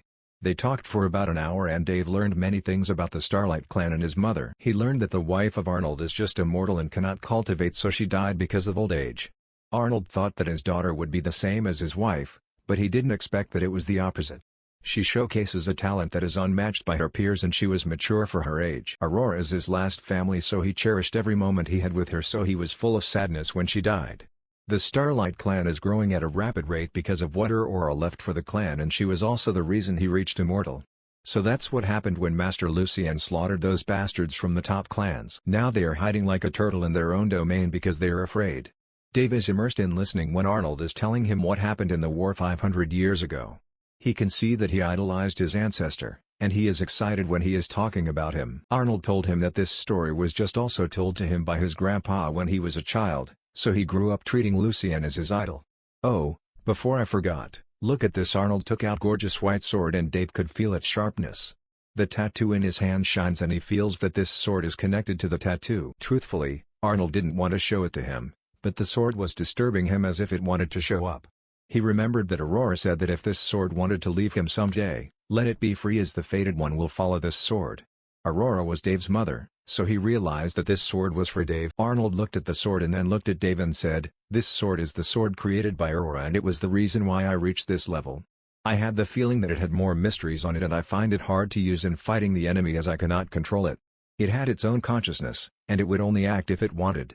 Host: The sword in front of you is a god-level sword. Its power was sealed so it can now be considered a legendary artifact. An equipment could be identified as an artifact if it reaches the special level. The rankings are classified as common, bronze, silver, gold, platinum, special, unique, epic, legendary, mythical, god. Dave was stunned and he didn't expect that this sword is originally a god-level artifact. System: What level is my Black Dragon sword right now? Answering the host, can be considered a special level artifact. Dave now learned new things and he really had a long way to go. What he knew is just the tip of it, so he felt thrilled to discover more things. Arnold gave him the sword reluctantly because it was the last thing that made him remember her aura. When it reached Dave's hands, it suddenly turned into a white line and blended in with his tattoo. Dave was stunned as he didn't expect this to happen, but he can feel a connection to the sword. He tried to summon it, but it didn't come out and the system said that it was safe and that it would not affect him. He didn't feel anything different so he ignored it for now. Arnold was also confused about what happened, but he didn't ask about it as everyone had their own secret. So, what do you plan to do right now? You cannot learn any sword techniques here as you already learned her best sword technique. Dave nodded as he replied, I learned what I want to know in this place, but I was curious about that holy daughter. Arnold smiled and replied, HMPP, I knew that you were a womanizer, but let me warn you, she is different from other women you knew. Dave smiled and his curiosity about her rose. So where is she right now? Arnold looked at him with a smirk and replied, ask Ariane and she will tell you. Ha ha ha. Dave was confused about why he was laughing, but he didn't care about it. You created a mess and I was the one who cleaned it. How can you pay me? Dave looked at Ariane whose mouth was talking non-stop and she wanted him to feel guilty. Dave sighs as he replied, okay, I will treat you again to any place you want. He cannot make this woman stop speaking as she was very talkative, so he can only surrender and treat her again. Hey, Ariane, who is the holy daughter of Starlight Clan? Maybe you know something about it, Dave asked her as Arnold said that she knows something about that holy daughter. Ariane was stunned, but she cleared her thoughts as she smiled and replied, treat me first, and maybe, I will tell you something about her. Dave nodded as they started their tour again. Dave and Ariane ate again, and Dave kept asking her about that holy daughter, but Ariane was just laughing at him every time he was asking for it. He wanted to use memory reader on her, but he stopped himself as she was still considered his fiancée. Ariane saw that Dave was starting to get irritated, so she smirked and replied, you look cute when you get angry. Dave rolled his eyes as he felt that the situation was starting to get reversed. He was supposed to be the one teasing her, but it was the opposite. Ariane smiled and replied, I will tell you now where you can see her. Dave's eyes lit up, then looked at Ariane and replied, where? Ariane was amused by his reaction and then replied, she was at the top of the snow mountain. I heard from the rumors that she was practicing there, and she rarely interacted with anyone. Dave was stunned as he already learned about Snow Mountain and he knew that it was the most dangerous place in the Starlight Clan.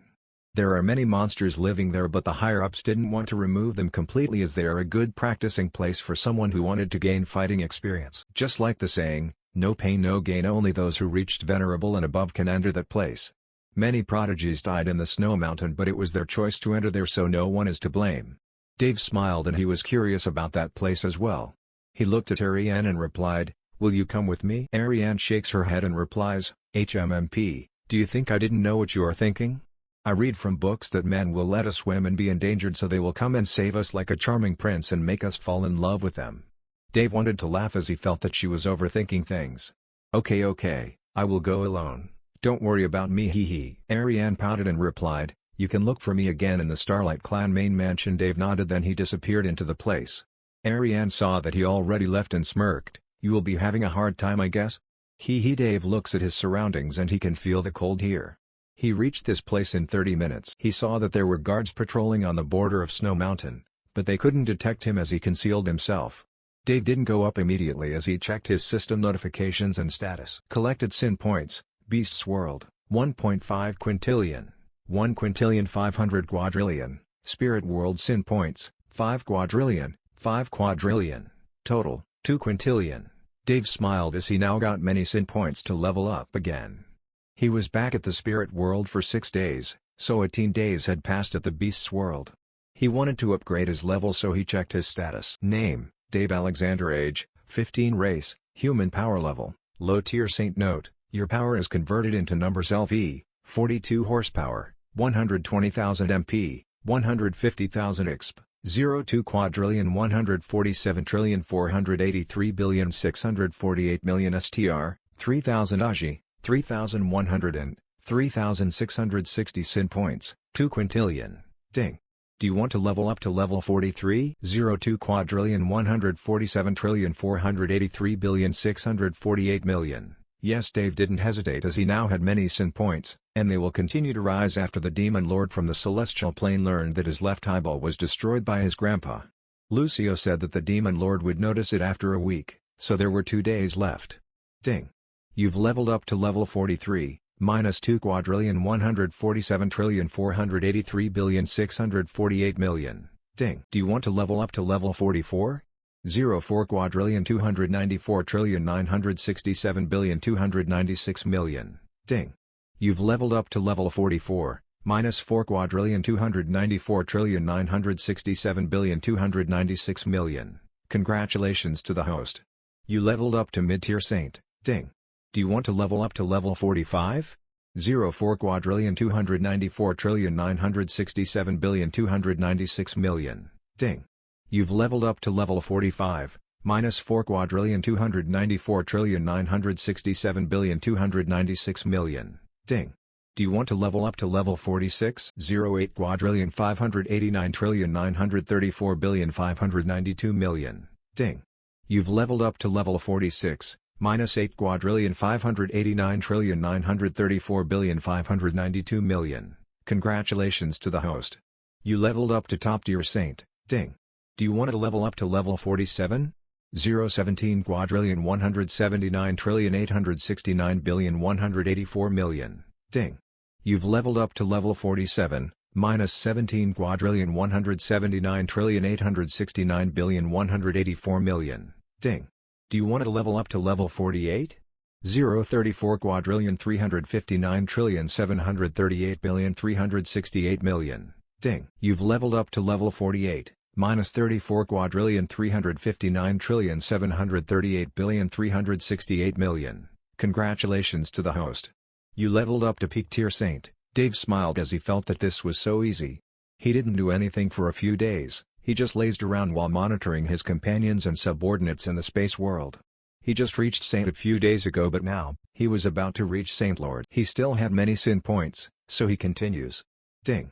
Do you want to level up to level 49? 068 quadrillion 719 trillion 476 billion 736 million. Ding. You've leveled up to level 49, minus 68 quadrillion 719 trillion 476 billion 736 million. Ding. Do you want to level up to level 50? 137 quadrillion 438 trillion 953 billion 472 million. Ding.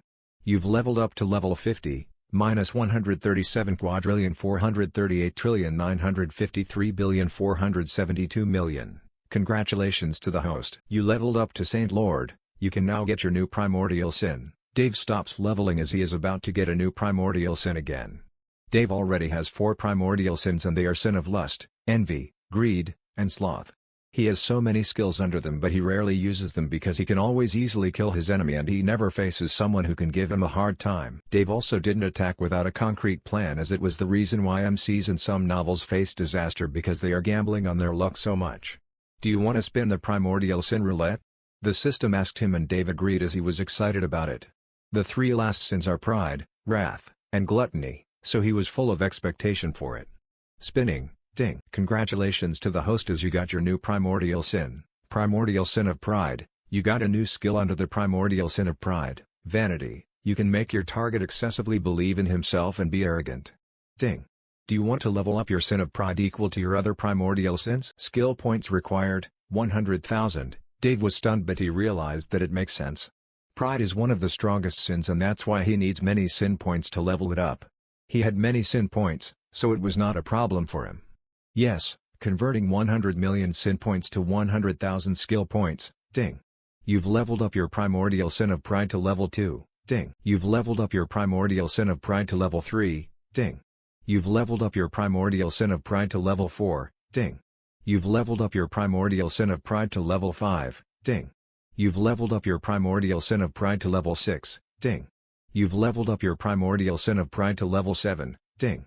You've leveled up your Primordial Sin of Pride to level 8, ding. You've leveled up your Primordial Sin of Pride to level 9, ding. You've leveled up your Primordial Sin of Pride to level 10, ding. You've leveled up your Primordial Sin of Pride to level 18, ding.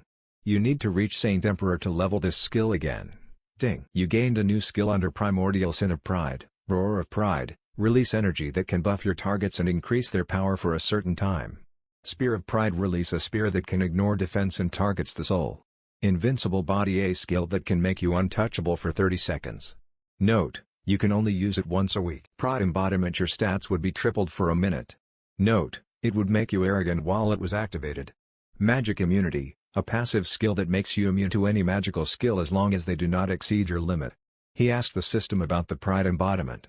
System, does it mean that I am not conscious of what I am doing when I use Pride embodiment? Answering the host, you can still control yourself, but this skill will just release all your arrogance. Dave smiled as this skill is helpful to him if he needed to power up. He notices that many of the skills under Sin of Pride are for offense and enhancement. They can be useful someday, so he cleared his thoughts as he remembered that he can also now level up his Space Magic. LV.12, Space Magic, 01,024,000, Teleportation, Space Lock, Space Distortion, Space Swap, Space Wall, ding. Do you want to level up your Space Magic to level 13? 01,024,000, yes, deducting 1,024,000,000 Sin points, ding. You've leveled up your Space Magic to level 13, ding. Do you want to level up your Space Magic to level 14? 02,048,000, yes, deducting 2,048,000,000 Sin points, ding. You've leveled up your Space Magic to level 14, ding. Do you want to level up your Space Magic to level 15? 04,096,000, yes, deducting 4,096,000,000 Sin points, ding. You've leveled up your Space Magic to level 15, ding. You gained a new skill under the Space Magic, Gravity Magic. You can manipulate and control gravity.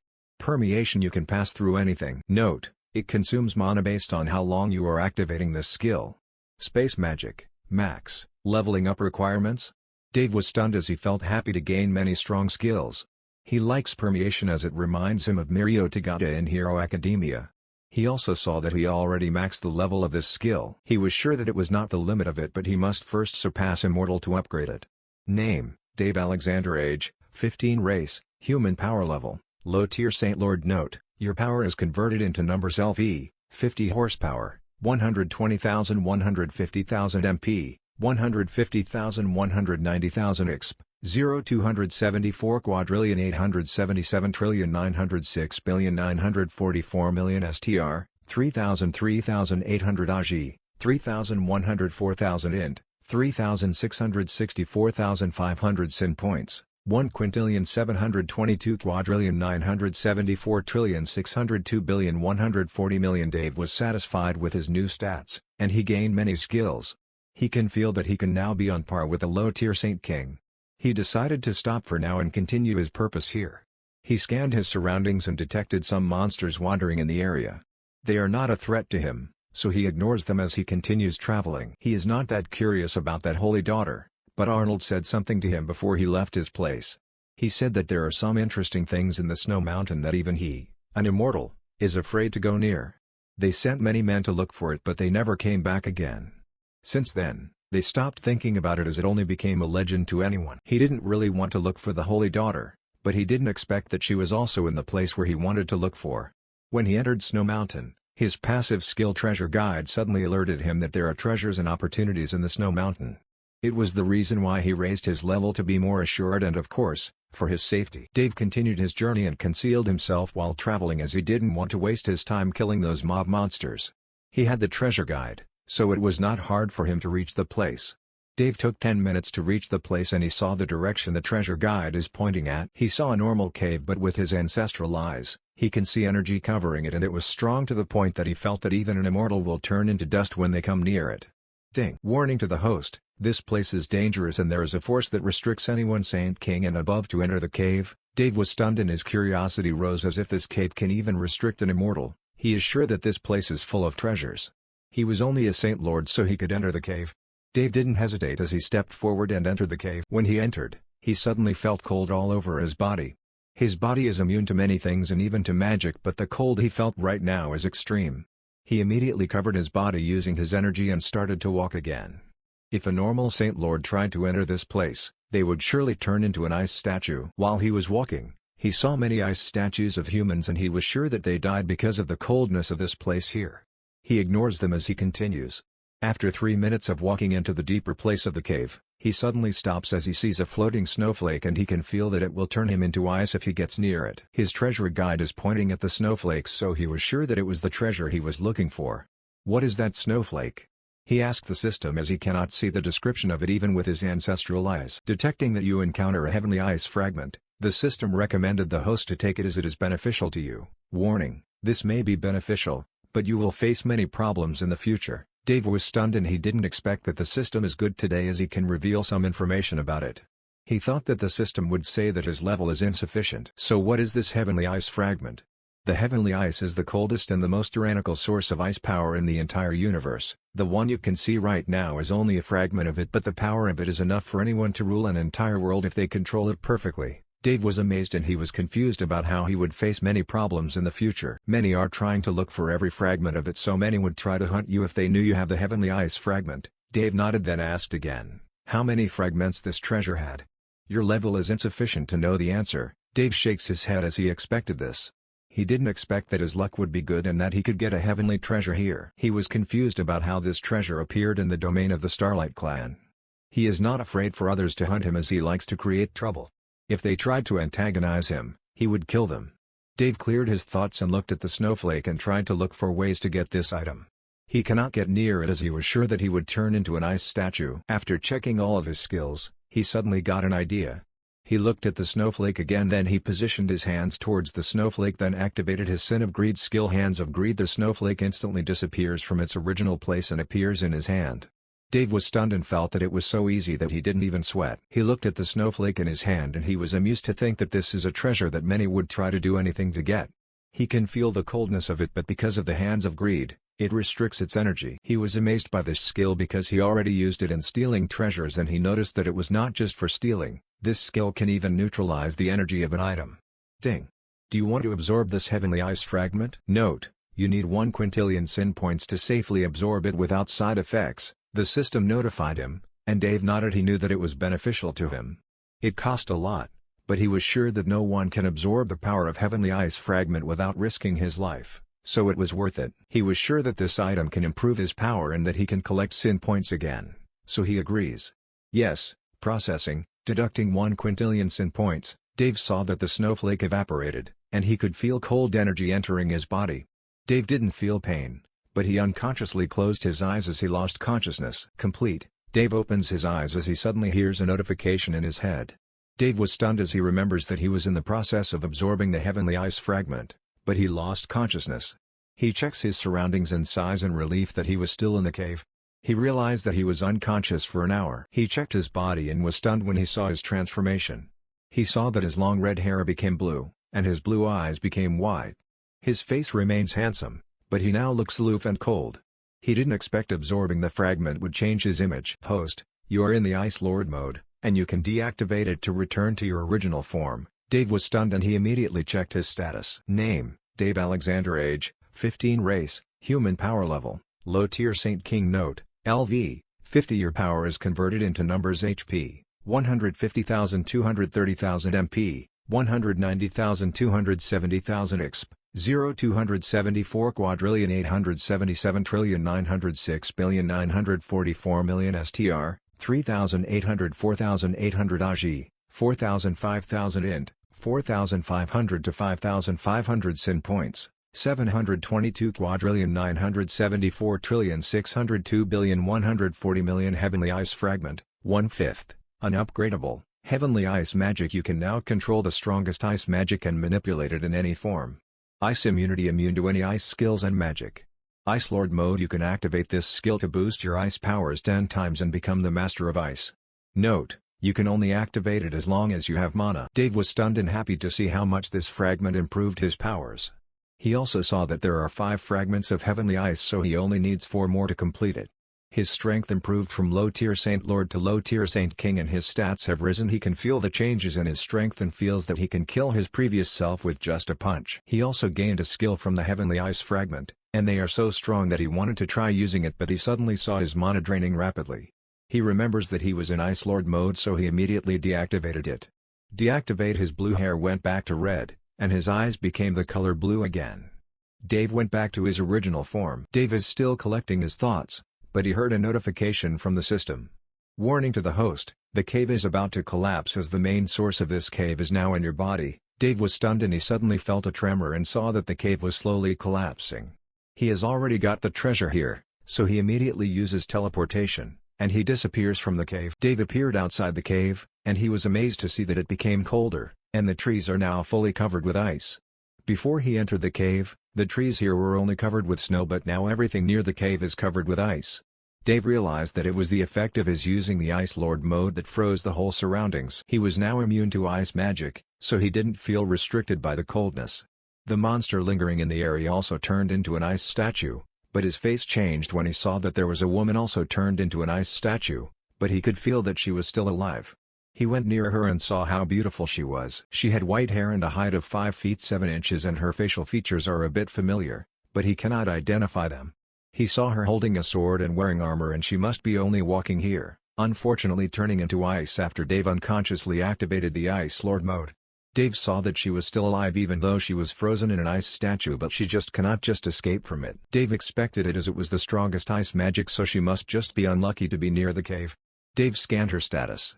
Name, Ariane, Starlight, age, 18, race, human physique, God of War physique, power level, peak tier Saint Lord, HP, 160,000 MP, 200,000 STR, 3,900 AG, 4,000 int, 4,500 skills, clone, swordsmanship. Description: the holy daughter of the Starlight clan and the holder of the God of War physique. Dave was stunned and didn't expect that this woman is Ariane. He saw that she had a cloning skill, so he realized that the one with his grandma is a clone. He remembers that his grandma Stella had cloning skills, so she must have learned it to still study under Stella and do her role as the holy daughter of the Starlight clan. He also realized that her other skills are separated from her main body. So it was the reason why Arnold and Ariane were laughing at me when I asked about the holy daughter, as she was already near me. He ignores it for now as he asks the system about the physique of Ariane. He read about physique in some novels, and it was one that gave an advantage to anyone. The most famous is the godly ice physique, which is always the woman the me has, and then they will get separated because she will be invited by the clans because of her talent. Then many will get jealous of the MC and try to kill him because they will say that you are not worthy of her or dode lusting for a swan. What about that God of War physique? He asked the system about this as he is curious about it. The God of War physique is one of the top physiques in the universe, and those who have it will easily learn any skill as long as you teach it to them, and they get stronger by fighting every day. She cannot completely utilize her physique as her power is weak right now. Dave was stunned, and he now realized why her mother would take her under her care and even form an arranged marriage for him. Do I also have a physique like her? Upgrade the system after you reach Immortal to know the answer. Dave nodded, then focused on the frozen Ariane. She fooled him, so he planned to give her a lesson. Dave touches the ice covering her face and controls it to melt it as he was now the Lord of Ice. The ice on her face suddenly starts to melt, but Dave stops as he only lets her face to be out of the ice. Why? Ariane shouted as she finally took a breath of fresh air. She only survived being on the ice because of her strong physique. She remembers that she was looking for a monster to fight with until she saw a movement from a cave, and when she was near it, she suddenly felt cold and turned into ice. Lord, cannot escape. With her powers, she thought that she could escape the ice easily, but she didn't expect that the ice was so strong that even her, a peak tier saint, realized that her body is still frozen and only her head is not frozen. She scanned her surroundings and was stunned to see a red-haired handsome man looking at her with a smirk. She was stunned, and she looked at Dave and said, "Who are you? Please help me get out of this ice." Dave smirked and replied, "Hey Ariane, I didn't expect that you would make me look like a fool, hee. So, you're the holy daughter of the Starlight clan?" Ariane was stunned as she didn't expect that Dave would notice it. Her face and her clone are a little bit different, so she thought that Dave would not notice it. She knew that she cannot fool Dave, so she smiled bitterly and replied, "So you knew. Now please get me out of this ice." Dave shakes his head and closes his face towards Ariane's face and replies, "I will get you out of that ice, but I must give you a bit of punishment for fooling your fiancé." Ariane was stunned, but Dave didn't give her a chance to react because Dave kisses her lips and she cannot do anything as her body is frozen. It was her first kiss, but she didn't expect that she would experience it this way. She is defenseless and Dave took advantage of it as his tongue is infiltrating her mouth. She wanted to shout but Dave would not let her as it was part of her punishment. Dave continues to kiss her for 3 minutes, his mouth dominating hers. He wanted to continue but he suddenly felt an attack behind him, so he immediately dodged. Boom! Dave was teleported far from Ariane, and he didn't bring Ariane with him because he already knows the attacker. Dave saw a woman who wore glasses near Ariane and looked at Dave with an angry expression. Of course, it was the clone of Ariane whom he thought was in the mansion of the main family in Starlight Clan. "You took advantage of me, huh? I will beat you later, bastard." Ariane was angry but she knew that she cannot win against Dave and her first priority is to release her main body from the ice. Since her main body was frozen in ice, she started to travel in the ice mountain to help her main body. She knew what was happening to her main body, so when she learned that Dave was kissing her, she rushed immediately to stop him. She cannot teleport as her body is only at the venerable level, so it took her many minutes to reach the location. It was her first kiss but she didn't feel bad about it as Dave was her fiancé and Dave is good at kissing, so she didn't expect that she would enjoy it. She stopped it immediately as she didn't want him to take advantage of her more. Dave smirked and replied, "It was just a small punishment for lying to your fiancé, hee hee. By the way, you had sweet lips." Ariane blushed as she felt shy about it when she remembers how he kissed her. She cleared her thoughts as she said, "Please help my main body to escape this ice. I cannot even melt it." Dave knew how tyrannical this ice was, so anyone would have a hard time dispelling this magic. Dave smiled and replied, "Of course, I will help you, but promise me a thing: don't you dare to attack me after I remove her from the ice or I will not just kiss you, hee hee." Ariane was angry but she nodded as she knew that she was no match for Dave. Even though she cannot see his powers, she had a feeling that in the short period they didn't see each other, he got stronger than before. Dave smiled then flicked his fingers, then the ice on Ariane's main body immediately disappeared. Inside the mansion, Ariane, Dave, and Arnold were talking to each other. "So you are now leaving?" Dave nodded as he now achieved his goals in the Starlight Clan. The main body of Ariane is still on Snow Mountain as she was practicing, but she was still a bit angry with him. Dave didn't tell them about the heavenly ice fragment as he knew that it would only harm them if someone discovered it. They talked about many things until Dave decided to leave as he was here for a long time. Dave uses teleportation to leave the domain of Starlight Clan and he didn't bring out Ariane with him as she said that she still had things to do inside the clan. It was now night when Dave appeared outside of his grandma Stella's house and saw that there was no one there, so he guessed that his grandma Stella was still in the Dragon Empire to initiate her plan. He took out the token Elizabeth gave to him and crushed it. Swish. Suddenly, a portal appeared, and Elizabeth emerged from it. She is still wearing her veil as usual, but she looks gorgeous.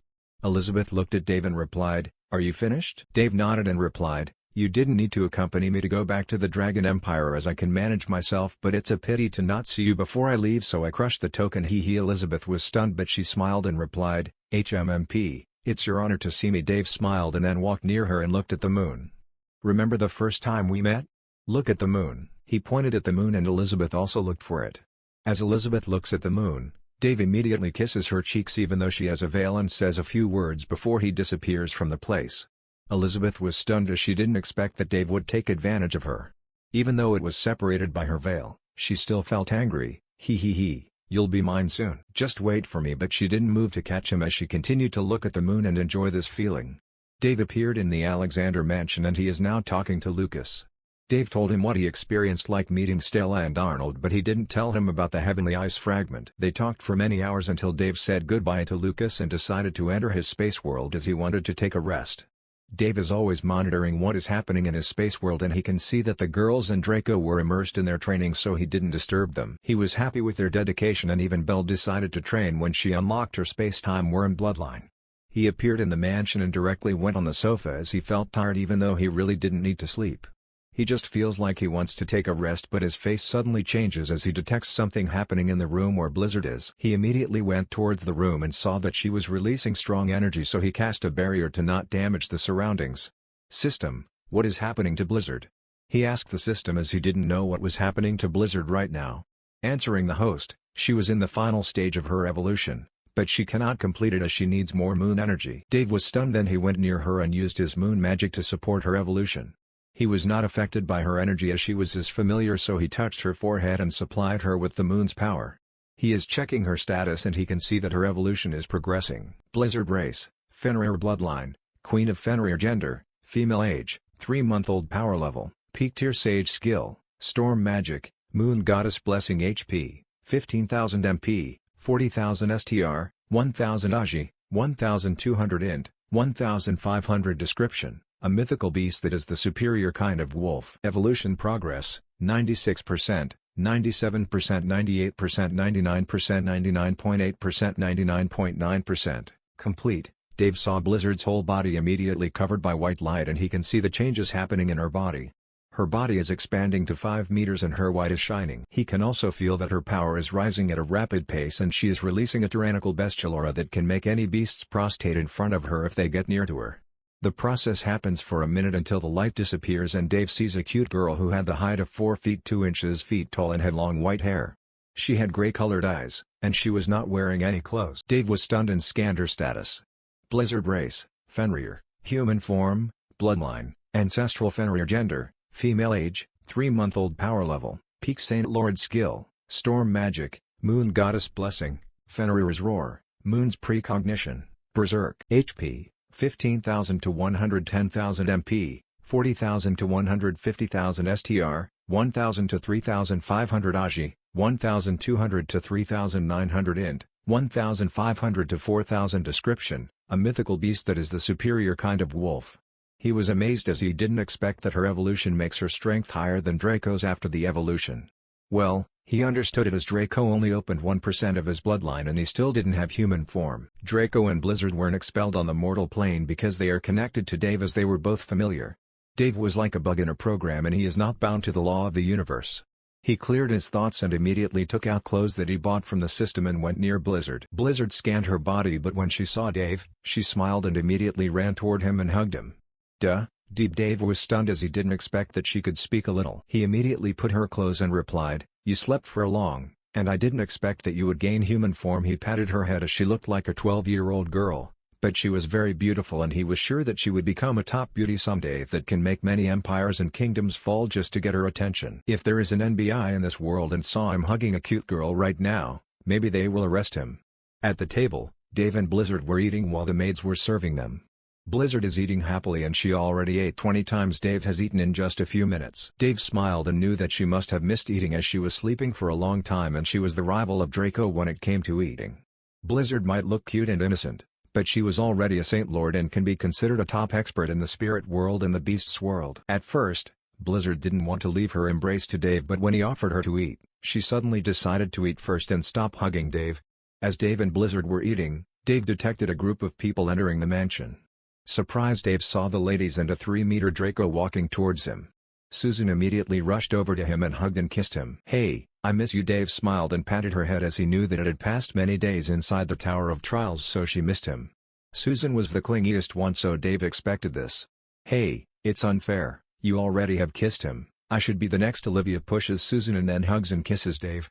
The cycle continues until Dave already kisses them all. After that, Lena looked at Blizzard and then looked again at Dave and immediately twisted his ears. Oh, Dave is not hurt by her actions as his body is stronger than ever, but he was confused. "You really have no shame, huh? I know that you have a hobby of taking a new woman every time you have an adventure, but the one you brought is a kid?" Lena said, and the girls nodded as they already knew that their group would increase in the future, but bringing a kid is shameful. Dave now realized why she was angry with him, so he smiled and replied, "You girls really like to blame me without letting me explain first." Dave then explained that she was Blizzard and she gained a human form after her evolution. They were stunned and they didn't doubt him, as the beast's ladies can feel it from her bloodline. Lena apologized to him and then they sat at the table and ate the food as they missed eating because they were immersed in their training. Draco, on the other hand, is looking at Blizzard with serious eyes as he can finally see a rival. Only Samantha is not here, as until now, she was still in seclusion and he didn't want to disturb her. He can now open her Kraken bloodline, but he will wait for her after her training. Dave listened to the ladies on their experience and Dave knew that it was beneficial to them as their speed of progress is fast but their fighting experience is limited, so the Tower of Trials is helpful to them. The ladies said that they didn't go to the next level until they didn't get an S grade, so it was a challenge for them. Dave scanned them all and saw that everyone was already at the Saint level as they gained resources and techniques that fit them at every level. All of them already surpassed level 5 and the leading one is surprisingly Draco, who is at level 12 and was already a low-tier Saint Lord. Grace, Rose, Sandy, and Lena are now at peak tier Saint. On the other hand, Susan, Sophia, Olivia, and Belle are now top-tier Saint, while Claire and Jane are mid-tier Saint. This kind of progress would shock everyone if they knew it, and the ladies knew that it was only possible because of Dave.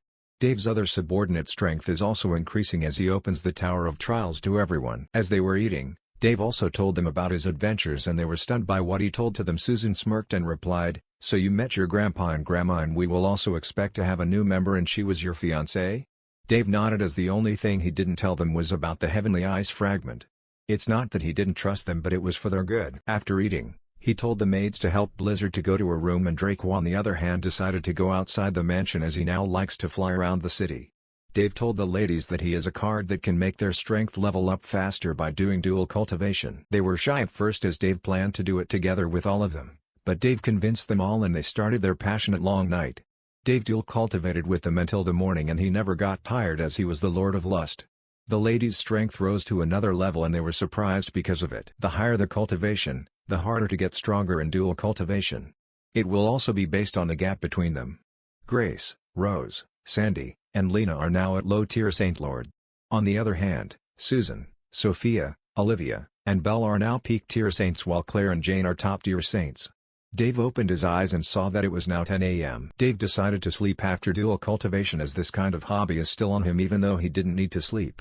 He saw that the ladies were still lying on the bed and he didn't disturb them as he knew they were tired because Dave is rougher when he dual cultivated with them as he haven't had sex for many days. He put on his clothes and went outside the mansion to walk. He walked around and many greeted him. Dave was happy to see the progress of his space world and everyone had their own job and things to do. As Dave was walking around, he suddenly felt a strong wave of energy coming far away from the city so Dave immediately vanished to see what was happening. Dave appeared in the forest outside the city and he saw a 15-meter black dragon fighting against a 5-meter Fenrir. Dave immediately realized that it was Draco and Blizzard and he didn't know why they were fighting. Boom. An explosion can be heard and Dave saw a huge crater on the ground. Dave didn't stop them and he can see that they were on par with each other. Even Blizzard's strength is above Draco, the bloodline of Draco helps him to fill the gap. He can see that they are not fighting seriously and it was like normal sparring. Draco spreads his long wings and flies to the sky and looks at Blizzard. Roar! He opens his mouth as he releases dragon breath towards Blizzard. Blizzard was unfazed and she also opened her mouth then a strong wind and moon's energy were forming in her mouth. It only took a second then she also released it toward Draco. Boom. Boom. Boom. Dave saw all of this and he was proud to see how strong both of them became. The surroundings are full of explosions and destruction and luckily they are far from the city as he was sure that it will cause an impact on the buildings there. Dave felt like he was watching tailed beasts in Naruto and they both like releasing a Baijudama.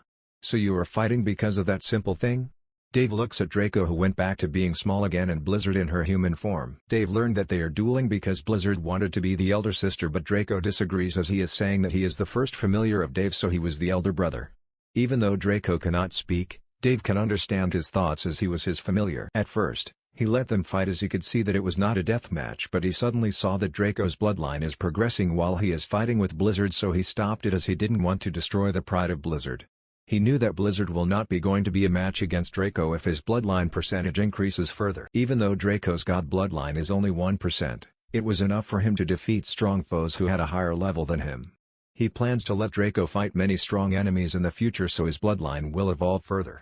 He tried to ask the system how can he help Draco to raise the percentage of his bloodline but it would only say that his level is low to no. Dave settled Draco and Blizzard's problem by telling both of them that they can call each other by their name and there is no need to fight for useless things. They are both his familiars and he treated them as equals. After that, he went back to the Tower of Trials as he only finished level 10 when he was a saint and now he was a saint king so he plans to climb to the higher level. He reached the place in an instant and he saw the cute lolly guardian of the tower eating lollipops at the gate while many beasts were entering the tower. Many are already accustomed to the rules of the tower and it was open to everyone so it was crowded every day. He steps forward and everyone bows to him as they rarely see Dave and everyone treats Dave as their lord and they are grateful to him. The lolly Francia saw Dave and she was surprised and immediately rushed to Dave as she hugged him. "I miss you, master," Francia said as she pouted. Dave patted her head and she was really cute like Blizzard. "You can go to the mansion if you felt bored here in the tower and I am sure that you will be interested in playing with Blizzard." Francia immediately replied, "Okay master." It was not a problem to them if they left the tower alone as everyone in the space world is Dave's trusted subordinate and companion and the system will warn him if someone infiltrates. Dave smiles and walks towards the entrance of the tower while Francia hugs him.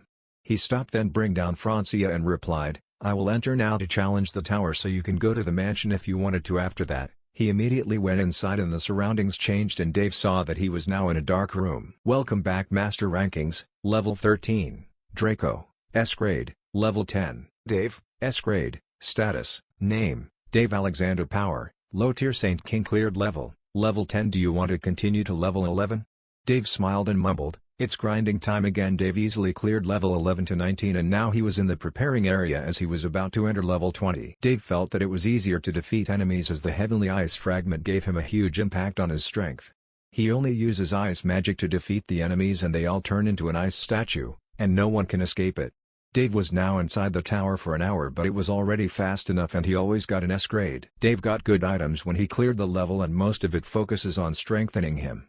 11 to 13. Skill level up +1, 3x, 14, +1000 agility 15, +1000 mind 16 : +1000 strength 17 : +10,000 horsepower 18 : +10,000 MP 19. 9-star formation knowledge. He already uses some of them and distributed them to his stats except the skill level up and the 9-star formation knowledge. He didn't expect that he got fruitful rewards entering here and he didn't need to buy the knowledge of a 9-star formation master from the system.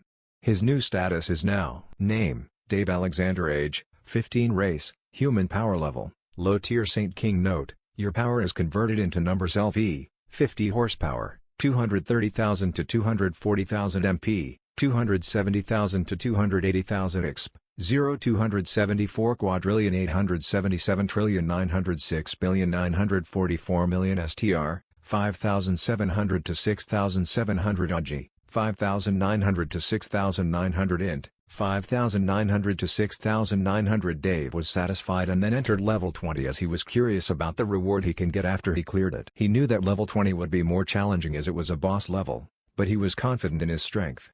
He fought against 10,000 mid-tier Saint Kings in level 19 so he was sure that he would be facing peak or top-tier Saint Kings in level 20. Welcome to level 20 Master Goal, kill the enemy in 5 minutes, S grade. Good luck. Dave appeared in a dark forest but Dave can see clearly as he had night vision.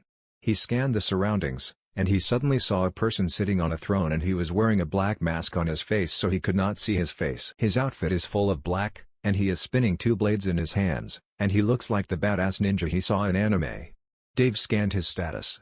Title: Race, Shadow/Demon Race. Bloodline, Ancestral Demonic Shadow, Sealed. Age, 999,999 years old. Power level, Peak Tier Saint King. HP, 300,000 MP, 350,000 STR, 6,800 AGI, 9,000 int, 8,000 skill, Assassination, Shadow Blend, Disguise, Illusion, others are sealed. Description: a demon who was suppressed by the tower for a long time and his strength is sealed into Saint King. Dave was stunned and he didn't expect that he would only fight against one opponent, but he was sure that this demon was the real deal. His age is shocking for Dave, and he was sure that this demon was stronger before he was sealed here. The demon's stats are higher than Dave and its main skill is Assassination, which can be a good opponent for Dave to enhance his assassination skills. You look familiar, but I cannot remember. The demon stopped spinning the blades in his hands then looked at Dave and scanned him. TSK, puny humans dare to fight against this king. The demon stands up and slowly walks toward Dave as he is scanning him from head to toe. Dave didn't move even though their strength gap is huge. He is not afraid as he had many trump cards, and he was curious about the odd behavior of this demon. He is supposed to attack him like other monsters here but he was so calm and as if he is treating Dave as an ant. You really look familiar, but I can recall it as all those people I have interacted with died in my hands. Dave smiled and crossed his arms in his chest and looked at him with disdain and replied, you sound like you are high and mighty, but you are sealed here like a pet in a cage. Hee. Ding. You gain sin points, Wrath plus 1 billion, Wrath plus 1 billion, Wrath plus 1 billion, Wrath plus 1 billion. Dave was astonished and he didn't expect that his sentence would trigger his wrath. He also didn't expect that he could get sin points from him as it was his first time receiving sin points from the monster inside the tower. Maybe he was different from others as he was sealed here, not like other monsters that are created by the tower. Because of his skill sin of pride, he felt that he must have crushed the pride of his enemies and he will never back down in any challenge. The demon was angry at his words, and he immediately disappeared from his place and appeared on Dave's back as he swung his dagger toward Dave's neck. Swing.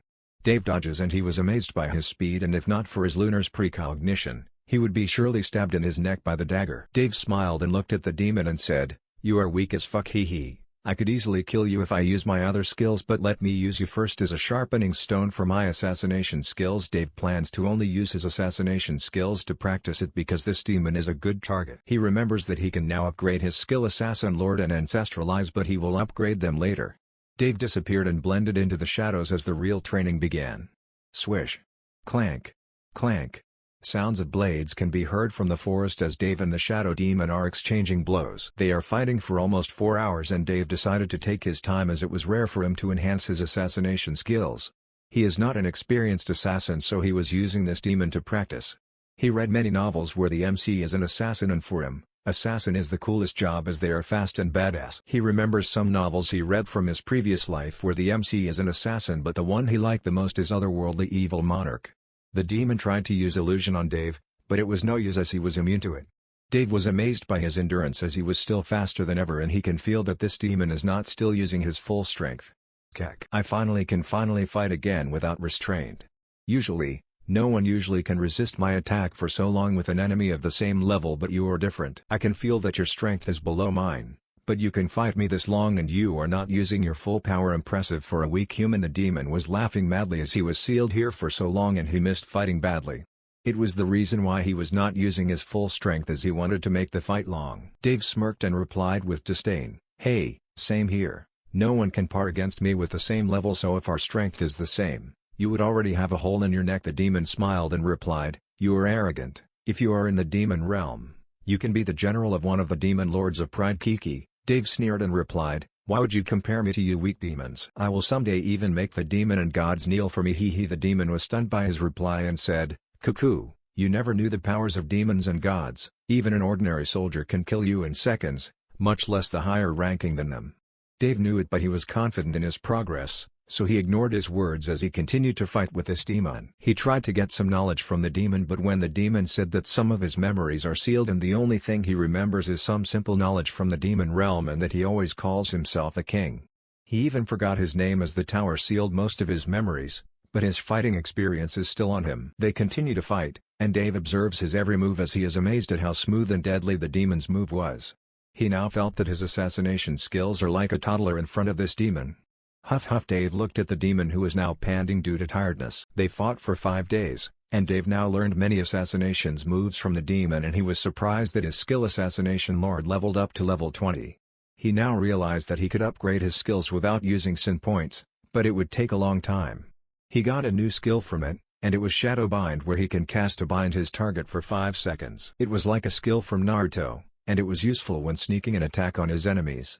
The system said that he cannot upgrade his Assassination Lord for now as the requirements are question marks. Dave guessed that he must surpass Immortal first to upgrade it. The demon was stunned because Dave is getting stronger the longer they fight, so he tried to get serious even though the tower sealed most of his skills and powers, but Dave can still adapt to it and he even copied his movements. He can feel that Dave is using him as a tool for practice, so he was angry so that he tried to kill him by using his strongest move, but the outcome was different as Dave easily punches him in his abdomen.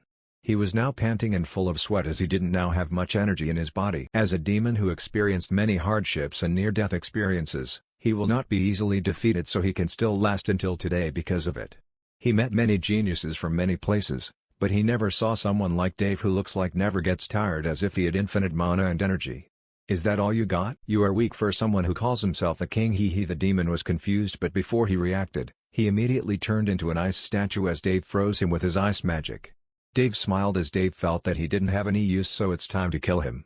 "Don't worry, we will meet again later, but I will give you an easy death." He heard a notification in his head. "Congratulations, Master Time, 5 days grade. D. The tower detected that you got a D grade, so do you want to repeat the level?" Dave nodded as he will never go to the next level until he didn't get an S grade. "Welcome to level 20 goal, kill your enemy, within 5 minutes to get an S grade. Good luck, Master, for your second try." Dave went back to the familiar forest and saw the demon sitting on the throne again. The demon had looks of confusion as if he cannot believe what was happening. "What did you do? I thought I had already died." Dave was stunned as he didn't expect that he could remember what happened a while ago. "System, how is that possible? He is different from the other monsters generated by the tower, so he can remember what happened after he was defeated," the system replied, and Dave nodded. Dave cleared his thought and looked at the demon and sneered, "Just like I said, we will meet again, but I will give you a quick death." The demon was angered by his arrogance, but before he reacted again, He already turned into an ice statue like what happened a while ago. Dave felt pity for him as he died in the same way twice, but at least, he makes it faster. The demon didn't have time to react as Dave used his new skill Shadow Bind on him and then used ice magic. Dave felt that it was ironic as the reason for his demise is a shadow skill related technique and he came from Shadow Race. Congratulations Master for clearing level 20. Dave immediately appeared in the preparation area. Level 20, Dave Alexander time, 58 seconds grade, S reward? Dave was stunned when he saw the question marks on his reward. He is excited about the reward as he was sure that it was a good one. Do you want to claim your reward? Dave didn't hesitate as he is full of expectations about his reward. Processing complete. Dave suddenly saw black energy manifesting in front of him and Dave could feel how strong it was. He estimated that this power is above the immortal, but in just a second, it also disappears immediately, and he saw a naked 6 feet tall man with black hair that reaches his shoulder and had a pair of sharp red eyes. His body is slim, but Dave can feel how strong he was. The man looked at his body, then looked at Dave and then went on his knees as he shouted, Master. Dave was stunned by his actions, so he scanned his status. No name, title, King of Assassin Race, Shadow/Demon Race Bloodline, Ancestral Demonic Shadow, Sealed, Age, 999,999 years old. Power level, Mid-tier Immortal. HP, 600,000 MP, 850,000 STR, 9,800 AG, 12,000 Int, 10,000 Skill, Assassination, Shadow Blend, Disguise, Illusion, Clone, Mimicry, Shadow Domain. Others are locked. Description: a demon who was suppressed by the tower for a long time and his strength is sealed into Saint King. Memories are sealed by the tower and are now loyal to his master, Dave Alexander. Dave was stunned and he now realized what happened. He didn't expect that the tower would give him the boss of level 20 and even make him his subordinate. He was also shocked to see that the tower unsealed some of his powers and now the demon was immortal. It is a huge help to him, so he was happy with his gains. System: how can I unlock his real powers, and is he now loyal to me forever? He asked the system as he still didn't trust this demon completely. Yes, he is now forever loyal to you, and he will do anything you command him. He still had his own consciousness, and his skills are still on him. You can slowly unlock his powers as long as you continue to get stronger. Note: it was not his real image before he was sealed in the tower, but he was molded into human form because Master is a human. Dave nodded and then looked at the demon who was now in human form. Stand up. The demon stood up straightly and looked at Dave with reverence. Dave immediately took out a black formal attire and gave it to him. Dave decided to make him his butler as his body is perfect for it and he can maybe do the dirty work for him in the shadows. It's funny to imagine someone who had the title of King of Assassin is now serving him. So the only thing you remembered is that you were called King of Assassin in the demon realm? And you don't know your real name and background before being sealed? Dave looked at the demon who was now wearing the butler attire. The demon was smart, and he easily adapts to the changes in his body, and Dave tried to ask him some questions about the demon realm. But it was no use as all of his memories are sealed and he is always saying that his only goal is to serve Dave. Dave decided to call him Ronan as it was not convenient to call him a demon. Ronan didn't refuse as he was even happy that Dave gave him a name. Dave decided to stop his training for now as he was here for 5 days and he missed his lovely companions and familiars. In a dark room where there are many kinds of black creatures kneeling to a person who is sitting on the throne. The person had a slim body and his skin color of gray. He had black wings on his back and a long horn on his forehead. He is looking at his subordinate who is kneeling on the ground while his left eye is bleeding continuously. Just a simple mission, yet your chosen soldier to secretly infiltrate the mortal plane was killed and I even sent my left eye to them to have a huge chance of success. But it was useless. FCK that bitch who interrupted my plans and even destroyed my left eye. He was not angry because his soldiers failed, but he was angry as his sleep was disturbed because he felt that his left eye was destroyed. He rarely wakes up as he always sleeps for decades or even longer. He can just send more men to infiltrate again, but it would take time to do that. He didn't want to do that, but the king commanded him, so he didn't have a choice right now. Please give us a chance, Demon Lord Luperciu. We will not fail again, a 3-meter demon orc said as he is now full of sweat because of nervousness. They knew that their demon lord rarely interferes with anyone's job, but he didn't like failure as he already killed many demons because of anger. Chance my ass, you are all useless piece of shit. Luperciu didn't give him a chance as he flicked his fingers and the orc immediately fell to the ground and was not breathing already. Everyone was scared as they knew that a demon lord is vicious and merciless. Failure means death and the strong prey on the weak, so they didn't have a choice but to obey. Clap. Clap. Clap. Everyone looked at the person who was clapping and they were stunned as they saw a beautiful woman appear behind the man on the throne and recognized that it was one of the demon lords of sloth. She had a height of 170 centimeters and she looked like a human if not for her black horns and wings. If King Baal Peor knew that you failed such a simple mission, he would replace you immediately with another Demon Lord's candidate. Kiki Luperciu was angry, but he knew that the woman behind him was on par with him and he didn't want to waste his energy fighting her. HMMP, I already conquered many planets in the mortal plane, but I only failed on this one planet. And why are you here, Lucida? Don't irritate me as I will really fight you to death as I am not in the mood right now. Lucida replied, TSKK, you are boring as ever. I had a plan for you to easily conquer that world you are targeting right now, but you must agree to my condition first. Luperciu was stunned, but he didn't trust her completely, so he asked, what is it? Lucida said, I got a treasure that can open a portal to that world, but we can only send 2 immortals as it was the limit, and in exchange, I will send my hero there together with yours. Luperciu didn't expect her goal to be that thing.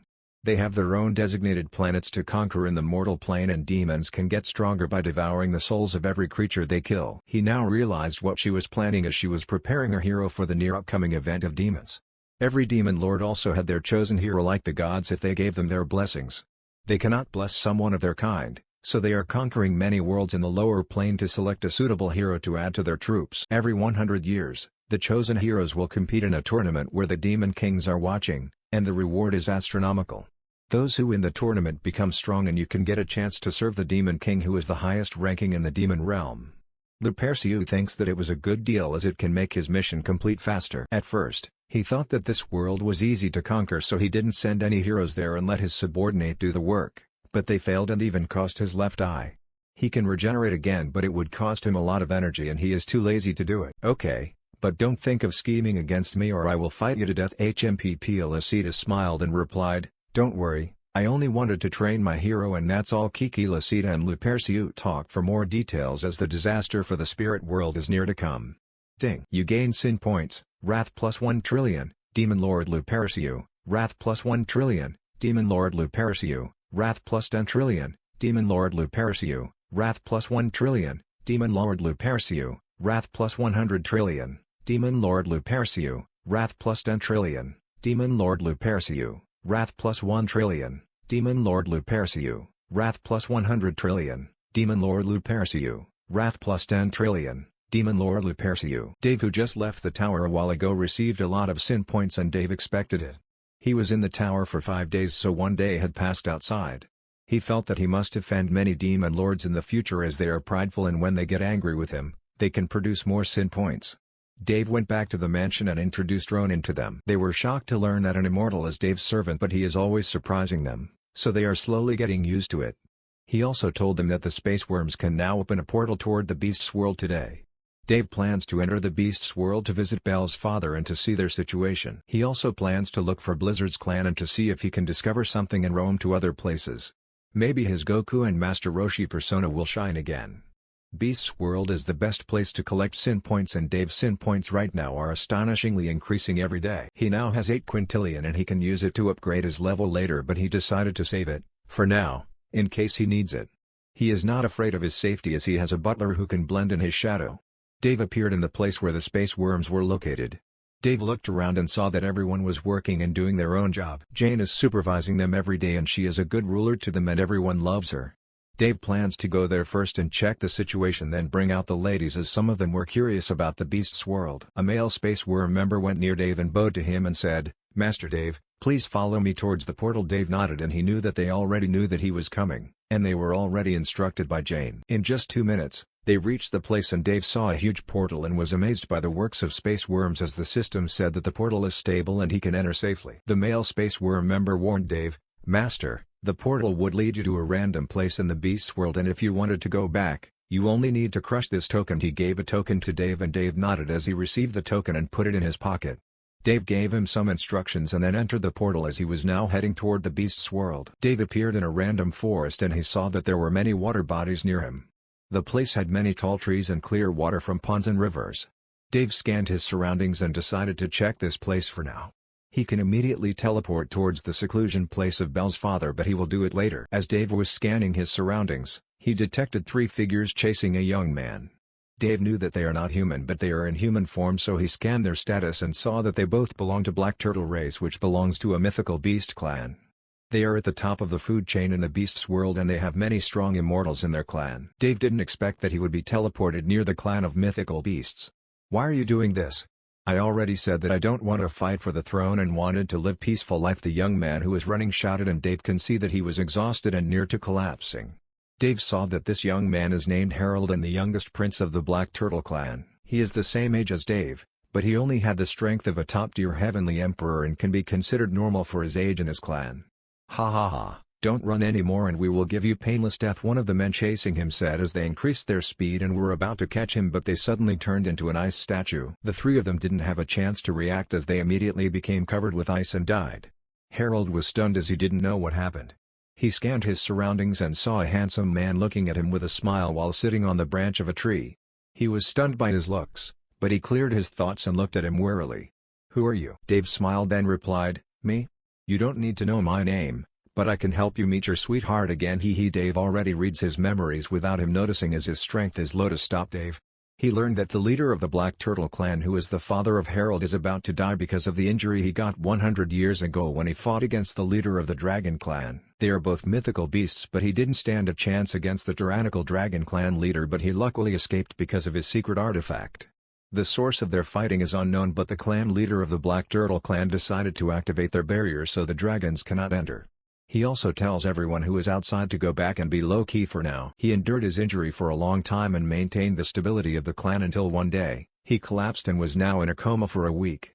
Harold's brothers are now fighting for the throne and have their own support from the high-ranking officials in the clan, while he, the youngest, only wanted to find a cure for his father. When his eldest brother knew his plan, he commanded his men to chase him and secretly kill him. He wanted to escape together with his friend Ivy as the clan is now in chaos, but he didn't have a chance to do that because of their non-stop chase of him. He didn't want the throne and only wanted to prolong the life of his father, but he realized that it was no use as his brothers are now filled with greed for the throne. He was chased by 3 men for an hour and he was about to collapse, but he didn't expect that someone would save him. Harold looked at Dave and was a bit tempted to his offer. He still didn't trust him, but he was sure that he was strong because he easily froze the 3 men who were chasing him. The 3 had the strength of Venerable, but they were ants in front of him. He doesn't know what his real power is, but he is filled with worry for Ivy as she can become held hostage by his brother if he learned that his plan failed. At least give me reasons to believe you, Harold said, as his mind right now is chaotic because of the recent happening. Dave smiled and replied, Nah, I don't really have use for you, so just sleep and let me do the work. Dave waved his hands and activated one of his skills under the Primordial sin of sloth, sleep. Harold didn't have time to react as he fell to the ground and lost consciousness. Dave went down to the tree and picked up his body and stored it in his space world for now for his plans later.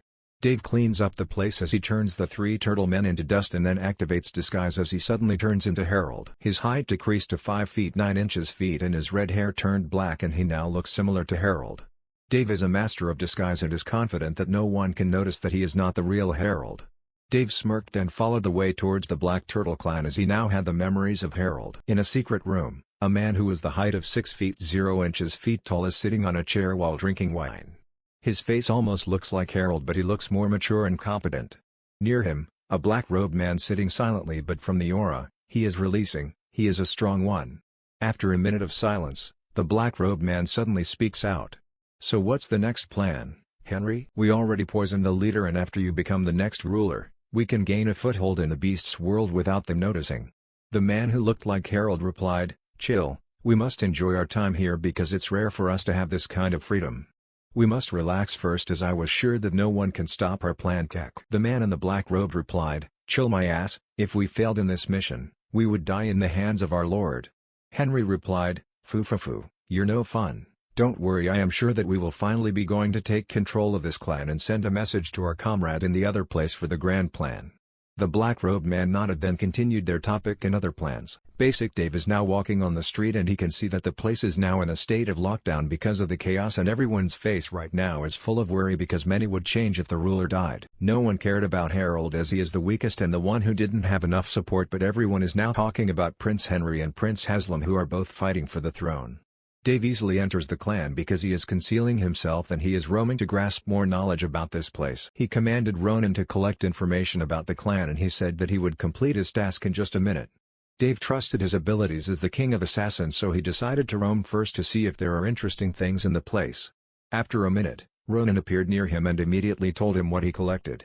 They are both in stealth mode so no one can notice them. Lord, I heard from a soldier that the woman named Ivy is now locked in the castle because she would be the bride of the new clan ruler. I also infiltrated the castle and detected 2 orders of demons and they are both at immortal level. Both of them took over the body of the minister while the one took over the body of the eldest prince. There is also I learned that the guard in the castle is gay. There is an old woman. Someone is fucking in the. I heard that the prince is impotent. Stop. Dave was stunned as he didn't expect that his trip here would involve the demon. He stopped Ronan from telling him other things he learned because some are unimportant. He thought that he would only go on a stealing spree to collect sin points, but now, it would be interesting. So from the looks of it, we will change our plan, he Dave said, and Ronan immediately replied while he patted his chest proudly, "Don't worry master, those 2 were just ants, and don't worry about them and focus on your plan." Dave smiled and he could see his confidence, so he nodded as he commanded him to go back into his shadow for now. He was stunned by the efficiency of Ronan in gathering data and easily infiltrating the castle in just a minute. That's a king of assassin for you. Dave shakes his head and walks towards the castle as he is now executing his plan. At the gate of the castle, many guards were assigned there to guard the place. Security is tight as everyone can see many soldiers everywhere. Anyone can see the massive castle inside the gate, but no one can enter inside unless you properly enter the gate. The place had a formation that prevented anyone from infiltrating the place and only high officials and prominent members of the Black Turtle clan could enter inside. Sigh, the chaos in the clan is getting out of place and everyone is affected by it. From the mysterious sickness of our leader and the fighting of the princes. A guard who is at the gate side as everyone could feel the tension that is happening inside the clan. Yeah, you are right, we can live peacefully because of our clan leader, so I hope that there is a miracle for him to recover, the other guard replied. Prince Harold is also missing, and Prince Henry said that we must report to him if anyone sees him. The other guard said, but they suddenly heard the other guard say, "Look, is that Prince Harold?" The guard pointed at the teenager walking towards the gate. He had a height of 6 foot tall and his looks indeed matched Harold's. They were stunned because they saw him full of blood and wounds in his body and it looked like he suffered from intense torture. "Help!" Harold shouted, then he lost consciousness as he fell to the ground. The guards immediately rushed to him and one of them shouted, "Open the gate and call the doctor immediately." They were now in a panic because if something happened to the prince, they would surely be punished or sentenced to death. "So my lovely brother is back and he is alive?" Henry, who is sitting on the chair, asked the man who had a long beard in front of him. This man is named Phil and he is the minister of the empire and one of the trusted subordinates of the clan leader for many years. He is loyal to and hard-working, so he was favored by the clan leader. He is also smart, that's why he became the minister, and he can see that by only joining the side of Henry, he can still stay in his position and can even get a higher position if he ascended to the throne. Their best physician said that their clan leader won't last for long and that they badly needed a new leader to stabilize the situation in the clan. Apparently, Henry had the highest chance of winning, so he felt that his move was smart. Yes, he came back alive, but he is now unconscious because he lost a lot of blood, but Prince Haslam rushed immediately when he heard that Harold is back and he did his best to treat his injuries. Now his condition is stabilized and expected to wake up in 2 days, Phil said while he was looking at Henry, who had a plain expression on his face. Henry smirked and replied, "Well, you can now leave." Phil didn't dare to not obey him, so he immediately left the room. After Henry saw that he already left, a man who wore a black robe appeared near him and sat in the chair. "That fucking Haslam is using this opportunity to look like a caring brother and get the support of other people, huh? Well, that doesn't work because the throne is already mine and I only let this act until now so others would not know our plan," Henry said. Then the black-robed man replied, "So what will we do to that pest Harold?" Henry immediately replied, "Silence him already, as even if he is just an ant, he can possibly destroy our plan even if it was 0.01%. The black-robed man nodded as he disappeared from the place and now headed toward where Harold is. The black-robed man appeared in a room where there is a teenager sleeping on the bed and no one is guarding him inside the room. This place is Harold's room and the guards are outside the room to prevent someone from entering, but they didn't know that with the powers of the black-robed man, he can enter the place easily without them knowing. He looked at Harold, who was sleeping peacefully and covered with a bandage on his body, and came near him. He immediately took out a knife and put it on Harold's neck and sneered in disdain. "Goodbye, weak turtle." Then he pushed the knife into his neck, but he suddenly felt something was wrong. He saw that Harold's body disappeared and he didn't hit anything. He was stunned and scanned the surroundings and saw a man who was sitting in the chair and looking at him. The man is wearing a black mask and he is wearing butler attire. The black-robed man was stunned and he didn't expect that someone strong of this caliber is inside the Black Turtle's clan. Even the black-robed man is immortal, he cannot see the strength of this man in front of him. Of course, it was Ronan who disguised himself as Harold because Dave had other plans. Ronan had the best and most suitable skills for the job and he trusted him, so he was not worried that he would destroy the plan. TSK, an inferior demon trying to assassinate the king of assassin? Hey, not a chance. Kiki. TSK, an inferior demon trying to assassinate the king of assassin? Hey, not a chance. Kiki. Ronan said, but the black-robed man was not angry because he was stunned by what Ronan said. Who are you? How did you know that I am a demon? The black-robed man knew that it was impossible to lie in front of Ronan, so he didn't deny it, and he was curious about Ronan. Even though he knew that Ronan was strong, he was not afraid of him because he had trump cards to use. The only thing he didn't want to ruin is their plans, because if they failed, they would surely die at the hands of the Demon Lord. Ronan smirked and replied, "You are not worthy to know the name of this king, Kiki. You can only be considered a slave in the demon realm, so kneel in front of me and I can even make you my pet." In truth, you are not worthy to be my pet, but I am magnanimous to give you an offer like this. The black-robed man was angry and he didn't expect to meet an arrogant fellow here. Even though he knew he was strong, he didn't want others to step on his pride, as demons were prideful beings and they see anyone except their race as an ant. He didn't say anything as he disappeared into his place and appeared behind Ronan. He put his knife towards his neck, but he suddenly felt the surroundings change and he appeared again in the place he was before he attacked Ronan. He was stunned and now he realized that he was under the illusion. He looked at Ronan and saw that he didn't move and was still sitting in the chair. Hey, I already gave you a chance, but you refused. TSK. Back in the days, even demon lords wanted to be my slave, but you refused, Ronan said, and the black-robed man was stunned because he didn't expect that he had the audacity to slander a demon lord.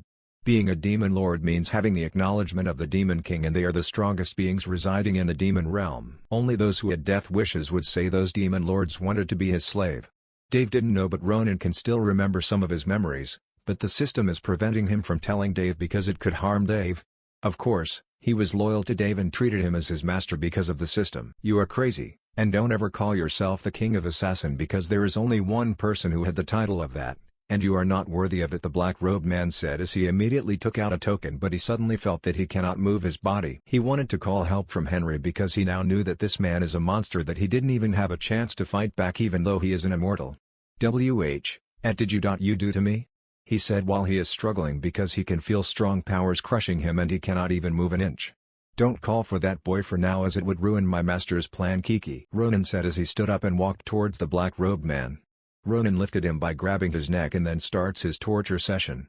Dave appears to be now roaming in the mansion and he is familiar with the place because he already saw it in the memories of Harold. At first, he wanted to disguise Harold to secretly infiltrate the place and snatch their treasure, but he didn't expect that there are two demons inside the clan. He decided to let Ronan take care of them as he had plans to do. When he enters the mansion, his skill treasure guide activates and Dave knows that there is a good treasure inside the mansion. Dave decided to follow the treasure guide, but he suddenly saw a room where there were two guards at the level of Saint Lord guarding the place. Dave was intrigued because only those important rooms had high security. Dave went near them secretly and they didn't even notice him because of the gap between their powers. Dave used permeation and he passed through the door without the guards knowing. Dave was still stunned by this power because it is useful in infiltrating adventures. He felt like this skill is better if he also used space magic, and he will now look like Obito, who would appear everywhere and be untouchable unless the enemy had space magic. Dave cleared his thoughts and saw a woman who had short brown hair sleeping in the bed. She had a height of 5 feet 7 inches tall and she is beautiful, which attracts Dave's eyes. She was wearing a white dress and she was sleeping peacefully. Dave remembers this face from Harold's memories, and it was Ivy, who is the friend of Harold and the one he likes. They are childhood friends and Harold didn't have the courage to tell his feelings to her because he was afraid to destroy their friendship if she rejected him. Dave now realized why Harold fell in love with her, because her beauty is top class. Dave scanned her status. Ivy race, Black Turtle, age, 16, gender, female, bloodline, Heavenly Turtle, locked, ancestral, power, mid-tier, Saint Lord, skills, water magic, ultimate defense, shield crash, poison, description, last descendant of Heavenly Turtle who once ruled the turtle race. Dave was stunned by what he saw in her status. He didn't expect that she had an ancestral bloodline. He felt that it makes sense now that she reached Saint Lord in her 16 years of existence. Of course, in front of Dave, it was nothing. He didn't expect that his luck would be this good when he had just returned to the beast's world. Dave went near her and he was mesmerized by her beauty, and as a good man, he must appreciate her beauty. He believes that beauty is useless in the world if there are no men who would appreciate and admire them. I'm only doing this to contribute to society, Dave murmured, and convinced himself that he is righteous. Dave scanned her whole body using his ancestral eye, but he was stunned by what he saw in her heart. He saw a chain was placed in her heart and he was confused about it, so he asked the system. Answering the host, there is a curse in her heart that puts her in eternal sleep and she can only be awoken after someone kissed her. Note, it was only temporary and she would be put back to sleep again, and the only way to remove the curse is to have consummate. Note, only a mortal can put this kind of curse, and a strong one, so be careful because the caster would notice it after it was removed or dispelled. Dave was stunned and he now understands why she had a chain in her heart. He realized that she was forced to be the bride of the next clan leader even though she didn't want it, and the only way to control her is to put a curse on her heart. The next clan leader can use this as an advantage to conquer her body, and Ivy didn't have a choice but to accept her fate. Maybe they wanted to use her bloodline to strengthen the clan. Dave can use this time to take advantage of her, but he was a good man, so he must become a good Samaritan and save all the women who need help. He put his hands on her forehead and activated Dream to infiltrate her dreams and talk to her. In an open field where the grass is waving because of the winds and the animals can be seen anywhere. The flowers are blooming and anyone who is near here can feel calm and peaceful because of the ambience and the view. The place is beautiful and there is a huge tree in the middle. There is a beautiful woman sitting beside it while looking at the blue sky. Her shining brown eyes are full of sadness and loneliness and it looks like she was about to tear up. Why is this happening to me? I don't want to marry anyone I don't love, but I cannot do anything because I am powerless. She sighs and she doesn't know if there is really hope that she can escape this place. She didn't care about the clan for now because she was only an orphan since she was a child, but the clan leader treated her the best and gave her a beautiful life that anyone dreamed about. This is the reason why she is treating Harold better to pay for what they did to her. She didn't know where she came from, so she wanted to travel the world and look for clues, but she can feel that she was guarded every day. She didn't know where they were, but her instinct told her that many eyes were looking at her in her every move. Her instinct was right because when she was about to escape because of the chaos, an old woman suddenly appeared behind her and captured her. She wanted her to be the bride of the next clan leader because she said that she had a bloodline that can make the clan power elevate to the next level, but she didn't want it, so the old woman used a curse to control her. She was powerless in front of the old woman and she successfully put a curse on her heart. Even though this place is like a paradise, she knew that it was all fake and she felt that she was here for a long time. She cried and cried to release her frustration and was even near giving up. "Is this my destiny?" she murmured, but she suddenly hears a voice behind her back. "Giving up already?" Ivy looked behind her and saw a handsome man with long red hair and shining blue eyes sitting in the grass. He looks like a celestial that is living in the mortal world, and he was the most handsome man she saw in her entire life. She cannot help but be in a daze and her heart is beating faster. She immediately calms herself and says, "Are you also an illusion?" "That old woman thinks that she can fool me by showing a handsome man in my dream." Dave was stunned by what she said, but he only smiled at her and replied, "Hey, I am not an illusion. I am here to save you from here, but I think you are already giving up." Ivy was stunned and replied, "You cannot fool me." HMPPP. Dave shakes his head and smirks at her and replies, "How about this? Close your eyes and I will let you believe that I am not lying to you." Ivy hesitated for a moment, but she felt that she would not lose anything, so she nodded and closed her eyes. Dave smiled and went near her in an instant and kissed her lips. Ivy was stunned and didn't expect he would kiss her. It was her first time kissing a man like this and she didn't know what to do. She wanted to push him away, but she suddenly felt the surroundings had changed and suddenly opened her eyes and saw a ceiling. She was stunned and immediately sat up and checked her body. She saw that she was completely fine, so she sighs and she now realized that she had already awakened from sleep. She was happy, but she remembers that a handsome man kissed her and then she suddenly became awake. Ivy cleared her thoughts and scanned the room to look for the handsome man she met in her dream. She was confused about what is happening right now, but she ignored it for now to look for that person. She scanned the whole room but she didn't see anyone inside the room. So, it was just really a dream, huh?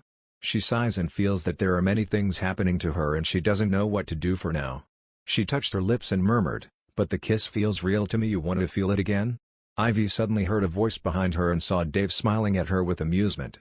Ivy was stunned and felt that it was the same when Dave appeared in the dream. She was stunned not just by his appearance, but she didn't expect that Dave really saved her from the dream.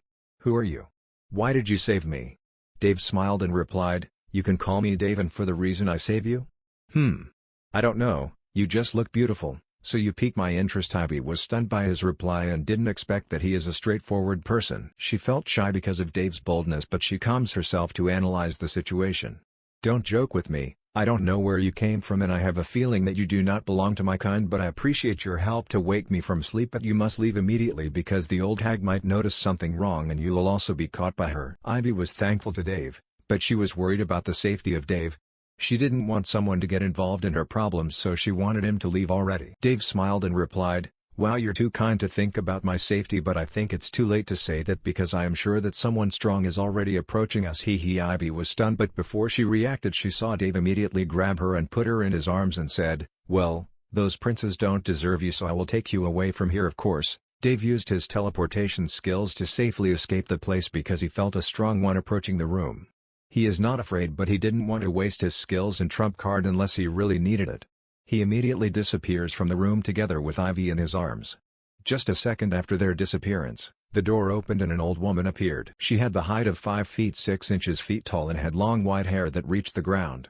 Her face has many stitches and her face is scary enough that she looks like a witch. Shit, the future bride had escaped, locked the whole place and searched for her immediately. She immediately called the soldiers and her subordinate to search for her. The old woman was angry to see that Ivy is not here anymore, but she was not worried that she could escape because of the curse she put in her.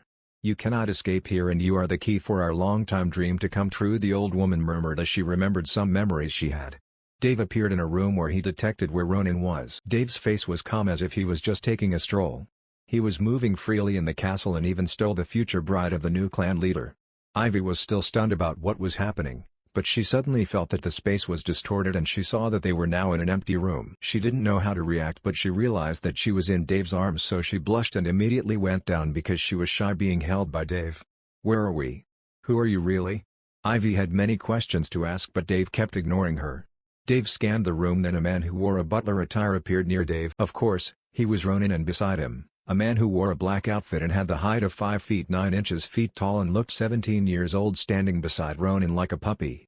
The man had short black hair and red eyes, and Dave could feel that he had killed many people even though he looked like a youngster. Ronan immediately bows towards Dave and said, "Master." Dave nodded and asked him, "Who is he?" Dave tried to scan his status, but it only showed question marks, so it means that he was at the level of immortal. Ronan looked at the man beside him and slapped his head and said, "You bastard, my master is here and you didn't even greet him? You heard his question, right?" The man scratched his head and immediately bows towards Dave and said, "Hello Master Dave, my name is Damien and I am the slave of Master Ronan." Dave was stunned, but he saw that Ronan slapped his head again and shouted, "You are my slave, so you are also my master's slave." Damien was about to cry and he bowed again and shouted, "Hello Master Dave, my name is Damien and I am Master Dave and Master Ronan's slave." Ronan smiled and felt satisfied with his performance and immediately looked at Dave, who looked at him weirdly. Dave immediately asked, "Who is him really?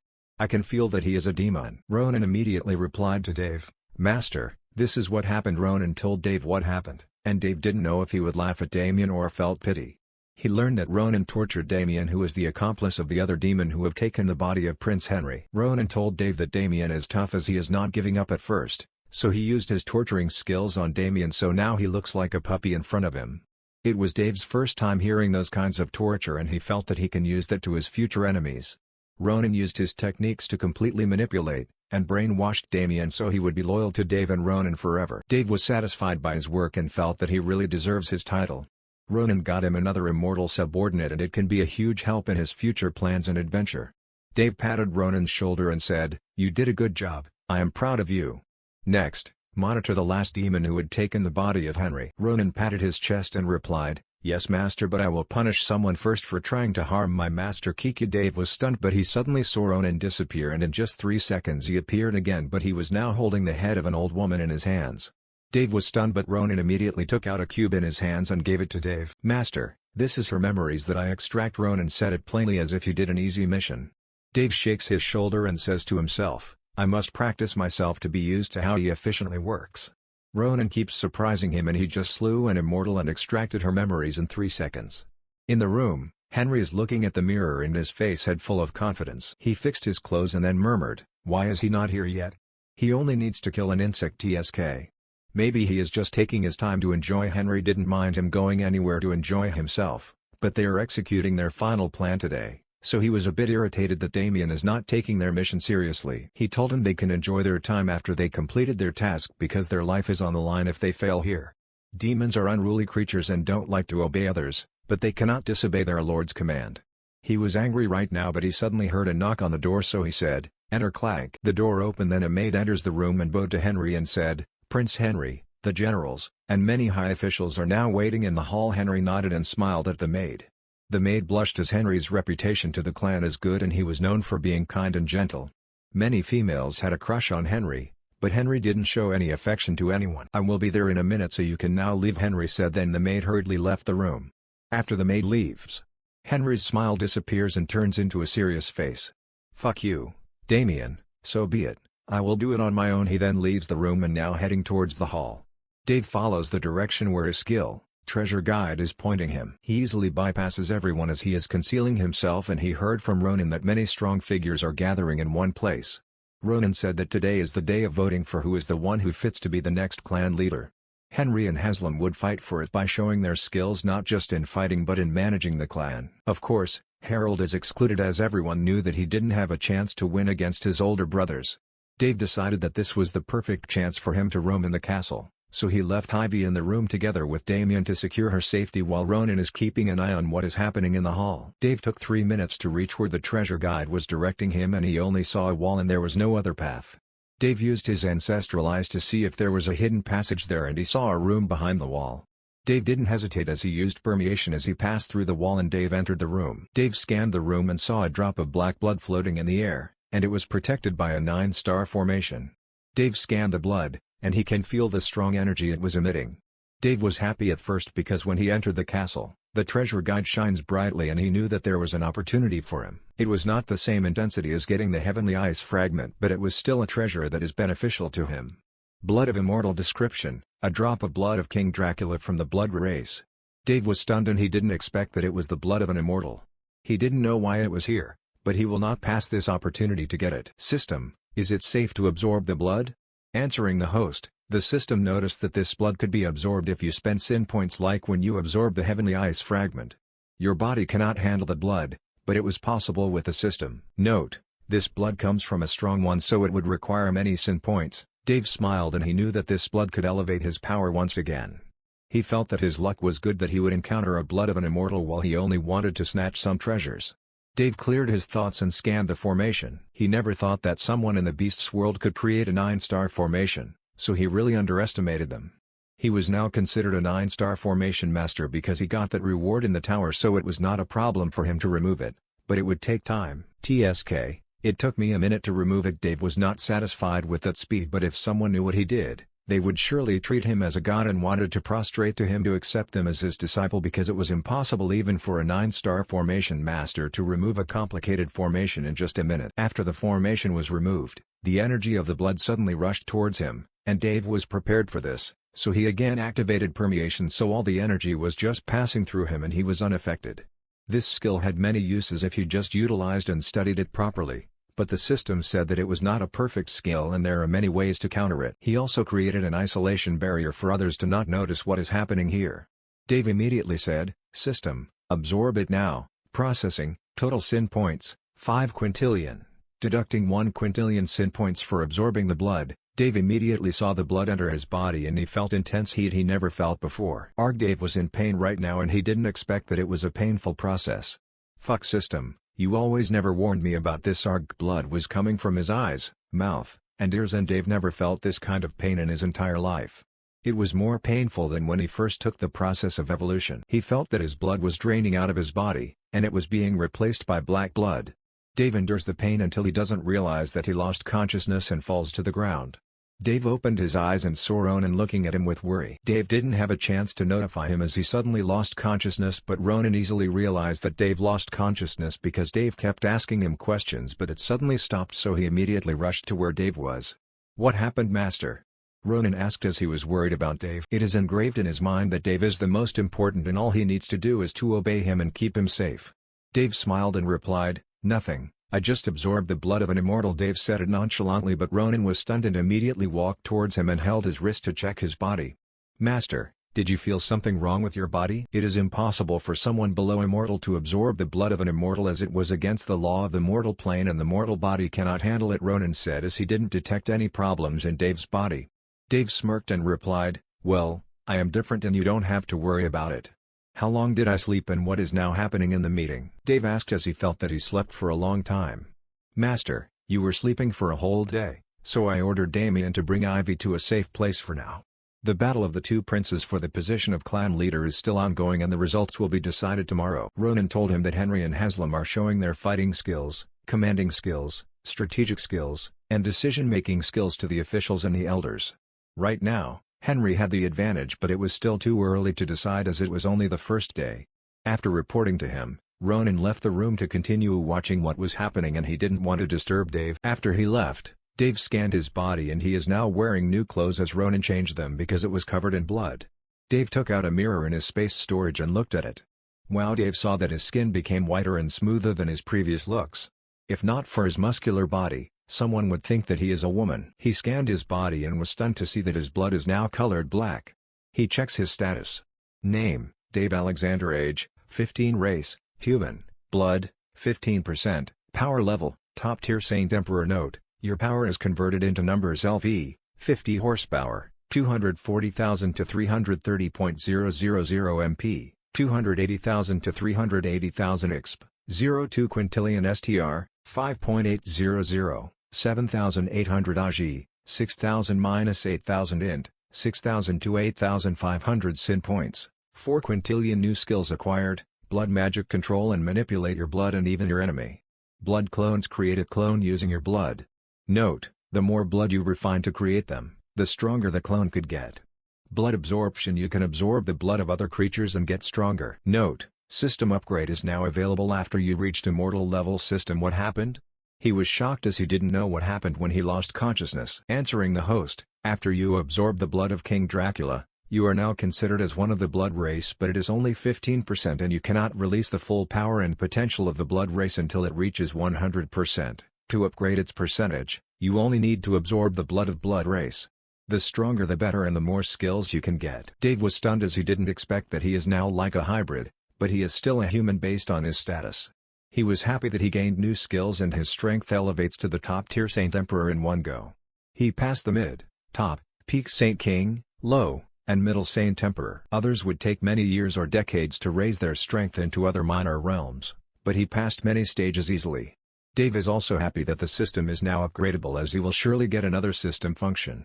After he finished collecting his thoughts and what he gained, he suddenly realized that he still had other plans so he immediately fixed his things and left the room. In Alexander's mansion, Lucas is sitting in his chair as he is drinking wine.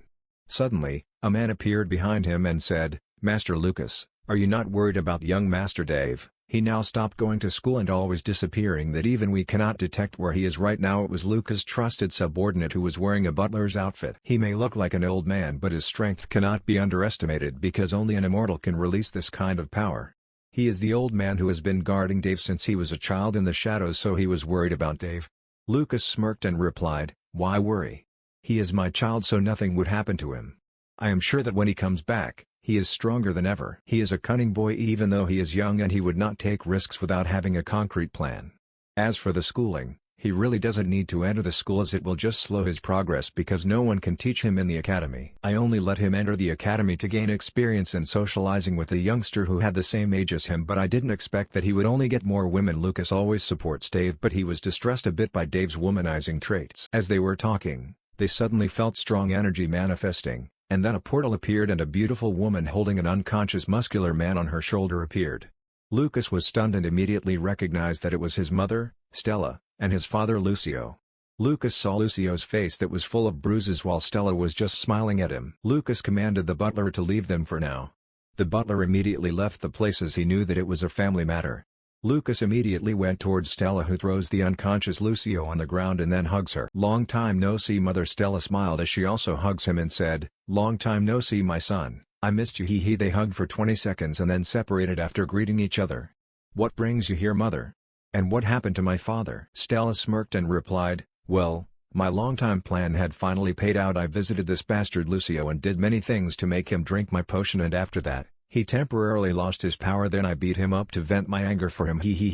Now he didn't have a chance to fight back and I will let him be like that for a week and beat him every day." Lucas now realized what happened and he knew how angry his mother was towards Lucio so he felt pity for his father because he knew how terrifying his mother was. "By the way, where is my handsome grandson?" "I miss him already," Stella asked Lucas, but Lucas just shrugged his shoulders and replied, "I don't know where he is right now, but I had a guess that he is on a different planet and having an adventure." Stella was stunned, but he suddenly laughs and said, "Ha ha ha, as expected of my grandson. He really is your son." Lucas smiled bitterly as he remembered that he left the spirit world and traveled to many planets when he was 17 years old. He met many people and killed many enemies who tried to block his path. He remembers that he destroyed one planet because they offended him. Demon Realm. Lupercio and Lasita were sitting on the table while there were two figures standing behind their backs. They are both releasing a fierce energy that only a peak immortal had. The one behind Lupercio is a 3-meter-tall man with a snake body and two huge horns on his forehead. He comes from the serpent race, but he was demonized and blessed by the demon lord, so he can be considered now as a demon. His name is Garland, and he was weak at first, so he was despaired, but Lord Lupercio gave him power and status and he is loyal to him. Demon forces are roaming everywhere to conquer and recruit people to join their army. He became one of his hero, and when he heard that he had a mission for him, he didn't hesitate and prepared immediately to accomplish it. He is one of the weakest heroes of Demon Lord Lupercio, but this mission can make him stronger and to get more favor from the Demon Lord. Meanwhile, the one behind Demon Lord Lasita is a 5 feet 7 inches tall woman with two black horns on her forehead and a pair of black wings behind her back. Her name is Shay, and she was originally a human who lost her family and was betrayed by her friends, but Demon Lord Lasita saw her hidden talent and she took her under her army and became her hero. She turned her into a demon and her strength immediately elevates to immortal. She was only here for 1 month and this speed astonished Demon Lord Lasita, so she is now one of her favorite heroes. That is the reason why she let Shay practice in a mortal world Demon Lord Lupercio is targeting. She was also one of the weakest heroes of Demon Lord Lasita, but she believes that with her speed and talent, she can rise easily and could have a chance to represent her in the upcoming tournament. "Did you bring the thing?" Lupercio asked Lasita calmly while his face was bored. Lasita smirked and replied calmly, "Of course, look at this." Lasita took out a black orb from her pocket and Lupercio was stunned because he can feel strong space powers inside the orb, so he asked, "Where did you get this?" Lasita smiled and replied, "Kek, I just met a mysterious man wearing black robes and he had many interesting things. He is selling many things and I wanted to capture him to get all of this, but he disappeared immediately and left this ball behind." I was stunned by his speed as I didn't expect that the mysterious man would be strong, but he said a word before he left. "This orb can help you to create a passage towards a mortal world for one time." After that I studied the orb and realized that this thing is true, and I can send anyone immortal and below to enter the world I want to target. I tried to look for him but he disappeared like he didn't exist. I tried to look for the possible scheme behind this but I cannot think of it. Lupercio was stunned and he was a bit curious about the mysterious man, but he is lazy enough to look for him. "So shall we start?" Lasita nodded and she immediately crushed the orb and selected the coordinate of the spirit world. Immediately, a portal appeared and Lasita immediately said, "Enter immediately as it can only hold for a second. Accomplish the mission and don't let us down." Garland and Shay immediately nodded as they both entered the portal. They had already talked about their mission and their plans to conquer and collect souls. They both disappear in the demon world and now heading towards the spirit world. Meanwhile, Dave is now moving towards the treasury of the Black Turtle Empire based on what Ronan gathered in his reports. No one can stop Ronan from entering and roaming in the castle, so Dave was satisfied with his job. The officials and strong elders are now focused on the hall because it would decide who would be the next clan leader, so it was the best chance for him to steal. In just 3 minutes, he appeared outside a room where there were 2 guards guarding it. They didn't notice Dave as he used permeation and passed them. Dave entered the room and saw a middle-aged man lying on the bed. His body was deteriorating, and he was near to die. Dave scanned him and he was now sure that he can now see the status of immortal. Hathor title, Clan Leader of Black Turtle Clan Race, Black Turtle Power Level, Peak Tier Immortal HP, 430,000, minus 300,000, MP, 480,000, minus 400,000, STR, 8,800, minus 5,000, AGI, 9,000, minus 8,500, INT, 9.700. Description: Current Clan Leader of Black Turtle Clan. Life is deteriorating. Poisoned by demon's blood. Dave didn't expect to meet the father of Harold here and he can feel the death energy from his body. He had death magic so he was sensitive about death energy. He learned that the treasury is just under the clan leader's bed, and it can only be opened after injecting a drop of his blood. He went near him but suddenly, Hathor opened his eyes and Dave was stunned. He didn't expect that he would be awakened even though he is concealing himself. Hathor's eyes were staring at Dave, but he could see his endless suffering. He spoke even though he is in pain right now. I never thought that a human could enter my clan without the old elders and immortals noticing. I guess they are busy and just waiting for my death, he sighed, and tears were falling from his lonely eyes. Are you here to steal my treasures? He looked at Dave again and Dave smiled and nodded. Yes, it was part of my plan. Dave didn't deny it, as Hathor cannot even do anything about it right now. If he tried to call for help, he could just snap his neck right away. Even though he is immortal, his body has deteriorated enough to the point that he now has the body of a normal person. Hathor smiled bitterly and replied, I can give you all my treasures, but please do me a favor. I know that I do not have the right to ask it right now, but I'm doing it for the sake of my clan and the beast's world. Dave was stunned and saw Hathor take out an orb from his pocket and give it to him. This is my memory, and it would explain everything. Cough. Cough. Hathor coughed and Dave saw drops of blood coming out of his mouth. He exerted some of his remaining energy to speak to him, so Dave admired his dedication to his clan. Dave looked at the orb to scan it and he didn't see anything wrong with it, so he crushed it. Suddenly, tons of information entered his mind and he was shocked by what he saw and learned. He looked at Hathor and said, Is this all true? What if you are just fooling me? Hathor replied weakly, I don't have a reason to fool you, and I knew that I cannot do anything to stop you from what you are planning, but please help my clan members after I die. Dave shakes his head and replies, Your treasures and the information are not enough for me to help your clan. Hathor didn't expect this boy to be so greedy that his own clan's treasury was not enough. He smiled bitterly and murmured, Well, I guess it's the end for me and my clan. He closed his eyes and Dave realized that his life force rapidly decreased, and in just 5 seconds, he stopped breathing and died. Dave smirked and said, I said that it was not enough, but your information is useful, so I will give you a chance to serve me as your payment. He suddenly activates his death magic necromancy and black energy enters Hathor's body. Dave, who had a lot of mana, suddenly realized that his mana is depleting at a rapid pace and 8/10 of his mana was consumed to activate necromancy. Warning to the host, mana required to use necromancy is based on the power of the target before they died. Note, only who just died below a minute can be revived using death magic. Dave never felt this stride, but he felt that it was worth it. Suddenly, Hathor, who had just died a while ago, opens his eyes. He was confused and looked at the familiar surroundings as he didn't know what happened. Is this hell? No, it's not, but you will work for me like hell. Hathor suddenly heard the familiar voice and looked at Dave with astonishment. He suddenly felt that his body was different, but he can now use his powers. He didn't know what happened, but he suddenly dashed toward Dave and tried to catch him. Dave didn't move and just looked at him like he was a fool. Hathor saw his confidence, so he was confused, but when he was just near to grabbing him, he suddenly felt an energy restraining him, and his body won't move. He cannot harm his own master, so Dave was confident that he cannot do anything to him. Hathor's strength is still immortal, and it was even stronger than before. His body was blessed by his death magic, so he became stronger and will not be destroyed as long as Dave still had mana. He can revive him infinitely by using mana, but Dave's mana was not unlimited, so he wanted to find a way to increase his mana pool. Notice, do you want to completely dominate the mind of your first undead soldier, Hathor? Dave immediately responds, yes. Suddenly, Hathor, who was looking at Dave angrily, suddenly changes and now looks at Dave with reverence. The system said that he still had his memories, and he can still think on his own, but he was now very loyal to Dave. It was like what happened to Ronan, so he was satisfied as he gained another immortal subordinate. Master Hathor kneels in front of Dave and his eyes are full of reverence toward him. Dave smiled and told him to stand up as he still had a plan for him to do. He was a bit shocked at what he learned from Hathor. He saw in the orb the memory of Hathor fighting against the leader of the dragon clan.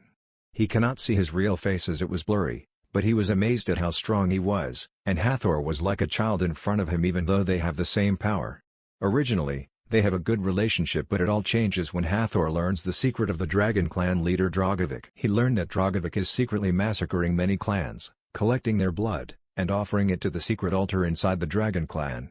He discovers it accidentally when he decided to visit him, and he realized that Dragovich was planning to unseal the demonic beast Toti. Toti is strong and its power is tyrannical, but it was just a baby when it entered the beast's world and it plans to devour everyone to grow up fast. No one knew where the Toti originated, but they had a guess that he came from a higher plane.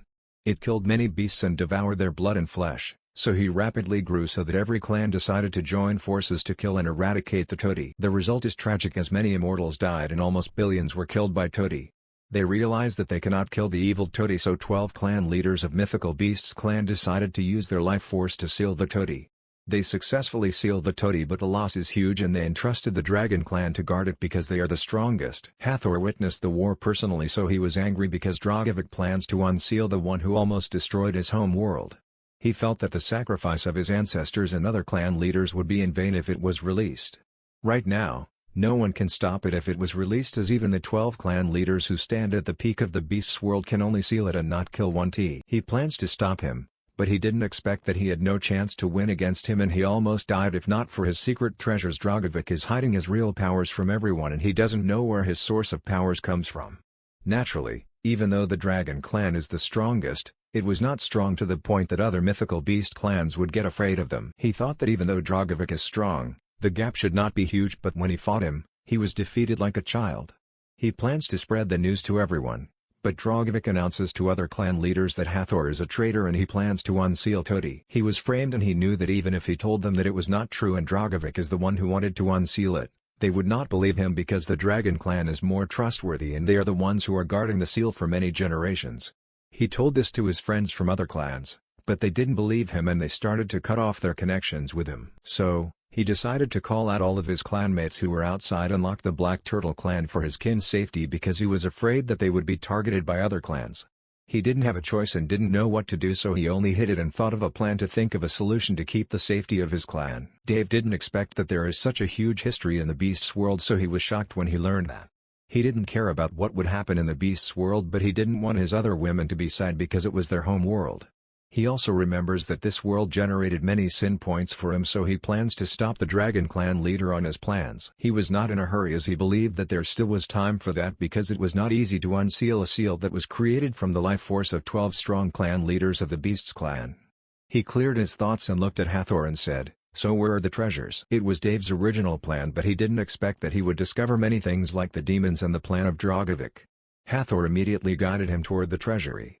Hathor lifted the bed and Dave saw a small door and had a strange pattern on the floor. Hathor cut his finger and a drop of his blood fell into it and it suddenly shone as it opened automatically. Clank. "Follow me, Master." The door opened and Hathor went inside while Dave followed him.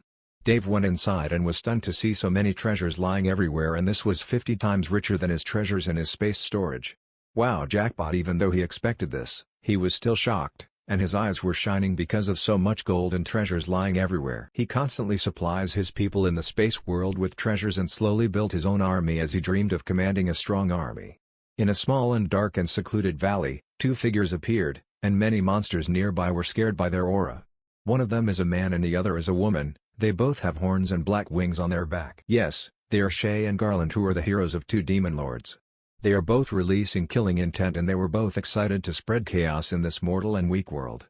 They knew the difference between the mortal plane and a higher plane, so they were assured that even if there is an immortal here, they cannot match both of them. They both scanned their surroundings and Shay said, "This world had thin spiritual energy and it was a trash world compared to my previous home world." Garland nodded while he was holding his huge mace on his shoulders and replied, "I bet that even if they had immortals here, they are just trash and didn't have any good fighting techniques like us." Since they became a hero of their lords, they were both baptized by the demon blood pool and given demonic techniques that gave them an advantage over people with the same power level as them. Demons belong to the top race in the universe and they were known for being cunning and brutal. They were also given their own innate treasures that are compatible with them by their lords. Their bloodlines also changed and gave them their own special skills. Garland, who originally belongs to the serpent race, evolved his bloodline to a demonic serpent and gave him a special skill, height transformation, that can make his height reach 50 meters and strengthen his physical ability by 50%. Shay, on the other hand, is a human before she turned into a demon. Humans do not have bloodlines, but since she became a demon, she received a demon sloth bloodline and it gave her a special skill, Thousand Illusion, where she can put her target into an illusion and no one can escape it unless they had strong willpower, a treasure that immune us to illusion and if the target is stronger than her by a huge margin. It was the reason why they are confident in their mission, because this world is a weak one and they were sure that there is no one who can stop both here. Garland looks at Shay and said, "So I will take care of the Dragon and Black Turtle Empire and yours is the rest." Shay nodded, as they already had some information about this world from their spies who already infiltrated other parts. They know the Dragon Empire is the strongest, but Garland is confident to conquer it. Shay wanted to be the one assigned to the Dragon Empire, but it was already planned by their lords before they came here, so she didn't have a choice, so she nodded and replied, "Well, good luck." After that, she disappears from the place and leaves Garland alone. Garland smirked and said, "Time for the feast." Meanwhile, Dave already collected the treasures here and he didn't know what was happening in the spirit world. He was busy looting and making himself richer. "So do what I said and don't disappoint me," Dave said as he looked at the kneeling Hathor in front of him. He was amazed that even though Hathor is now undead, he still looks the same as before. unlike what Dave expected him to look. He read some novels about necromancy and his favorites are solar leveling and the grandson of the Holy Emperor is a necromancer. He felt that being a necromancer is cool as they only need to command an undead army and just lays around. The only difference before is you cannot detect the death energy of Hathor unless you are proficient in using death magic like Dave or Grace. Necromancer can revive the enemy he or she killed and make them an undead who will follow commands. Hathor nodded and replied proudly, "Don't worry master, I will accomplish the mission you are given to me." After that, he disappears from the room. Dave smirked and flicked his fingers as Ronan appeared in front of him while there were 5 people behind him. All of them are releasing the power of an immortal but their eyes are saying that they faced a brutal scenario a while ago. Ronan bowed and said to Dave, "Master, these are 5 of the elders of the Black Turtle clan who are in seclusion. They are already tamed by me, so you don't have to worry about them. Greet my master you fools," Ronan shouted and the 5 elders immediately bowed toward Dave and shouted in unison, "We greet the master." Dave was stunned because he didn't expect that Ronan would single-handedly defeat these old fogies and even force them into submission. Ronan said to Dave that he had an innate skill that can control his target as long as they fear towards him. He was amazed at his skill, and he still didn't know many things about Ronan. The only thing he knows is that he is the real deal and he is lucky that when he faces him back in the tower, his power and other skills are suppressed. Before he came into the room of Hathor, he commanded him to secretly control the officials one by one, but he didn't expect that he would subdue 5 immortals this fast. Dave smirked and said, "Continue to subdue more secretly as long as you can as we will do my final plan later after our preparation is complete." All of them nodded as they disappeared into the place. Dave smirked as he didn't expect that his adventure here would get him many immortal subordinates and he didn't doubt Ronan's skills. In a majestic hall, many officials are in their respective seats while they are looking at the princes standing near the throne.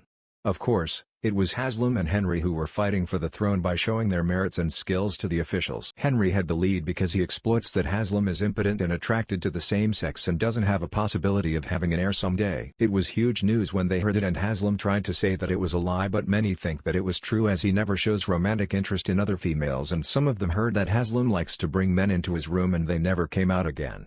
Haslam was angry and full of shame, but he didn't back off from the competition as he already reached this point. He didn't expect that Henry would learn his secrets but he had a trump card that could turn the table so he was confident to win.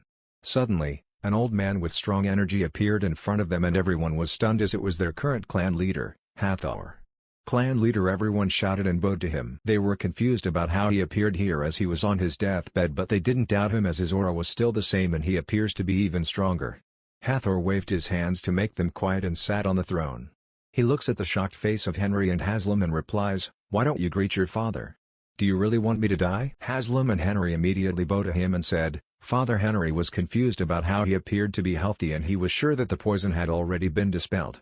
Hathor looked at the crowd and said, "Actually, I am faking that I am near to death to see how you would handle the situation." "Well, I am not satisfied with all of your performance, so all of the officials and elders need to be punished for their negligence." Everyone was stunned and an elderly turtle appeared and said, "But clan leader, what did we do wrong?" Hathor looked at the old man and replied, "Some of you didn't appear and continued their seclusion even though we are in a state of emergency. My youngest son Harold is missing, and no one even cared about him. Our people live in fear because they felt not secure because of the chaos inside the clan. I still had many things noticed, so what can you say, huh?" He looked at them with deep eyes and they felt scared of him.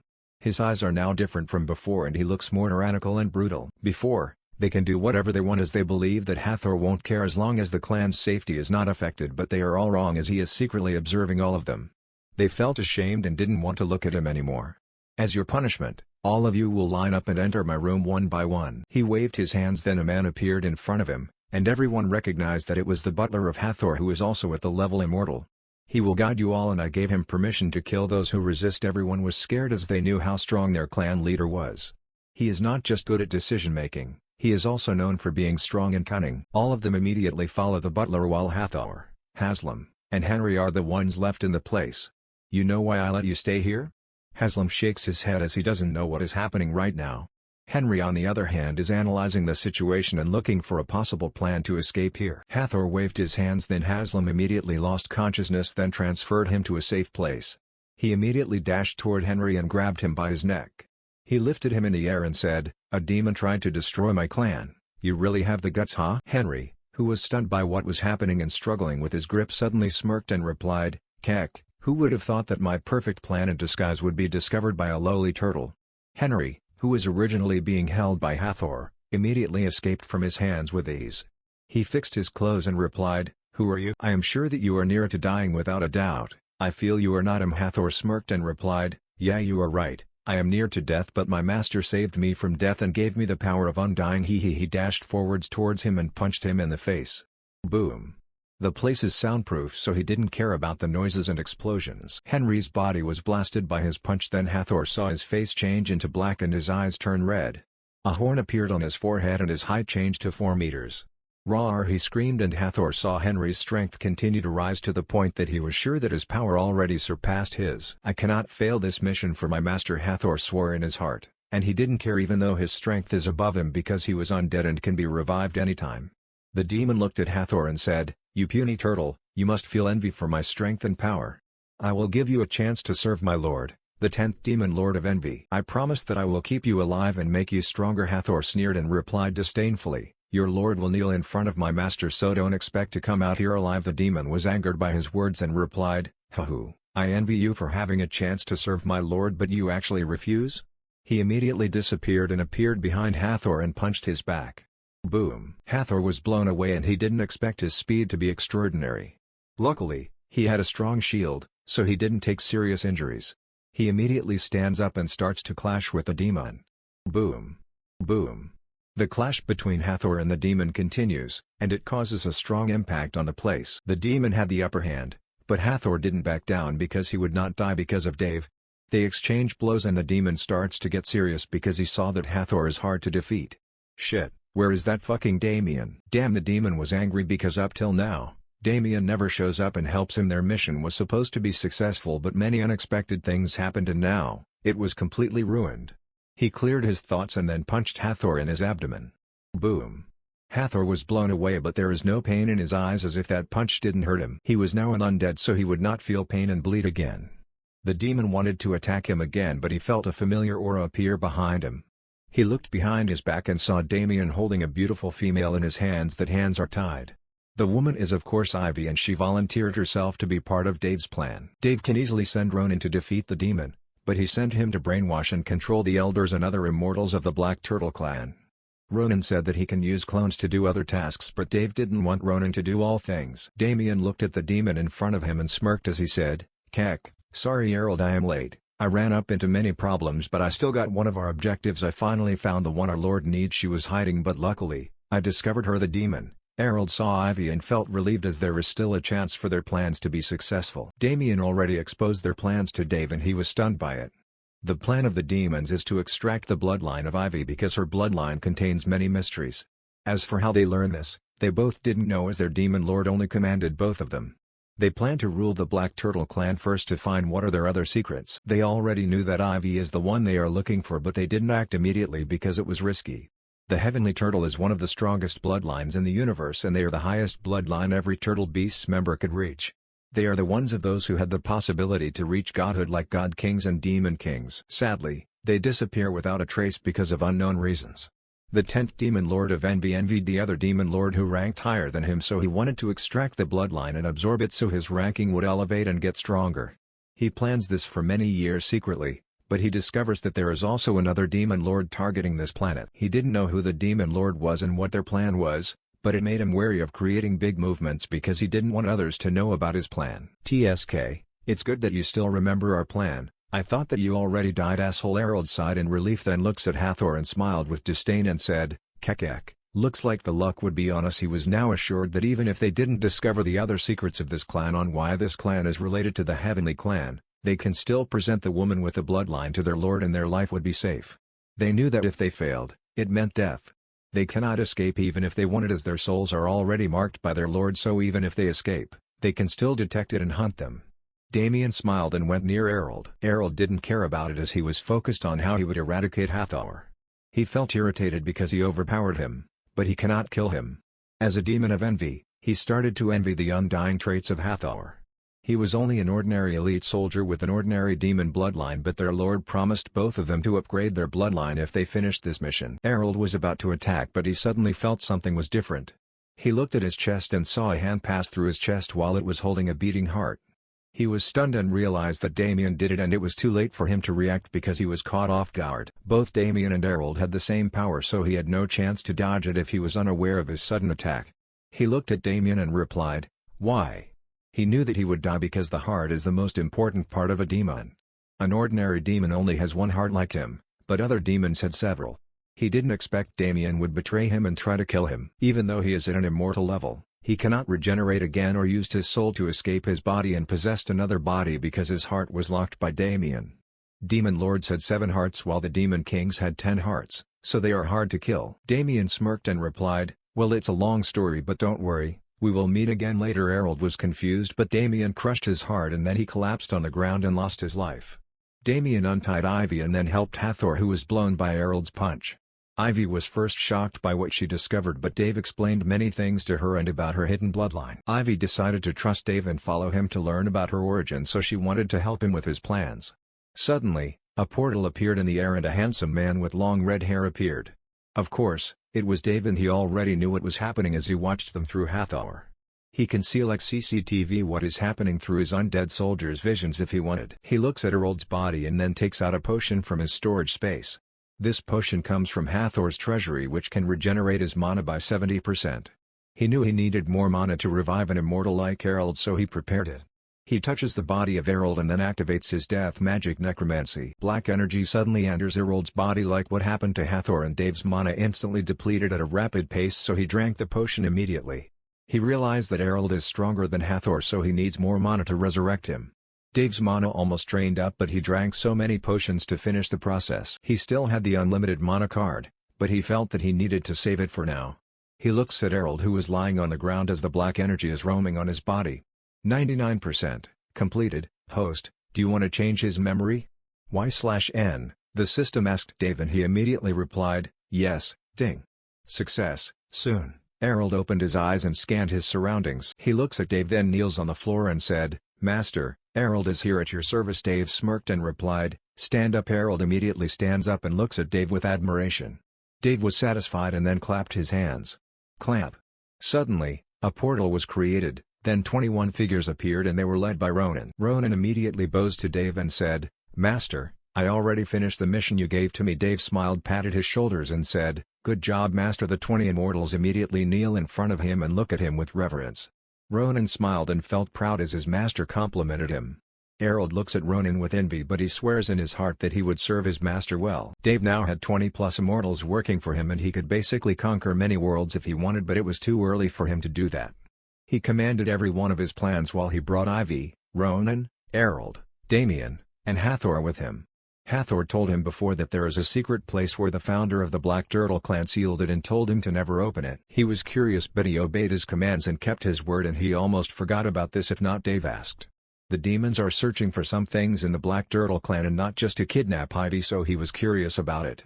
Hathor led all of them to a forest 100 kilometers away from the castle. In 5 minutes, Hathor stops and said, "Here, Master." All of them saw waterfalls and the view here was beautiful. Clear water flows in the river while the grass and flowers are blooming. There is a cave behind the falls, and that is the place we are looking for. Hathor also replied and then started to fly toward the cave. All of them followed him. When they entered the cave, all of them saw a metal door. The door had a turtle symbol and there was a piece of paper attached to it. Dave scanned the paper and realized that it was a sealing talisman and that it was the one who locks the door. Dave tried to get near it, but Ronan immediately replied, "Don't, Master." Dave was stunned and looked at Ronan. Ronan calmly said, "I am familiar with this kind of talisman. This talisman is called Soul Exploding Talisman. If you touch it, it will explode your soul and kill you instantly." Dave was stunned as he didn't expect that there would be such a thing. The system didn't warn him, maybe because it knew that Ronan would stop him. "So how would we remove this?" Ronan smiled and flicked his fingers as a blue fire appeared on his palm. Everyone was stunned and even Dave was shocked because he felt his fire was different and the heat was so intense. Ronan threw the fire to the talisman and the talisman immediately turned into ashes in just a second. Everyone was stunned as they didn't expect that it would be so easy. Dave curiously asked, "What kind of flame is that?" Ronan immediately smiled and replied, "Master, this flame is called Primordial Fire, but I cannot say anything about it as it would harm you." Dave knew he was right as his strength is not enough for the knowledge. Ronan would not harm him, so he warned him immediately about it. Even though he cannot learn about it, for now, he felt that the fire in Ronan's hand can be on par with the heavenly ice Dave had.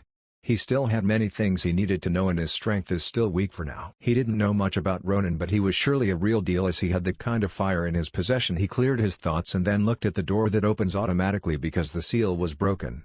Clank. The door opens and everyone is suddenly covered by a bright light. Dave was stunned but he suddenly felt he was teleported from his original place and realized he appeared in a forest. He scanned his surroundings and saw a bald old man sitting on a rock while his head was shining because of the sun's reflection. Dave decided to ignore him for now as he was curious about what happened to his subordinate at Ivy. He used telepathy and contacted Ronin. "Where are you right now?" Ronin immediately replied, "We are still in the cave."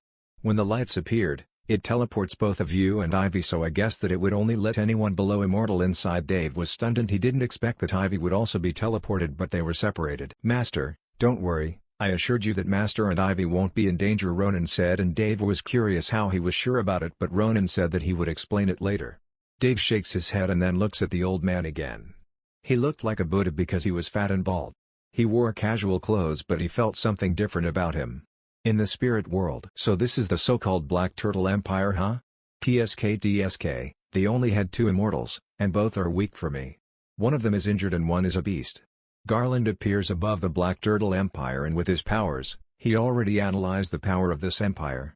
He is floating in the air while he appreciates the view here that would turn into hell later. He first wanted to attack the weakest empire as he wanted to collect more souls first to strengthen himself.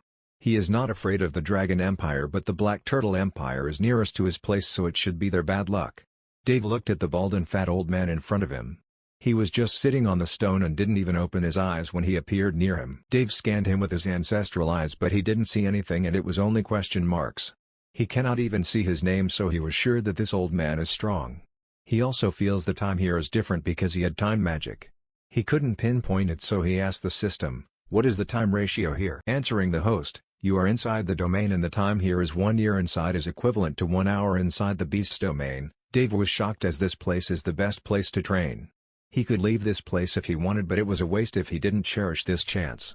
Ronin said that this place won't put a danger on his safety and he trusted him. Dave cleared his thoughts and then looked at the bald old man again and said, "Hey old man, why are you pretending you didn't notice me?" How the old man suddenly opens his eyes but there is a bit of fear in his eyes. It didn't escape from Dave's eyes and he didn't know why the old man in front of him seemed to be scared. The old man immediately went down the rock he was sitting on and then replied, "You can call this old man Monk Kasaya, and for why you appeared here. It's your luck to meet this master." He seems to show off in front of him but the system keeps notifying him that he receives sin points from him. He seems to be really afraid of him but he was confused as he was weak in front of the old man. Dave calmly replied, "The fuck is wrong with you old baldy? Why do those old men in fantasy world say this line over and over?" Monk Kasaya was stunned as he didn't expect that this kid was arrogant. No one junior ever disrespected him before but this kid just called him old baldy. He wanted to punish him but he remembered the man with black hair and deep dark eyes a while ago given a warning to him. The truth is, all of them in the cave would be teleported and he wanted to make them his slave to work for him here as he was bored because he was sealed here for a long time. He was happy that the seal was broken and he could escape anytime but an accident happened. The man with the butler outfit interrupted his spell and he suffered a backslash from it. The black-haired man also appeared in front of him and beat him back and forth. He didn't have a chance to retaliate as even the black-haired man is only an immortal. There is an ancient and mysterious power he is hiding. He detected that the black-haired man is a devil and he wanted to use his Buddha skills but it was no use against him. Devils are weak against Buddhism skills but the man with the butler outfit just toy with him as if he was immune to it. He even swallows the skills he throws at him and just laughs at him. He was tortured by him and he never felt that pain in his entire life. The man keeps saying that it was his punishment for trying to do bad things to his master. He asked who his master was and he said that it was Dave, the teenager he was with.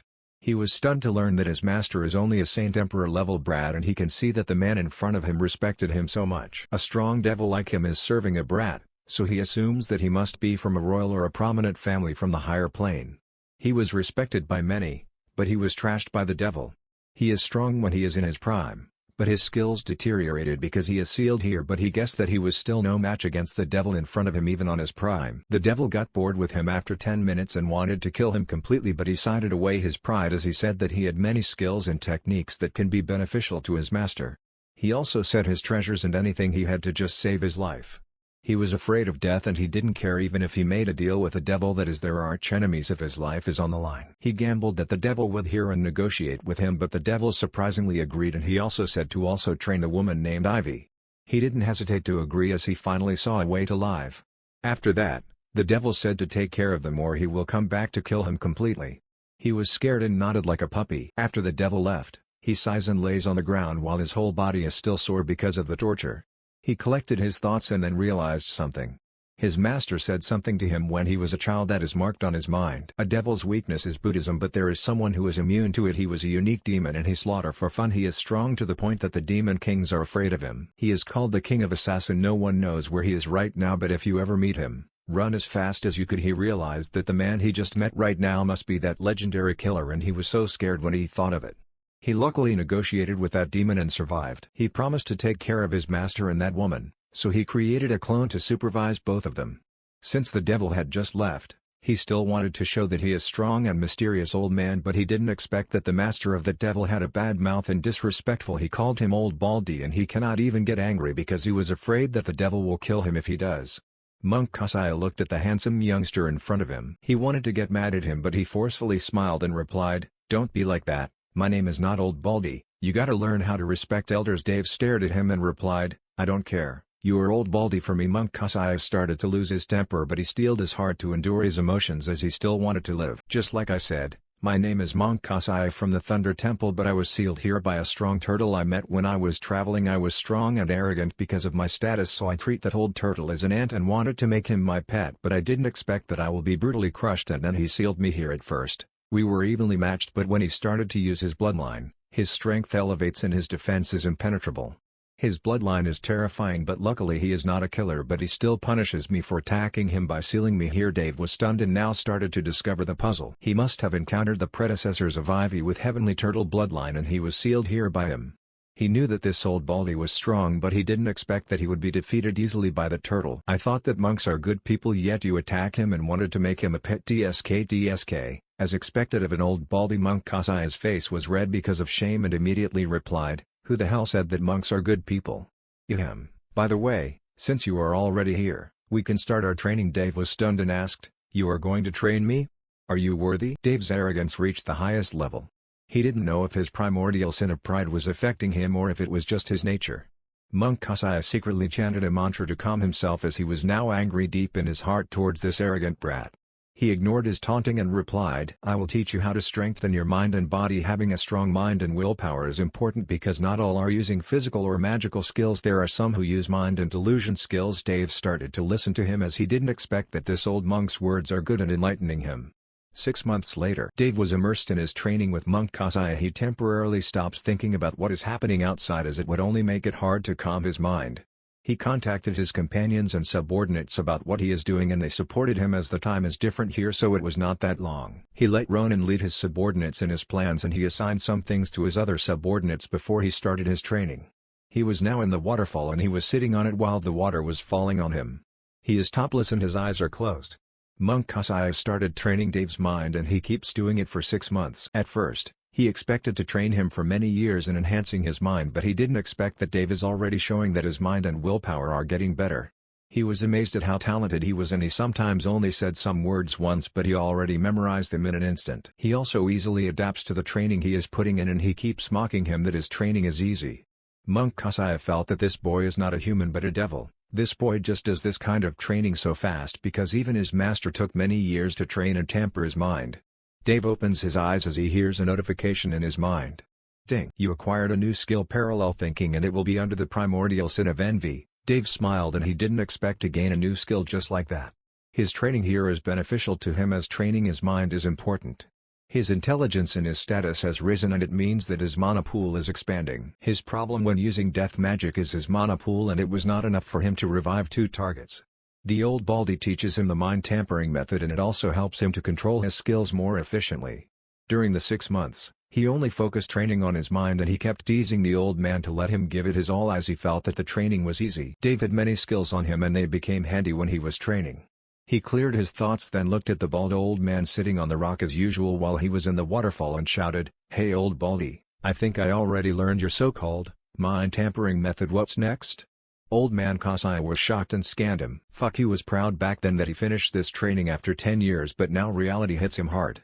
He threw up blood as he felt that his life was in vain. Dave mastered the technique in just 6 months while rapidly consuming his resources. He had many resources, but Dave is different from others he met as he needed 100 times the resources for someone who wanted to train the technique. Dave also eats a lot, and he also trains Ivy on the other side, so his resources are rapidly depleting, but he can only endure it as there is a devil watching him in the shadow. Ivy is also a genius, but she was not near enough to Dave's talent. He could accept if someone finished the training fast, but if it was Dave, he was irritated as he saw how smug he was. He kept teasing him and taunting him so that he almost wanted to attack him and punish him. His ego was hurt a lot because of Dave, and he felt that he was the one under training as Dave kept trying to toy with his mind and concentration. Dave and Monk Kasai appeared on a volcano filled with lava. The intense heat is spreading to the surroundings, but Dave detected that there is a tyrannical source of the heat deep below the lava. He cannot see it completely, but his treasure guide is pointing him there, so there must be a good treasure below. Monk Kasai saw him look at the lava and said, "DSK, I don't know how you detected it, but there is a mysterious source of the heat below and even I cannot see it even though I already dived and explored it." Monk Kasai already explored everything in this place, but he still didn't know many things about this mysterious volcano. He can dive into the magma but only for 6 hours, as even his body is not enough to endure the heat for long. "Forget about it for now, and now since you enhance your mind, we will start enhancing your physique," Monk Kasai said, and then continues to speak. "You will bath in the lava constantly, and if you can endure it for 10 minutes, it means your training is finished." Dave was stunned and replied, "That's all?" Monk Kasai smiled cunningly and replied, "Yes, that's all. Contact me if you finally finished it." After that, he disappears from the place and leaves him alone. Dave didn't care about him as all he wanted was to train himself. Since he got the system and transmigrated, he only relies on the system and didn't practice enhancing himself. Even though he likes to tease the old monk, he can give him good advice sometimes. He immediately removed his clothes as he didn't want to burn them before diving into the magma. He had many skills to counter the heat like his heavenly ice magic, but he chooses not to use it as his practice would be useless if he did. He slowly entered the hot magma and he felt intense pain in his body. Argki was shocked as he didn't expect that the heat is so tyrannical, as he immediately went up and cooled himself using his ice magic. "Shit, what was that?"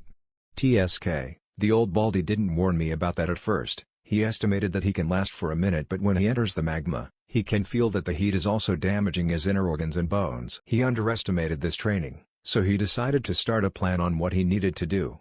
The old man completely left him here so he cannot ask him for advice. "TSK looks like it would take me a long time." He was not disappointed, and he likes to accept challenges so he won't back down. 1.5 years later. In the center of the volcano, there is a young man in the middle of the magma. He is completely submerged in the magma and his body is shining like gold. It looks full of strength and energy. "Phew, finally, I can now stay in the heat like this for a month, huh?" "And it was still not my limit." The old baldy said that the training is done if I can stay in the magma for 10 minutes, but I am not satisfied with it. He really doesn't even try to check my status here. Dave smiled as he can feel that his body is 5 times stronger than before. It took him a long time, but it was worth it, and he felt that he could crush into meat paste his previous body in just a punch. Dave was now inside this place for 2 years, and it was basically only 2 hours had passed in the beast's world, so he didn't care to stay for longer. Many things also change from his looks, as his hair is now reaching the ground if he stands up, so he decides to tie his hair. His height also reaches 6 feet 5 inches tall because of his growth spurt, and he is now 17 years old. Being tall is in the genes of Alexander's family, and he is still young, so maybe he would grow more. His body is now more muscular and more attractive, and it was lethal to any woman who will see him. Since he finished his goals, he wanted to check out what is deep below the magma. He had many times wanted to check for it, but he resisted his urges. He wanted to focus on his training.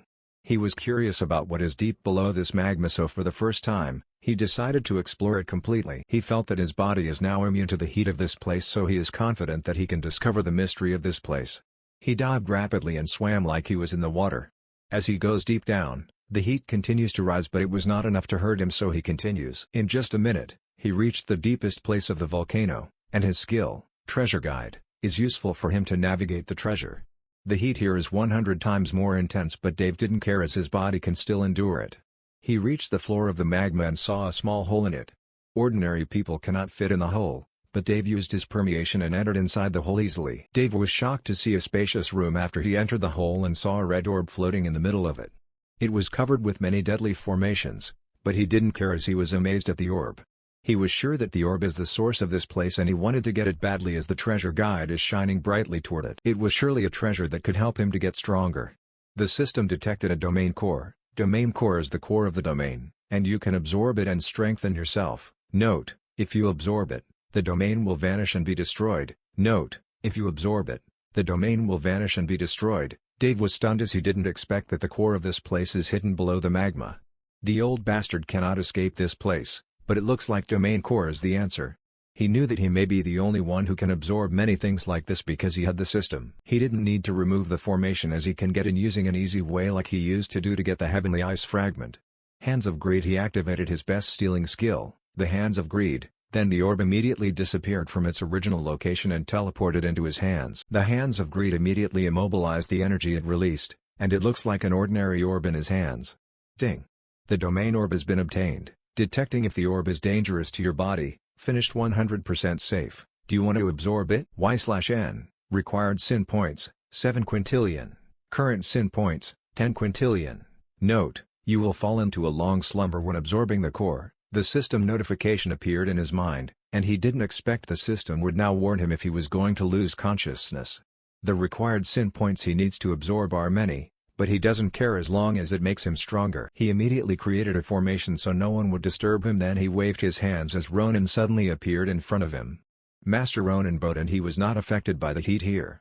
Dave knew that he is the best one to guard his body when he falls into slumber as he had a primordial fire that is more tyrannical than the heat here. Guard my body as I will absorb this orb. Ronin looks at the orb and was stunned, so he immediately replied, "No master, this domain core is strong, and your body cannot handle it as you are only Saint Emperor." Dave smiled and replied, "I didn't ask for your permission. I am commanding you." Ronin didn't know what to say as he wanted to stop his master from doing it, but he decided to support him, and if something bad happens, he would save him. "Please forgive me, master, for my audacity," he apologized as he didn't want him to get angry at him. Dave nodded and replied, "Don't worry about it. I will now start absorbing it and it would take a long time, so you are now in charge of managing my plans." Ronin nodded, and he already created clones to do some other tasks to be more efficient. Only 2 hours had passed, but Ronin finished many missions Dave assigned, like completely conquering the Black Turtle clan, and they all now treat Dave as their supreme leader because of Ronin's manipulation, but he still lets Hathor manage it. Dave also brings out Harold from his space world as he is still the son of his subordinate, so it was not good to kill him. After preparing everything, he immediately commanded the system, "Start absorbing." Ding! Starting, reducing 7 quintillion sin points. The orb in Dave's hands immediately disappeared and entered his body. Dave felt intense heat inside his body, and he felt that his organs were being cooked. Dave expected it to be painful like always happening to him, but he was always surprised by the pain. The pain he feels right now is 1,000 times more painful than when he starts to train the magma before. Ronin saw how his master is in pain right now, so he decided to help him ease the pain a little bit. He immediately put his hands on Dave's chest and used his primordial fire to counter the other heat on his master's body. He is good at controlling and manipulating energy, so it didn't affect Dave's absorption of the core. Dave felt a little bit better, but he was still feeling intense pain. 20% of the core has been absorbed, 30% of the core has been absorbed, 40% of the core has been absorbed, 50% of the core has been absorbed. 2 months had already passed, and he was still in the process of absorbing the core. He feels the pain every second he spent absorbing it, but luckily he trained his willpower so he can still manage it. Warning: your body cannot absorb more as your body will explode because of so much energy. Dave still had a bit more of his consciousness, so he was stunned as he thought that he could absorb it completely. Fuck you, system. He feels that the system is always scamming him to use sin points, and he can only curse him in his mind. Ronin detected what was happening and realized that his master cannot absorb any more from the orb. He was amazed at first as his master could absorb the orb even with just the strength of the Saint Emperor, and he felt proud of him. His master endures the pain for 2 months and he admires his dedication. What Dave did is impossible for anyone unless they are strong and have a unique skill that can absorb anything. He remembers some demons and demon lords who like to eat and absorb anything in the demon realm, but there is a limit for them. He wanted to stop Dave from absorbing, but when he remembered how determined his master was to absorb it, he suddenly thought of a plan. He immediately uses his hands and pulls out his heart from his chest. His face was unfazed as if it didn't hurt him, but the heart is the most important part of a demon. Even so, he was not an ordinary demon and he had many hearts and he can regenerate them in time, so he didn't hesitate as long as it was for his master. He immediately crushed his heart and let Dave drink the blood from it. Dave, who didn't know what to do, suddenly heard a notification from the system. Ding!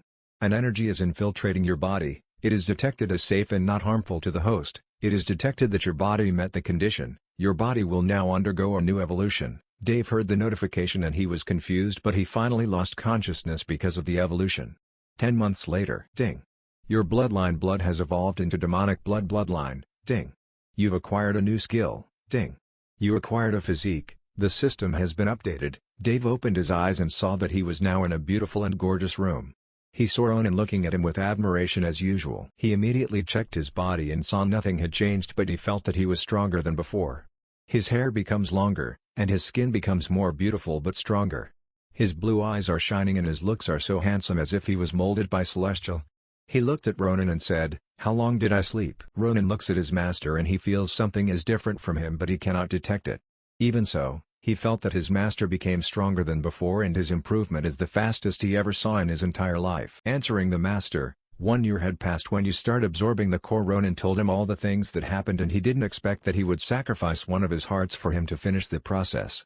Ronan also said that the domain exploded after he absorbed it, so he immediately took out Dave and Ivy from the domain and brought his body to the Black Turtle clan. He had just put his body on the bed, but Dave had already woken up fast after the explosion.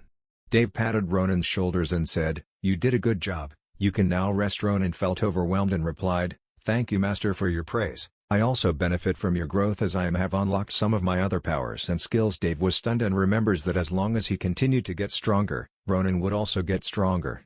"By the way, where is the old Baldy?" Dave asked as he was curious about where he is right now. Ronan immediately replied, "He used the chance to escape when the domain exploded, and I didn't have a chance to capture him as I prioritized you and Lady Ivy." Dave didn't expect that the old Baldy would escape as he still wanted to get some treasures from him, but it was okay as he still helps him in the training. He didn't know if they would meet again, but he would rob him the next time he met him. "By the way master, something is happening in the spirit world. There are 2 devils attacking and terrorizing the humans. They had just arrived and killed many people who are not inside the Empire. One of them is attacking the Black Turtle Empire while one is attacking the White Tiger Empire. The White Tiger Empire is safe as your father helped them to defeat the demon and it escapes because of injuries, but I heard that the guardian of the White Tiger Empire is heavily injured. On the other hand, the Black Turtle Empire is on the brink of destruction and they can still hold until now because of their defensive formation," Ronan said, and it shocked Dave. What? He didn't expect that the demons would already make their move and they even dare to injure his other wife candidate.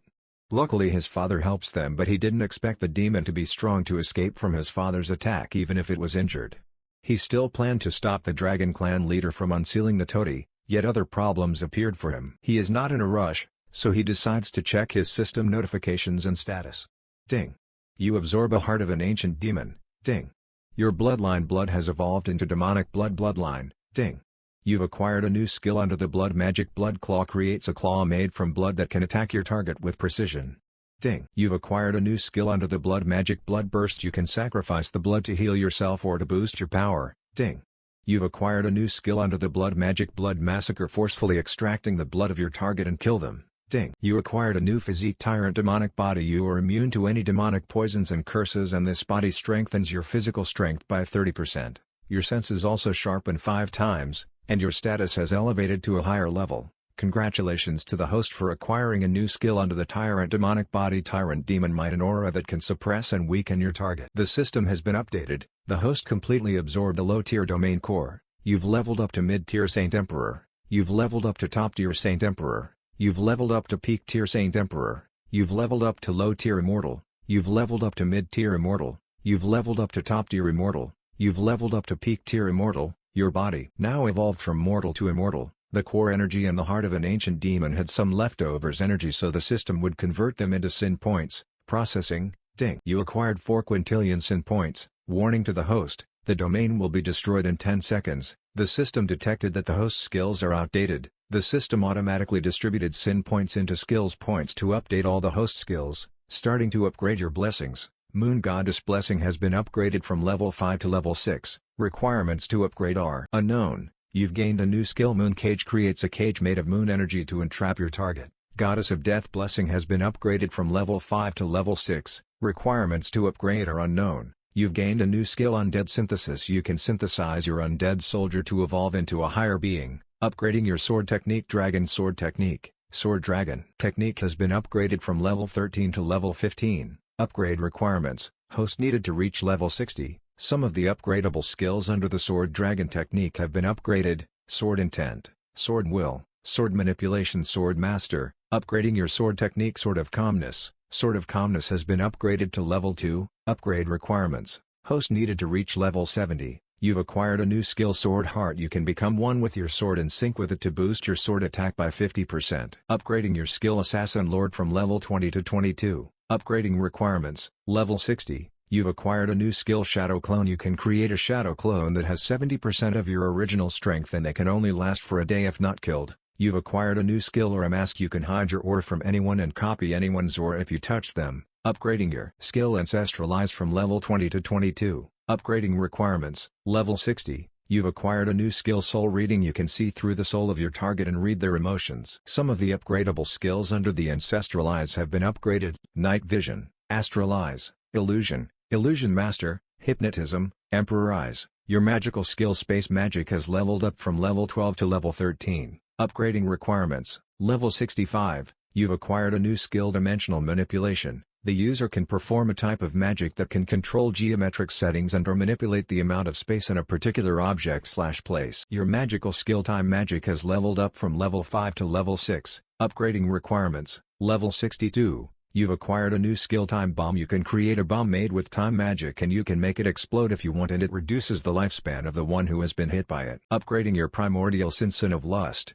LV.18 to LV.20. Upgrading requirements: level 62. You've acquired a new skill, Lust Explosion. The user can use lust energy to create a strong explosion to kill the opponent. A skill that is upgradable under the Primordial Sin of Lust has been upgraded: Incubus Aura, Lust Lord Aura. Upgrading your Primordial Sin of Sloth, LV.18 to LV.20. Upgrading requirements: level 61. Some of the upgradable skills under the Primordial Sin of Sloth have been upgraded: Laziness, Lazy Lord, Sloth Healing, Ultra Sloth Regeneration. Upgrading your Primordial Sin of Greed, LV.18 to LV.20. Upgrading requirements: level 63. You've acquired a new skill, Hoarder. The user can use this skill to easily collect multiple treasures in an instant. Upgrading your Primordial Sin of Envy, LV.18 to LV.20. Upgrading requirements: level 63. Some of the upgradable skills under the Sin of Envy has been upgraded: Equality. The user can have equal power over his target as long as it didn't surpass his powers by 3 major realms. Note: it consumes lifespan every minute used. Body Stealing, Absolute Body Thievery. Upgrading your Primordial Sin of Pride, LV.18 to LV.20. Upgrading requirements: level 65. You've acquired a new skill, Predator. The user can use this skill to give the target the feeling of being the prey and make them lose their confidence. Dave was shocked by the massive upgrade he had while he was sleeping. He didn't expect that the system would upgrade them automatically. He was now also a peak immortal and it was the top level this mortal plane can handle. He felt that it was all a dream as he was just a grandmaster when he transmigrated, but he was now an immortal. He got new skills and a physique that also strengthened him. His physique's name sounds cool and strong. His bloodline evolved and some of his skills also evolved. The conditions to upgrade them again now change as he needs to level up. He was happy with the changes, but he cleared his thoughts as there were still notifications he didn't read yet. The system has been updated and the system will make it simple for the host. 1 million sin points are now considered as 1 sin point by the system. Next, reminding the host, the system is now removing skill points from the panel and the host will now use sin points to level up your skills if met certain conditions. Dave was stunned and he felt that it was more convenient for him as the numbers are now reduced by many times.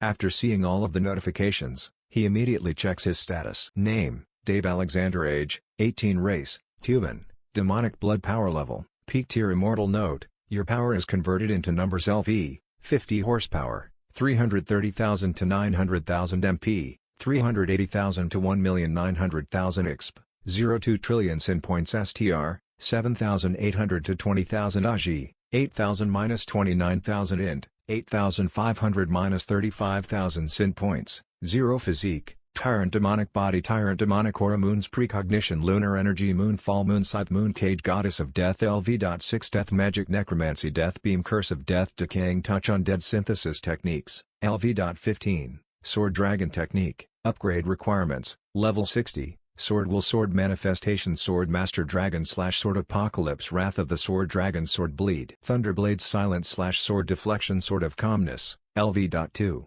Upgrade requirements: level 70. Sword Heart magic skills. LV.20 Assassin Lord, Upgrading requirements, level 60, Disguise Assassination Shadow Steps Shadow Mark Killing Intent Poison Needle Thrower Penetration Shadow Bind Shadow Clone Aura Mask LV.18, Ancestral Eyes, Upgrading requirements, level 60, Eyes of Truth Illusion Master Astral Eyes Emperor Eyes Photographic Memory Eyes of Terror Memory Reader Eyes of Destruction, Soul Reading LV.13, Space Magic, Upgrading requirements, level 65, Teleportation Space Lock Space Distortion Space Swap Space Wall Permeation Gravity Magic Dimensional Manipulation LV.6, Time Magic, Upgrading requirements, level 65, Time Manipulation Time Blade Time Collector Temporal Domain Time Bomb Primordial Sin Skills, Sin of Lust, LV.20, Upgrading requirements, level 62, Charm Hands of Pleasure Dual Cultivation Lust Lord Aura Dream Puppetry Incubus Form Absorption Sex Purification Lord of Lust Mark Lust Explosion Sin of Sloth, LV.20, Upgrading requirements, level 61, Sleep Nightmare Lazy Lord Sleep Master Shield of Sloth Sleeping Curse Awake Telepathy Petrification Ultra Sloth Regeneration Sin of Greed, LV.18, 160,000, Upgrading requirements, level 63, Greed Frenzy Hands of Greed Treasure Burn Treasure Guide Mind Defense Adrenaline Rush Seed of Greed Hoarder Sin of Envy, LV.20, Upgrading requirements, level 63, Lifesteal Equality Venom of Envy Perfect Copy Absolute Body Thievery Shape-Shifting Parallel Thinking Sin of Pride, LV.20, Upgrading requirements, level 65, Vanity Pride Embodiment Roar of Pride Spear of Pride Magic Immunity Invincible Body Predator Job, 9-star Formation Master Familiar, Draco, Ancient Dragon, Blizzard, Fenrir. Dave was shocked when he saw how huge the change in his status is. His stats exploded and it almost tripled his power. He also saw the effect of his mental training with the old Baldy as his int had now a huge gap between his other skills and his mana pool expanded. His training on tampering his body also paid off as he felt that his agility and strength is above by a large margin on the same level as him. System, show me the stats of an ordinary peak tier immortal, processing, gathering data, summarizing information, complete power level, peak tier immortal HP, 700,000 MP, 900,000 STR, 14,000 AG, 19,000 int, 18,000. Dave was shocked and now felt that no one can stop him in the mortal world with this kind of strength and power. He could see how huge the gap in his strength was between ordinary people at the same level as him. Now that it's not just his strength that has been raised but also his skills upgraded, he felt that he can basically go to the higher realm, but he still had many things he needed to do here. After checking his stats, he decides that it's time for him to do some work and exercise himself. He wanted to get used to his new powers, so he immediately uses blood clones. Suddenly, blood appeared in front of him and it was slowly molding a human shape. In just 30 seconds, a naked human with an identical image of him appeared in front of him. Ding! Congratulations to the host for creating a clone with 95% of the host original power. Note: clones are connected to the host so they could get stronger and be upgraded if the host leveled up. Please give him a name. Dave didn't think much of it as they can still be called Dave, but he named him Alpha. Dave's face was pale because it used much of his blood, but luckily his physique helps him to easily regenerate blood and his bloodline evolved, so it was not a problem for him if he wanted to create more.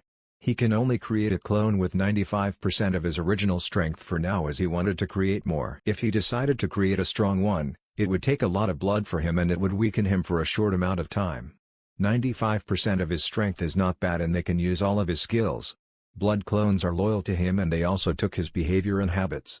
Master the clone's face was plain as it is waited for his commands. Dave scanned his clone and felt satisfied as he replied, "Well, as expected of my clone, you are handsome like me." He felt that it was problematic if his clones also tried to bring more women if he let them roam around the world. With his looks, many women would try to approach him and he didn't know if they also got his lustful nature. Host, you can use absolute commands for them to know what to do and don't. You can also use this to your undead and those who are under your control. Dave was stunned and asked, "There is a such feature?" "Yes, you can set absolute commands for them." Dave smiled, then he set some commands. Ding! Absolute commands for blood clones. 1. Don't get any woman without the host's permission. 2. Change and hide your face if they wanted to snatch treasures. He only put simple commands as he didn't want to restrict his clones' actions, as he plans to let them roam to many places after he finished his plans. Dave immediately took out fancy black clothes and got an artifact he got from Old Baldy. It was a long green sword and he tricked the Old Baldy that if he finished the training in a year, he would give him a sword artifact. He gave them to Alpha and said, "Go back to the spirit world and check the happenings there." You can act as you want if necessary. They are connected, so he knew that his clone would do things he wanted to do, so he let him do the work. The clones didn't have the system and access to his space world, so he also gave him a token to access his space world. Alpha nodded and immediately put on his clothes and sword and replied, "As you wish, Master." After that, he disappears from the place and is now heading towards the Space Worm clan in the space world to travel towards Spirit World. After seeing he had already left, Dave created another 2 clones with also 95% of his original powers, and he named them Beta and Omega. He gave them equipment and told them what to do. He commanded Beta to infiltrate the Dragon Clan while he commanded Omega to roam in the Beast's world to collect more sin points and treasures. After they all left, Dave was now weak because of his creating clones, but it would make his life easier as he can now rest and spend time with his companions. Just as he was thinking of what he would do, the door opened, and Dave saw a beautiful woman looking at him while she was bringing food and drinks. It was Ivy, and Dave detected that her power also leveled up and she now looks more mature. She was beautiful and Dave could not help but stare at her. Ivy saw how he looked and she was shy because of his stares, but she coughed and said, "We didn't meet for a long time, but I haven't thanked you enough for the help you gave to me." They didn't meet for 3 years because of their training, but only 3 hours had passed in the Beast's world. Dave had not just saved her from captivity, but he even gave her a chance to strengthen herself.